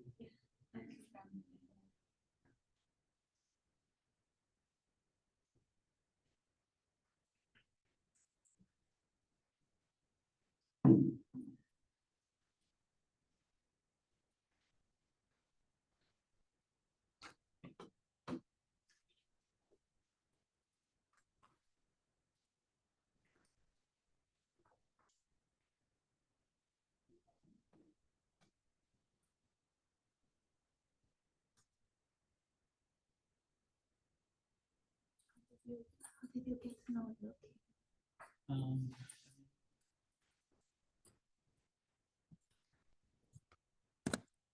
Making sure it's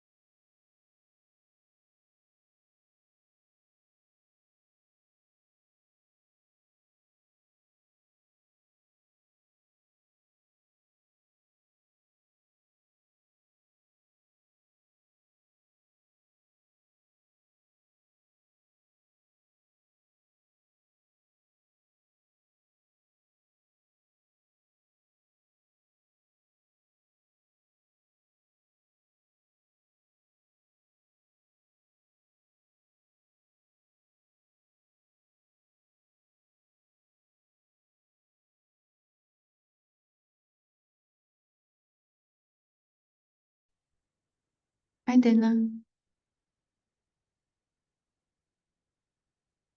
I think we're ready to continue. Yeah. Okay, yeah, I will stop sharing. No, is there sound? Thanks. I think you can share now. Are you sharing? Okay.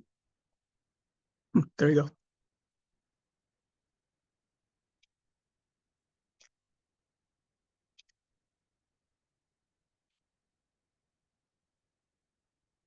Introduction. So our next speaker, we're gonna get started here. This will be the last oral paper presentation of the day. The paper is SDF Connect, Connected Neural Implicit Surface Reconstruction with Topological Constraints. Is it visible?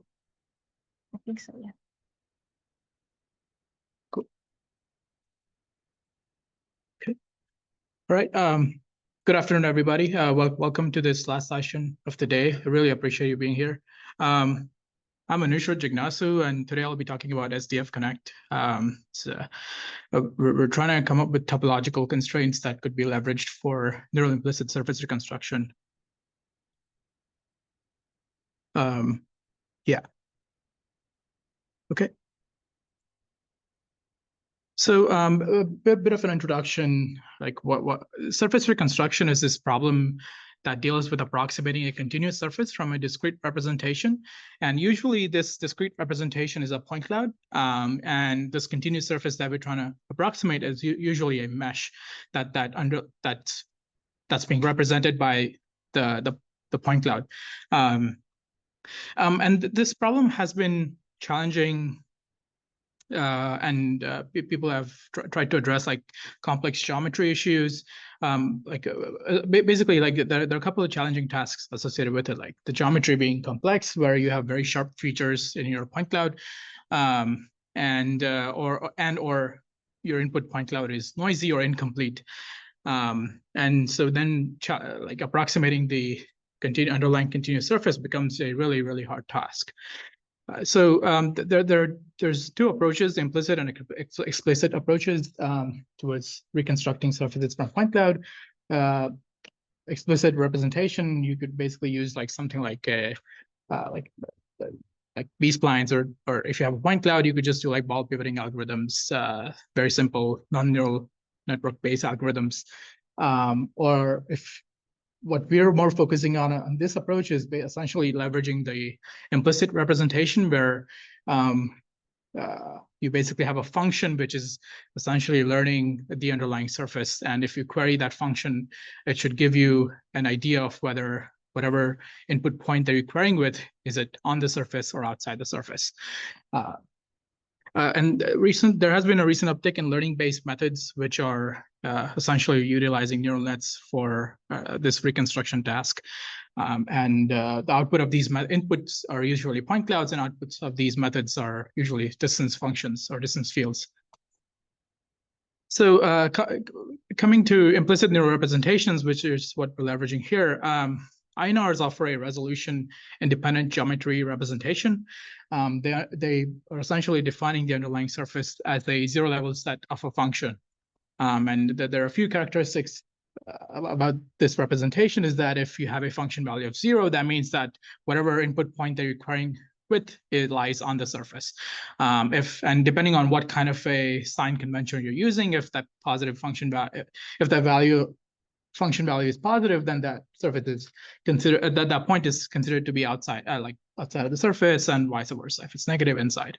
It could also be flipped.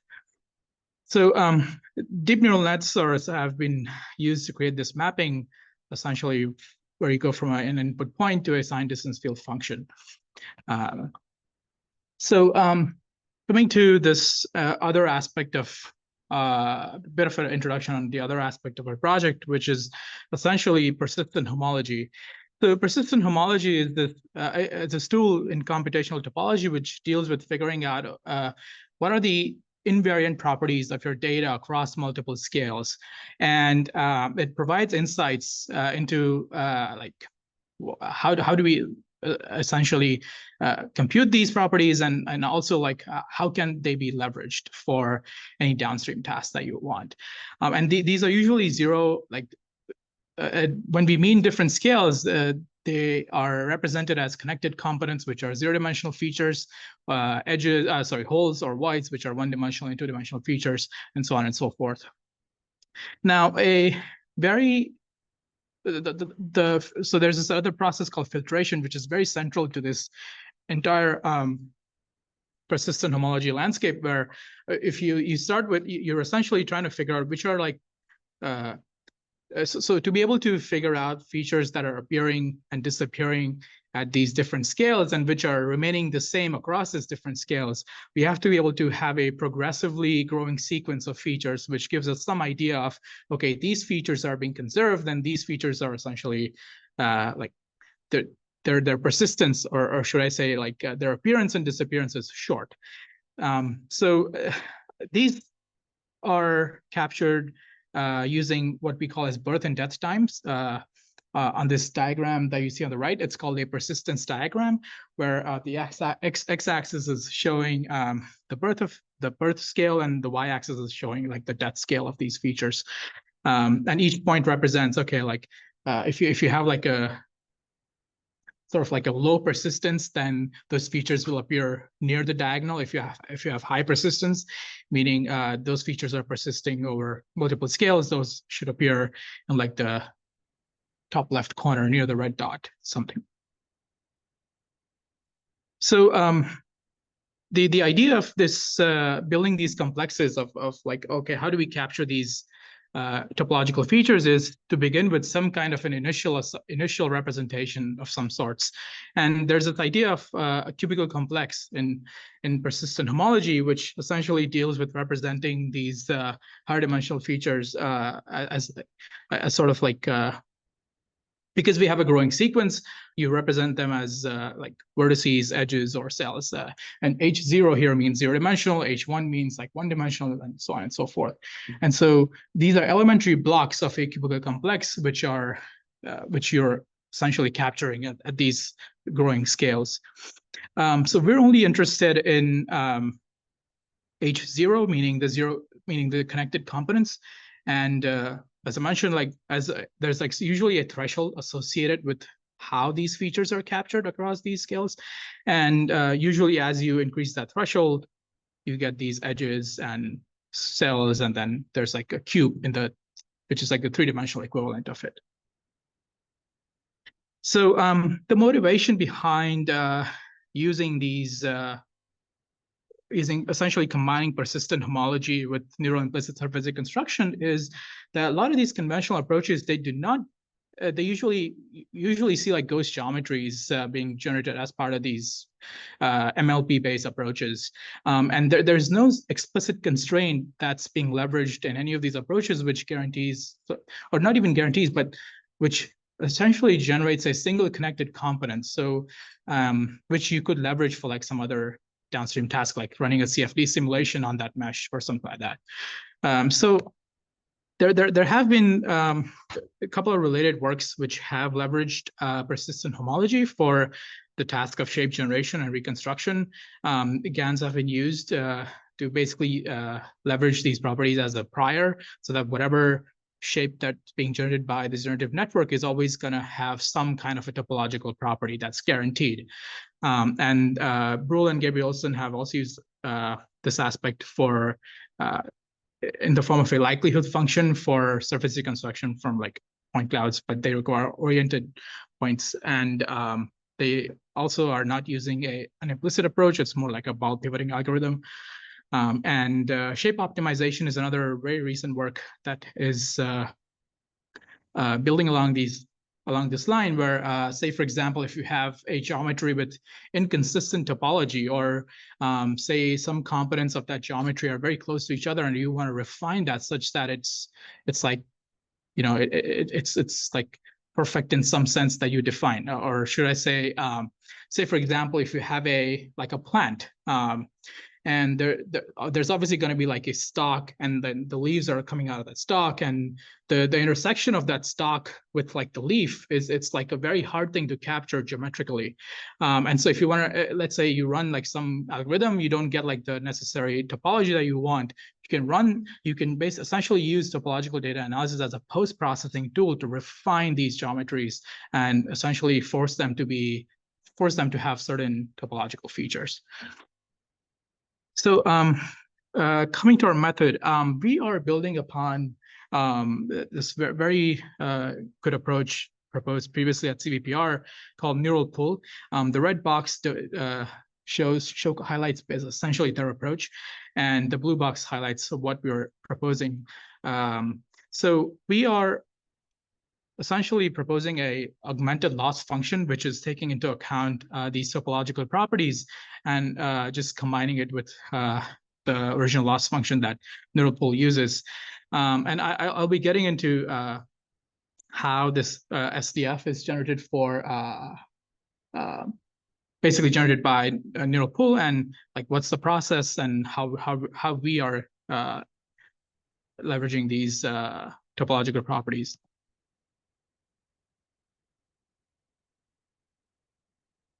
So actually, let me just start off, give a bit of a brief overview of this. So we start off with an input point cloud, which is unoriented. We don't require any normal information, just XYZ coordinates are enough. For each of the points in our input point cloud, we are randomly sampling 50 nearest neighbors. And then we're trying to essentially learn to pull those points back onto the surface by using the predicted sign distance field value and the gradient of the sign distance field, which is computed during the backpropagation process. And then once you have like some kind of a pulling operation, then okay, how do you determine whether this pulling operation is like good enough or bad? So then we leverage like the MSE metric, a mean square error metric, where whatever location we pull to, we try and figure out which is like the nearest neighbor of that location, but on the ground truth point cloud, and then compute the MSE metric with respect to that. Now, computing topological properties with point clouds has been done, but it's quite computationally intensive. And so we were thinking, okay, how could we just leverage the distance field function directly and penalize the distance field in such a way that like it's like when you run Marching Cube's algorithm on that distance field, you're able to get the mesh directly with those correct topological properties. So our approach is more based on essentially operating on this SDF and computing a cubical complex directly from this SDF, and then basically calculating these two different losses that we propose, significant and noise, and then basically passing that off to the loss function, or like to the total loss. So how do we generate the sign distance function? Our input is a 3D point. We randomly sample a query location near those from one of those 50 different points, and then compute its SDF and gradients, and use this projection operation to essentially determine what's going to be like the new location of that query location that's lying on the ground truth point cloud. Then we leverage the mean squared error metric, which is essentially computing, okay, what is like the error between like the C sub I. C sub I here is the nearest neighbor of this pooled query point on the ground truth point cloud. So coming to the cubical complex generation, how do we compute that from the SDF? We start off with an unsigned distance function, meaning whatever sign distance field we're getting, we just take an unsigned version of it. And we initialize a grid with vertex values corresponding to the distance field values. And typically, a minimum like the distance field value is assigned to all of these vertices. This can differ.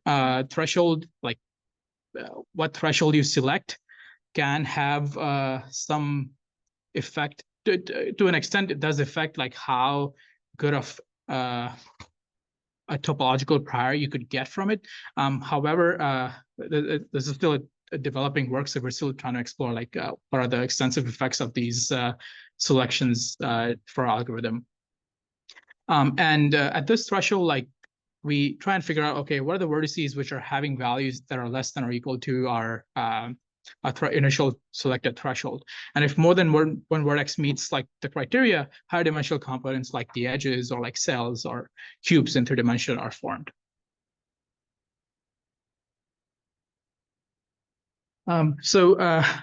This is a pictorial representation of like how that filtration process plays out. Once you have the initial cubical complex, how do you take it? How do you like get those other evolving features that are present over multiple scales? The persistence barcode on the left showcases just the 0-dimensional features. We start off by some minimum cubical, like some minimum threshold that we saw here in this figure, and get like an initial cubical complex, which is then refined by this filtration process. So each bar essentially dictates to a point on the persistence diagram. And each of those bars is a feature that's represented on the persistence diagram. Oops, sorry.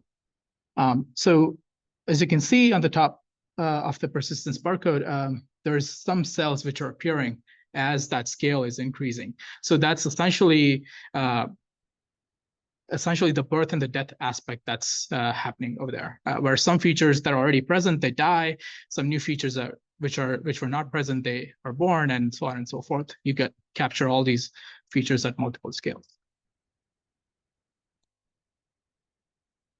So this is our proposed topological loss function. We basically have 4 different cases that we believe are contributing to our essentially our topological formulation. And each of these cases is determined both of these loss functions are encouraging features to move to the top left corner where there's like maximum persistence possible. So features along the diagonal are considered to be noise, which is what the theory suggests.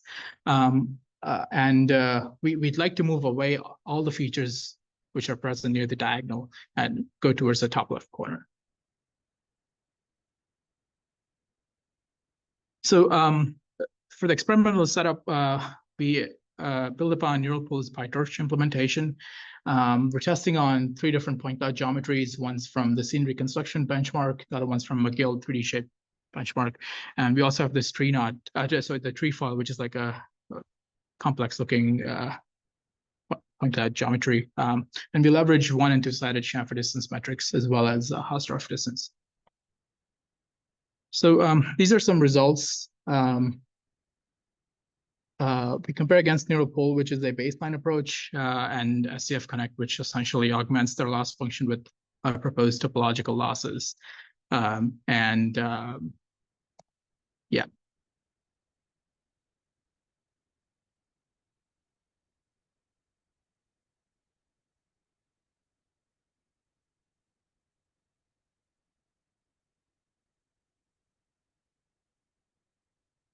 These are some of the metrics I mentioned, and some limitations. The computation of persistent homology is very heavy. And one of the primary reasons why we only focus on 0-dimensional features is this compute heavy aspect. Another problem that at least empirically, that we've noticed is there are certain subtle topological features which are right in between being significant and noisy, and our losses are essentially classifying those features as like noise, which is not the right way to go about if you want to have like a robust topological loss. And so we're still trying to figure out how we could circumvent that problem, where we have a robust loss function which is able to account for all the different kinds of different geometric features. It's hard to do because geometry in reality is like really it's complex. It can vary, and you never know what's going to happen. So that's one aspect that we're trying to address, and another being like these geometric features being in close proximity. So if you think about like a leaf of a plant and like a point cloud of that leaf, the thickness is that there's barely any thickness in that point cloud. So because like those are like really in close proximity, and so any kind of penalization has to take into account some kind of information about like what's the local thickness, such that you do not end up basically disregarding the original geometry in some sense. Yeah, some conclusions. We introduced SDF Connect. Just like, at least we believe it's the first approach, which is leveraging topological priors, topological information for surface reconstruction. We're augmenting neural poles loss function with our topological losses, and we're inspired by persistent homology and leveraging zero-dimensional features. Some acknowledgements: NSF, USDA, and IFA, and Plant Science Institute at State University. I'm happy to take any questions. Thank you very much.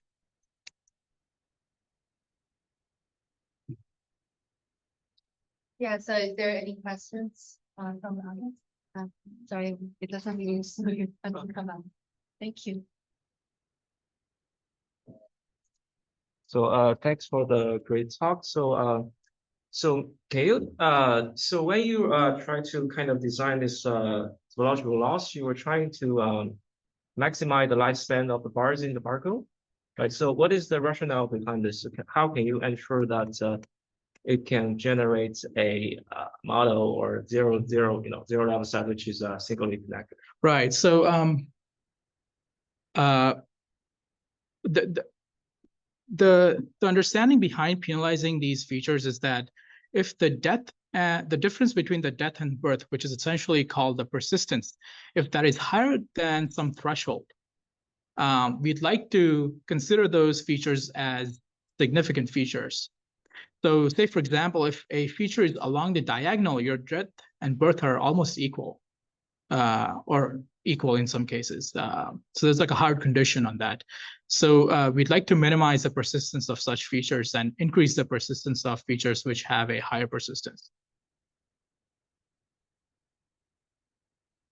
Does that answer your question? Sure. I think it's based on how you start.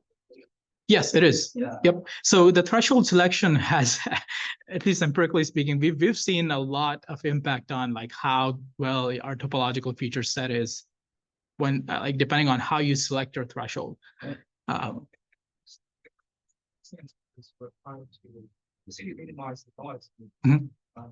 Right. Also have great understanding. Probably I don't know how to Yeah, sure. Anyone else? Well, I guess for this line of research, is there any future directions you have in mind? Yeah, we do have a few things we're working on right now. We're thinking about how we could leverage other higher dimensional features, which could, in theory, take care of the subtle geometric feature problem that we've been having, where some certain features are being incorrectly penalized as noisy features, whereas they are significant features. So that's one direction we're exploring. Thank you very much. All right, thanks.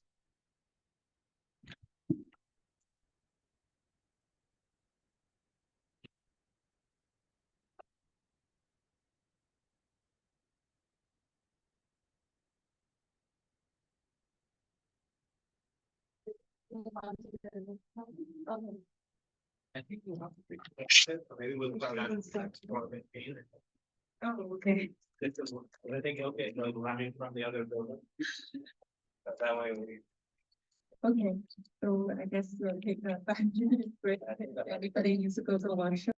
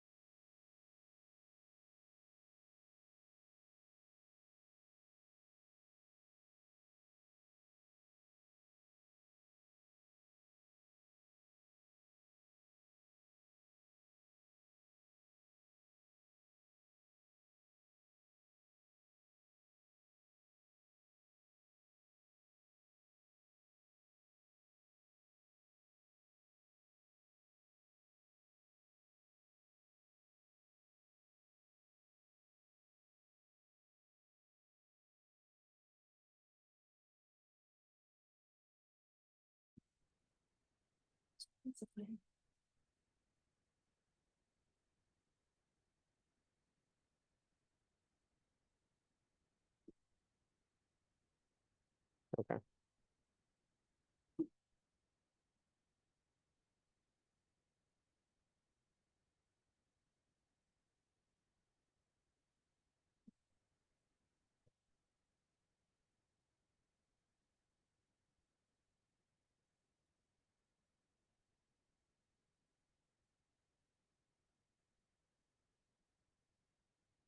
Yeah. Everyone, welcome back again. We will continue with the challenge overviews. And as you know, we have two main challenge branches. One breaking bass and the other one the long-lasting skeleton challenges. So we will start with the breaking bass and then we'll go to skeleton. And the stage is with Julia, one of our organizers. Hi, everyone. Thank you very much for coming, by the way. It's been a great day. I feel a little bit of imposter syndrome. This is my first CVPR, and I'm a graphics person, not a machine learning or vision person. So I thought to make this a little bit interesting, I would tell you about a graphics project that I worked on. So I tell you something different that maybe is different from the kind of things that you're going to look at this week. And it will tie into a vision problem later. And hopefully you'll leave excited to work on this vision problem when you submit to our challenge, and everyone benefits. So like I say, I'm a graphics person. So a lot of what I think about is problems that appear in movies and video games, for example. And one problem we deal a lot with in video games is how to simulate when things break. So like, you're shoot at something in a video game. How does that glass shatter, for example, when you shoot it? Or like if you're playing God of War, you break open a crate. How does the wood in the crate break open when Kratos punches the crate, right? And as you might imagine, in computer graphics, this is something we've thought about a lot. You remember probably watching like Marvel movies 10, 20 years ago. So you might think that we have this figured out, but actually most methods that we've used in graphics are pretty slow and they don't work for a real-time setting like a video game. So the way this is actually done in video games is when an artist designs the shape, they also design the fracture pattern of the shape. So they design the shape and at the same time they say, this is, by the way, how the shape is going to break when it receives an impact in the video game. And then when someone is playing the video game, if an impact is detected, the shape is basically in one frame swapped for its pieces. Maybe there's like a particle effect. And that's how fracture actually happens in a video game. There's no physical simulation happening. It's just being swapped by the thing that the artist created. And you can see this is very unrealistic because the shape breaks into the same pieces regardless of how it falls, right? So when it falls on its tail and on its feet, it breaks into the exact same pieces. Somehow the face falls off in the thing on the right when it never touched its face. So it's kind of weird. So anyway, long story short, we came up with a method for doing this very fast, real time in a video game in a way that is realistic. And it depends, the fracture pattern depends on the impact received. So you can see it here. When the armadillo falls on its tail, the tail falls off.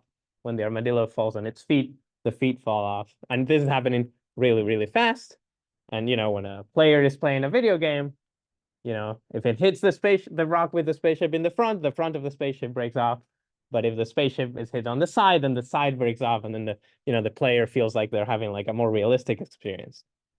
And like I said, the cool thing about this is that it can happen in the time spans of a video game. So if you look at the timings here, they're like in the single-digit milliseconds, and this is like my Python implementation on my computer, right? So you can imagine that in a proper game engine, this is basically no time at all, right? Anyway, if you want to try it, that's the website. So anyway, I had a lot of fun as a graphics person working on this project, making these pretty videos, and I thought my job was done there. But then I realized it's also very fun to play these GIFs backwards, right? Sort of, instead of breaking the shape, seeing it come together. And turns out this is a problem that people in computer vision deal with, and I didn't know anything about it. It's called fracture reassembly. So instead of breaking things, putting them together, you find some pieces of something, and you want to turn them into a complete object. And this is something that has applications in cultural heritage, artifact preservation, even medicine, robotics. Many communities look into this problem. And as you might imagine, And probably all of you, if I ask you how to solve this problem, you would think, oh, I would use machine learning. But the problem with machine learning algorithms is that they need data sets. And you might be thinking, well, I know a lot of data sets of broken things. Like I know a lot of data sets of parts of things and semantically labeled pieces of geometry. But the problem is that when things break, they don't really break into semantic pieces, right? So these like usual shape labels that you have about like, oh, this is the handle of the chair and this is the back of the chair. These labels don't work for this kind of problem because when things break physically, they don't break along semantic faults. So this is the problem that people that were working in fractal reassembly had, and specifically these three people that were working on fractal reassembly. And they reached out to us and they said, well, didn't you write a paper about how to break things very, very fast, right? And we said, yeah, sure. But for a video game, why do you care about breaking things very fast? Turns out there's a second kind of person that cares about breaking things very fast in a millisecond. And it's not the person that needs to break it once in one frame of a video game, but the machine learning researchers that wants to create a data set of 1 million of these broken shapes. So we created this huge data set of 1 million broken shapes, and we used it to baseline existing algorithms for reassembly. And again, we thought our work was done here, but, and hopefully you agree with me here, what we concluded from this project is that current algorithms are really, really bad at this task. And no shame to any of the algorithms here, which are, you know, state of the art and have very interesting theoretical contributions. If you look at the first row here, this is a bottle broken into 2 pieces. And not even then can these algorithms find the proper rotations to align those 2 pieces, right? So we were surprised by how little work there was in this area. So that's why we decided to turn this into a challenge that anyone can submit to. So this is the address for the challenge, and I'm very happy to be presenting it today. So I thought I would, apart from like this motivation, hopefully you understand the magnitude of the problem and the goal of the problem.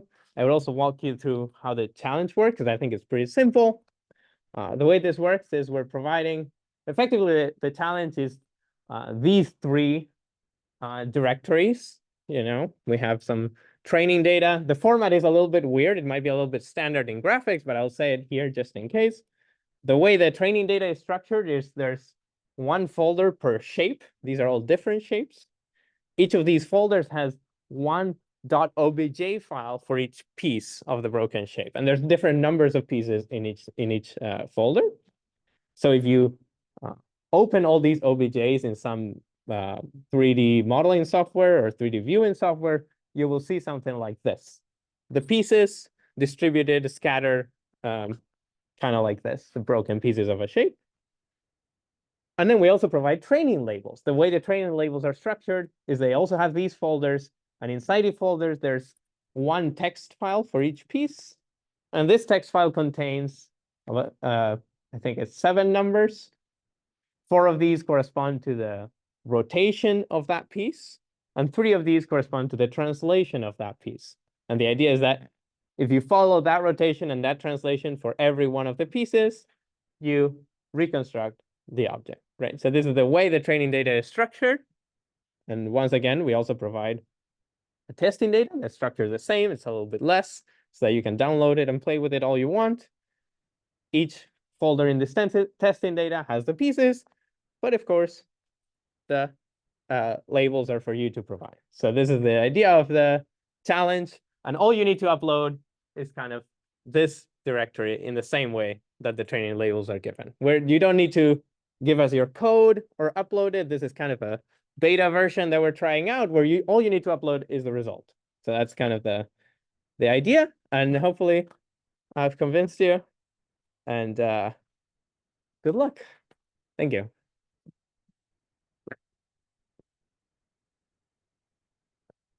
And now I think Ilka will do the other challenge.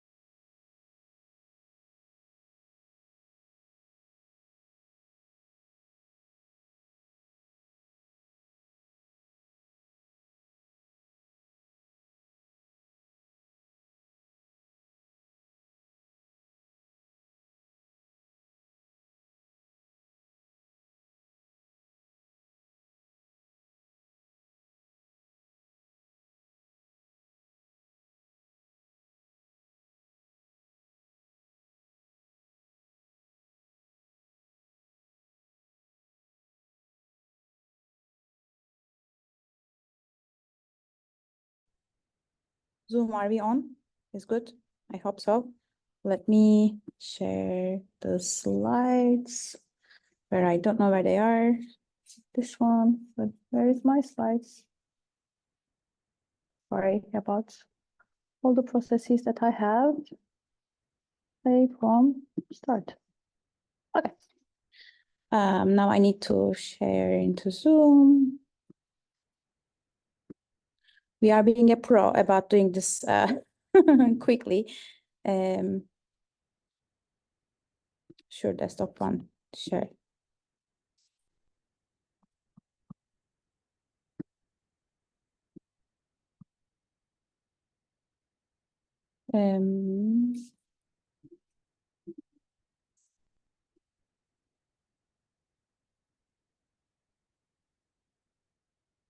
Everything is good, right? Okay. Cool. Thank you. Thanks, Sylvia. So breaking best is the best challenge so far. So it is the newest challenge so far. And everything that I will talk about right now is actually our historic challenges. The data is still there, but we are actually moving it from one server to the other. So you may not have immediate access, but you will have access at some point. And if you already contributed to those challenges and submitted your work at some point during the past several years, we are super thankful. We will keep those leaderboards forever. Not forever, but as long as the servers are alive. Okay, so a little bit of history of Skeleton with these lovely people. I have been showing this image for the past 60 years, and I will keep showing it because this shows the actual spirit where the Skeleton challenges come from. So back in 2013, this lovely community, which is called Women in Shape Modeling, not like Women in Shape, but Women in Shape Modeling, which is a subgroup under AWM, Association of Women Mathematicians, met with lots of interest in skeletons. And then in 2016, this wish gatherings happen in every 3 years. Of course, it might have changed during COVID, but it used to be every 3 years.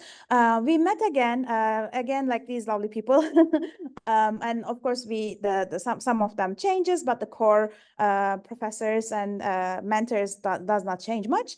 Met again in Trier in Germany, and at that time, I don't know, in 2016, if you remember, deep learning was becoming popular and like being used for any task. So we said like, can we actually compute better skeletons with deep learning approaches? So we said, okay, SkelNet can be the name, and the SkelNet challenges are on. So that's why I keep saying SkelNet on instead of skeleton. Then in 2019, we actually did the first SkelNet on challenge. And in 2021, Wish was in Oaxaca, Mexico, in Birth Center. And it was mostly remote because it was 2021, but like all the team kept working on this. The ones that I pinpointed are actually the organizers of this workshop too. So one of them is me, and the one in the middle is Geraldine.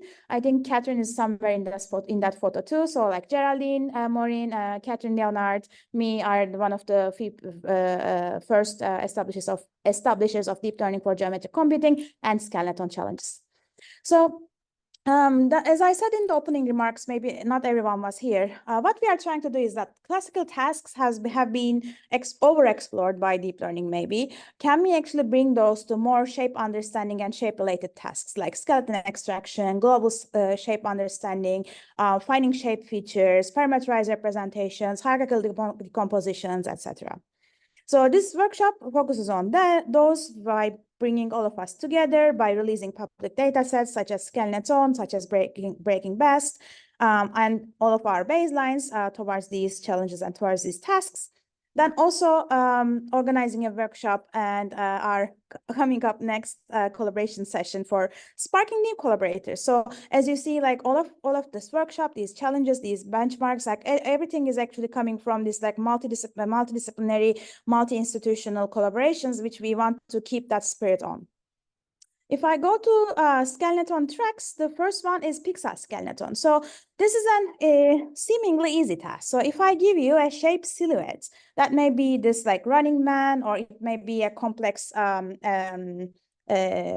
snowflake. It may be, I don't know, the dog, some shape silhouette. How can you find the with like, because we are trying to formulate it as a deep learning task, can we employ existing 2D deep learning architectures for global shape understanding, or how can we guide losses towards like skeleton extraction? Because skeleton is not something you do, you may try to do the patch by patch, but it's actually some global and local information together. So how can we force that the network to learn such information? And again, like when you represent the image as a silhouette, there is all the, there may be some pixelation artifacts on the boundaries. There may be some noise in the image on the boundaries. So are you over branching? Are you under branching? When does a bump on the boundary become important enough to branch a skeleton to there? Or is it just like a smooth place because it's a noise? So all of those are open questions. It's not like a super solved domain. Then we have point skeleton. So for point skeleton, we sample the shape in a different way, right? Like for the image, if you think each pixel is a point, maybe you had like the grid with structured points, etc. Now we have this unorganized point cloud, and that represents the shape. And in that case, how do you actually extract the skeleton from the shape? Same problem, different representation. And there may be good or bad, positive or negative outcomes from this representation change. So for example, it can be more flexible against noise, but then it's depending on the sampling density, right? Like how do we represent the shape as best as possible with like very dense points, or do we have a threshold, or is there computational aspects that goes into that decision process? Do you formulate it as a this task? Actually, we have seen in very diverse results by formulating it differently. So it may be actually a generative task, right? Like having this shape, what do we generate as a skeleton? Or it can be a labeling task, right? Like each point is actually a label, let's say binary label, saying that, okay, this is skeleton, this is non-skeleton. Then how do you actually account for the imbalance data, right? Because it's almost always given that you will have non-binary skeleton points as n squared, but you will have the skeleton points as n, right? So how do you actually overcome that, etc.? So those are interesting problems around this one. Then we actually really want to go to a parametric representations, because even though like maybe we have seen like a BREPs, etc., maybe just like point to point to point to point with straight lines. But if we have really curves and really these like complex skeletons, can we actually represent them with splines, right? And can we carry that spline representation into a deep learning task, right? How do we do that? Do you just learn the control points? Like to this or to this? They just suddenly lost him. Oh, this? Yeah. Hi, hello. Oh, okay. Sorry, much better. Yeah. I realized that I was also yelling. That's why I was yelling. Okay, got it. Okay. Much better. So when we represent them as splines, are we learning the control points? How many control points can we learn? If it's a really complex structure, complex skeleton, then how do we limit, or like is there a flexible vector of control points, etc.? So the spline learning representation for this skeleton extraction task is yet another track that we developed. Then a few years later, we said, well, silhouettes, shapes, this is getting pretty easy. Let's go to a more complicated domain. We don't need to be binary anymore. Let's go find skeletons of everything. Everything meaning like images in the wild, right? Like elephant image, or a mug, image of a mug, or an image of a microphone, or like whatever you see around. Can we go to natural images, RGB natural images, and find those binary skeletons depending on the object, etc.? So this one also has another issue, right? Like now you have very like this is almost a segmentation task and the skeleton extraction task, or like, is it just like attributing each pixel to something? Like, how do you get your information? Do you know foreground, background information? So this is more towards generalizable shape understanding for natural images. And this one was added like maybe 2 years, 1 year, 2 years after the original skeleton tracks. What is our ground truth, you might ask? So if our ground truth is automatically generated, then why are we even doing all of these for deep learning tasks, right? So no, we, of course, like if I give our humans here a shape and say that, okay, draw me the skeleton of it, you would be a little bit bad because we are not super metric. We may be approximating, okay, I think this is the middle of it, etc. But probably we will always be like 1 or 2 pixels wrong, maybe more. I would be more, definitely. So instead of letting humans try to hand annotate skeletons, what we do is that we actually use the blue medial axis to find some candidate skeletons. And on that candidate skeletons, we actually manually adjusted if it's over branching, under branching, if closing changes the shape for some skeletons. If there are like untouching branches, can we actually really have it as a skeleton structure? We change the per shape, we change the skeleton computation with different thresholds, so that like we can have more meaningful ones. So it's basically a process of over branching and under branching, then cleaning by hand for all of the shapes that we have. As written, it is like manual selection of branches, manual removal of isolated skeleton points, etc. So this is like the how we had the ground truth. Now, the first challenge, this is the shape repos are combination of 4 different shape repositories. They are represented by 256 pixels. They are shape images and skeleton images. And we have 90 categories in that with diverse geometries and topologies. For point skeleton, we again the same shape repos, same number of point clouds, same number of categories. And in this one, we are extracting boundaries as 2D PCs, and we have labels per point. We also give away the sampling scripts, so that if you want to look at like under or over sampling, you want to play with sampling density, dynamic sampling, etc., you can all play with that. Then we have parametric skeleton. So in this one, skeletons are represented by the degree 5 Bezier curves, and control points are also given. So the expected output is the CSV file for ordered control points, but you can have the freedom over like how many control points you want to learn, etc., and what is the actual branching for that. And we use the WEDF for branch ordering. So like if you are writing Bezier curves into a CSV file, there are many different ways you can write because you don't know how to even order them. So that's how we ordered them, and that's how we expected the order to be.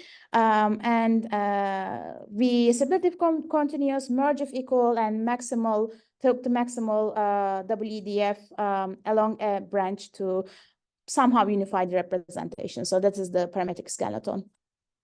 Then we had image skeleton. This had a much larger data set of 50,000 images in 17 categories, and a little bit larger images with many different. I think we have sheep here, elephants here, goats here. For some reason, I put only animals here, but it's not only animals. It's like inanimate objects, etc. For evaluation for pixel and image, we have F1. We look at average F1 for the challenge. For points, we look at the chamfer distance between the skeleton points. And for parametric, we order the branches and look the distance between the control points. All of these are explained in the challenge website if you want to learn the evaluation metrics. There's also results and baselines. I think like instead of try to like explain these baselines in a very like old way, if you go to our leaderboard and old papers, there are much better approaches.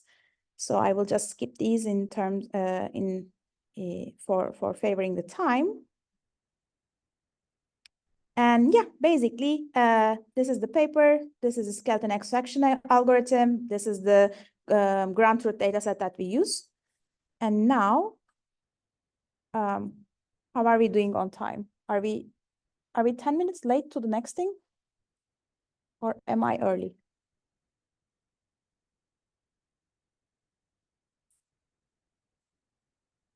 Okay. Okay, so yeah, sorry, these are the skeleton challenges. So I hope you are interested. I hope that can improve your algorithm or be useful for you if you are doing skeleton extraction. So thank you.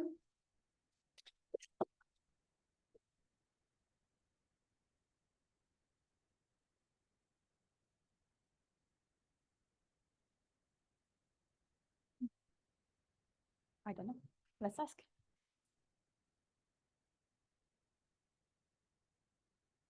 Sorry, I need to disconnect for 1 second. Oh, I didn't disconnect. Why? Oh, that was my, that's the wrong thing to plug out. Okay. Next, we will have our award ceremony. So, by the way, meanwhile, if anyone in the room hasn't had a raffle ticket yet, in the corner where Noam is leaving right now, we have the box and we have the raffle tickets. Just like take a pair, write your name, put it in the box. Sorry, tear it up. Put the one with your name in the box. The one you don't have the name, keep it with you. We will have the raffle just after the open discussion. So let me go to my set of slides here very quick.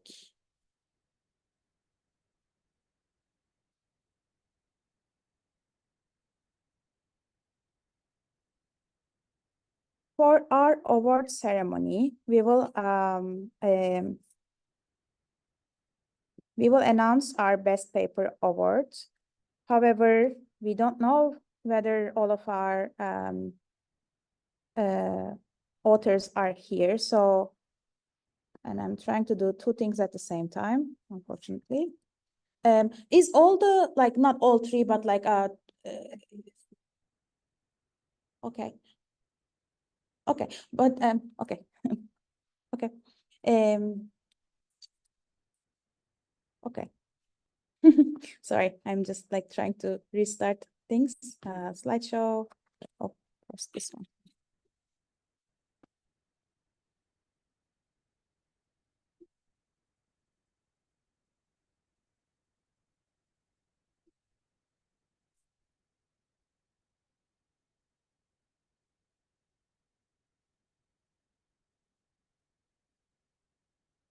Okay, so smooth transition. Smooth transition. We had several papers submitted to our workshop. We thank all the authors and we thank all of our reviewers for sending us beautiful papers. After a rigorous reviewing process and area chairs and program committee and workshop organizers, we actually ended up having 1 best paper award, which the best paper award best paper authors will get one of these beautiful laptops, Intel powered, because we need to say Intel powered, right? No, we don't need to say that. I'm just joking. So they will win one of these beautiful, not beautiful looking, but like these woohoo laptops. So can I have a drum roll, please? Oh, ta-da! So,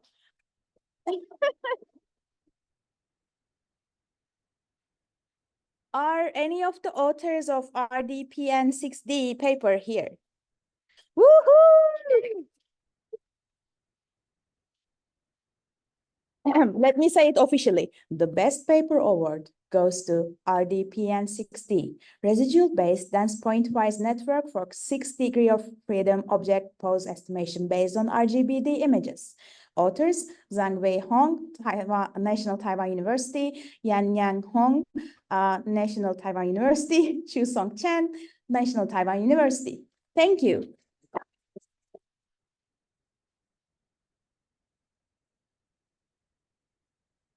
I'm a little so that this is visible. Sorry, we didn't package it. We should have packaged it. Okay, great. Thank you. Yeah, thanks for submitting to our workshop, and I hope you will have like the little contributors or collaborations through our workshop. Thank you. Yeah, please continue submitting to our workshop. Exactly. Continue every year. submitting to our workshop. You never know what we give away. Okay, great. So next up, we have let me introduce you, of course. Next up, we have our dear Sainan Liu, our newest and the bestest organizers of this year's Deep Learning for Geometric Computing workshop, and we will have our open discussion, open collaboration session. This open collaboration session is actually very important and very dear to our heart, that Sainan will explain, and I really hope the collaboration, the commitment of everyone. Before that, can I actually have our keynotes here to the table? Olga, is Shalini here? I thought she was gonna come, but Dana, can you fire a quick email? I know you are there. Dana is like the goddess of this workshop, okay? Like wherever I am, I say like, Dana, can you do this? And it happens. No, I'm just joking. She's on Zoom. Yeah. Yes, that's fine because microphones are here. Okay. Yeah. What did you, sorry? Maybe when she comes, she can join us. Let's not delay it more. So this is last year's questions. Do not look at them. Sainan has new questions. I'm just putting it there because it has the title. And without further ado, Sainan from our great team in Intel. She's a amazing researcher in Intel Labs, and her work is seminal in both 3D and like 2D and editing and all of these like newest bestest models Sainan works on. So Sainan, without further ado, this is your stage. Oh, thank you. So this is my first time hosting this. Hopefully, I'm hoping most of you will support the discussion, so I don't have to speak too much. I guess for this collaborative discussion session, we're hoping to inspire people to come up with new ideas while we discuss problems or what we can improve in this workshop. So I guess we encourage all the audience to come and participate. And since we are seeking for collaboration and new ideas, so I'd like you to introduce yourself, who you are, why you're here, and what are you currently working on. And I guess with that, I just start with the first question for the audience and also for Olga. I guess we see many problems that everybody is tackling throughout the day. So my question would be, is there a problem that you think has actually been recently solved to a certain degree that you think is probably complete? Yeah, so I guess starting with anybody in the audience, feel free to come up and grab the microphone. Yeah, actually, before Olga answers, can I have everyone move up, front, please. This is like a family gathering. This is no longer them and us, okay? This is like everyone talking at once. No, not that chaotic, but like that's the spirit of this session, okay? Just come, front, enjoy. And turn around, say hi to your neighbors. Take some photos of those tags. Great, yeah, that's the coziness we want. Sorry, I interrupted, sorry. No, yeah. Actually, I don't know the answer to your question. I think if you asked me last year or 2 years ago, I would have said Poisson surface reconstruction, it's almost everything. There is nothing better, and there will never be anything better in the reconstructing meshes from implicit functions or from point clouds. But then all these new works came out, like dual contouring, and this work by Sylvia and Odette Stein with squeezing even more out of the geometric data we have. So honestly, yeah, I don't have one. I'm very curious what other people think about, because it seems there is no bound to creativity somehow. Right. Okay. And anything that maybe not solved, but recently you felt like this has been progressed so much that probably is a pretty saturated field.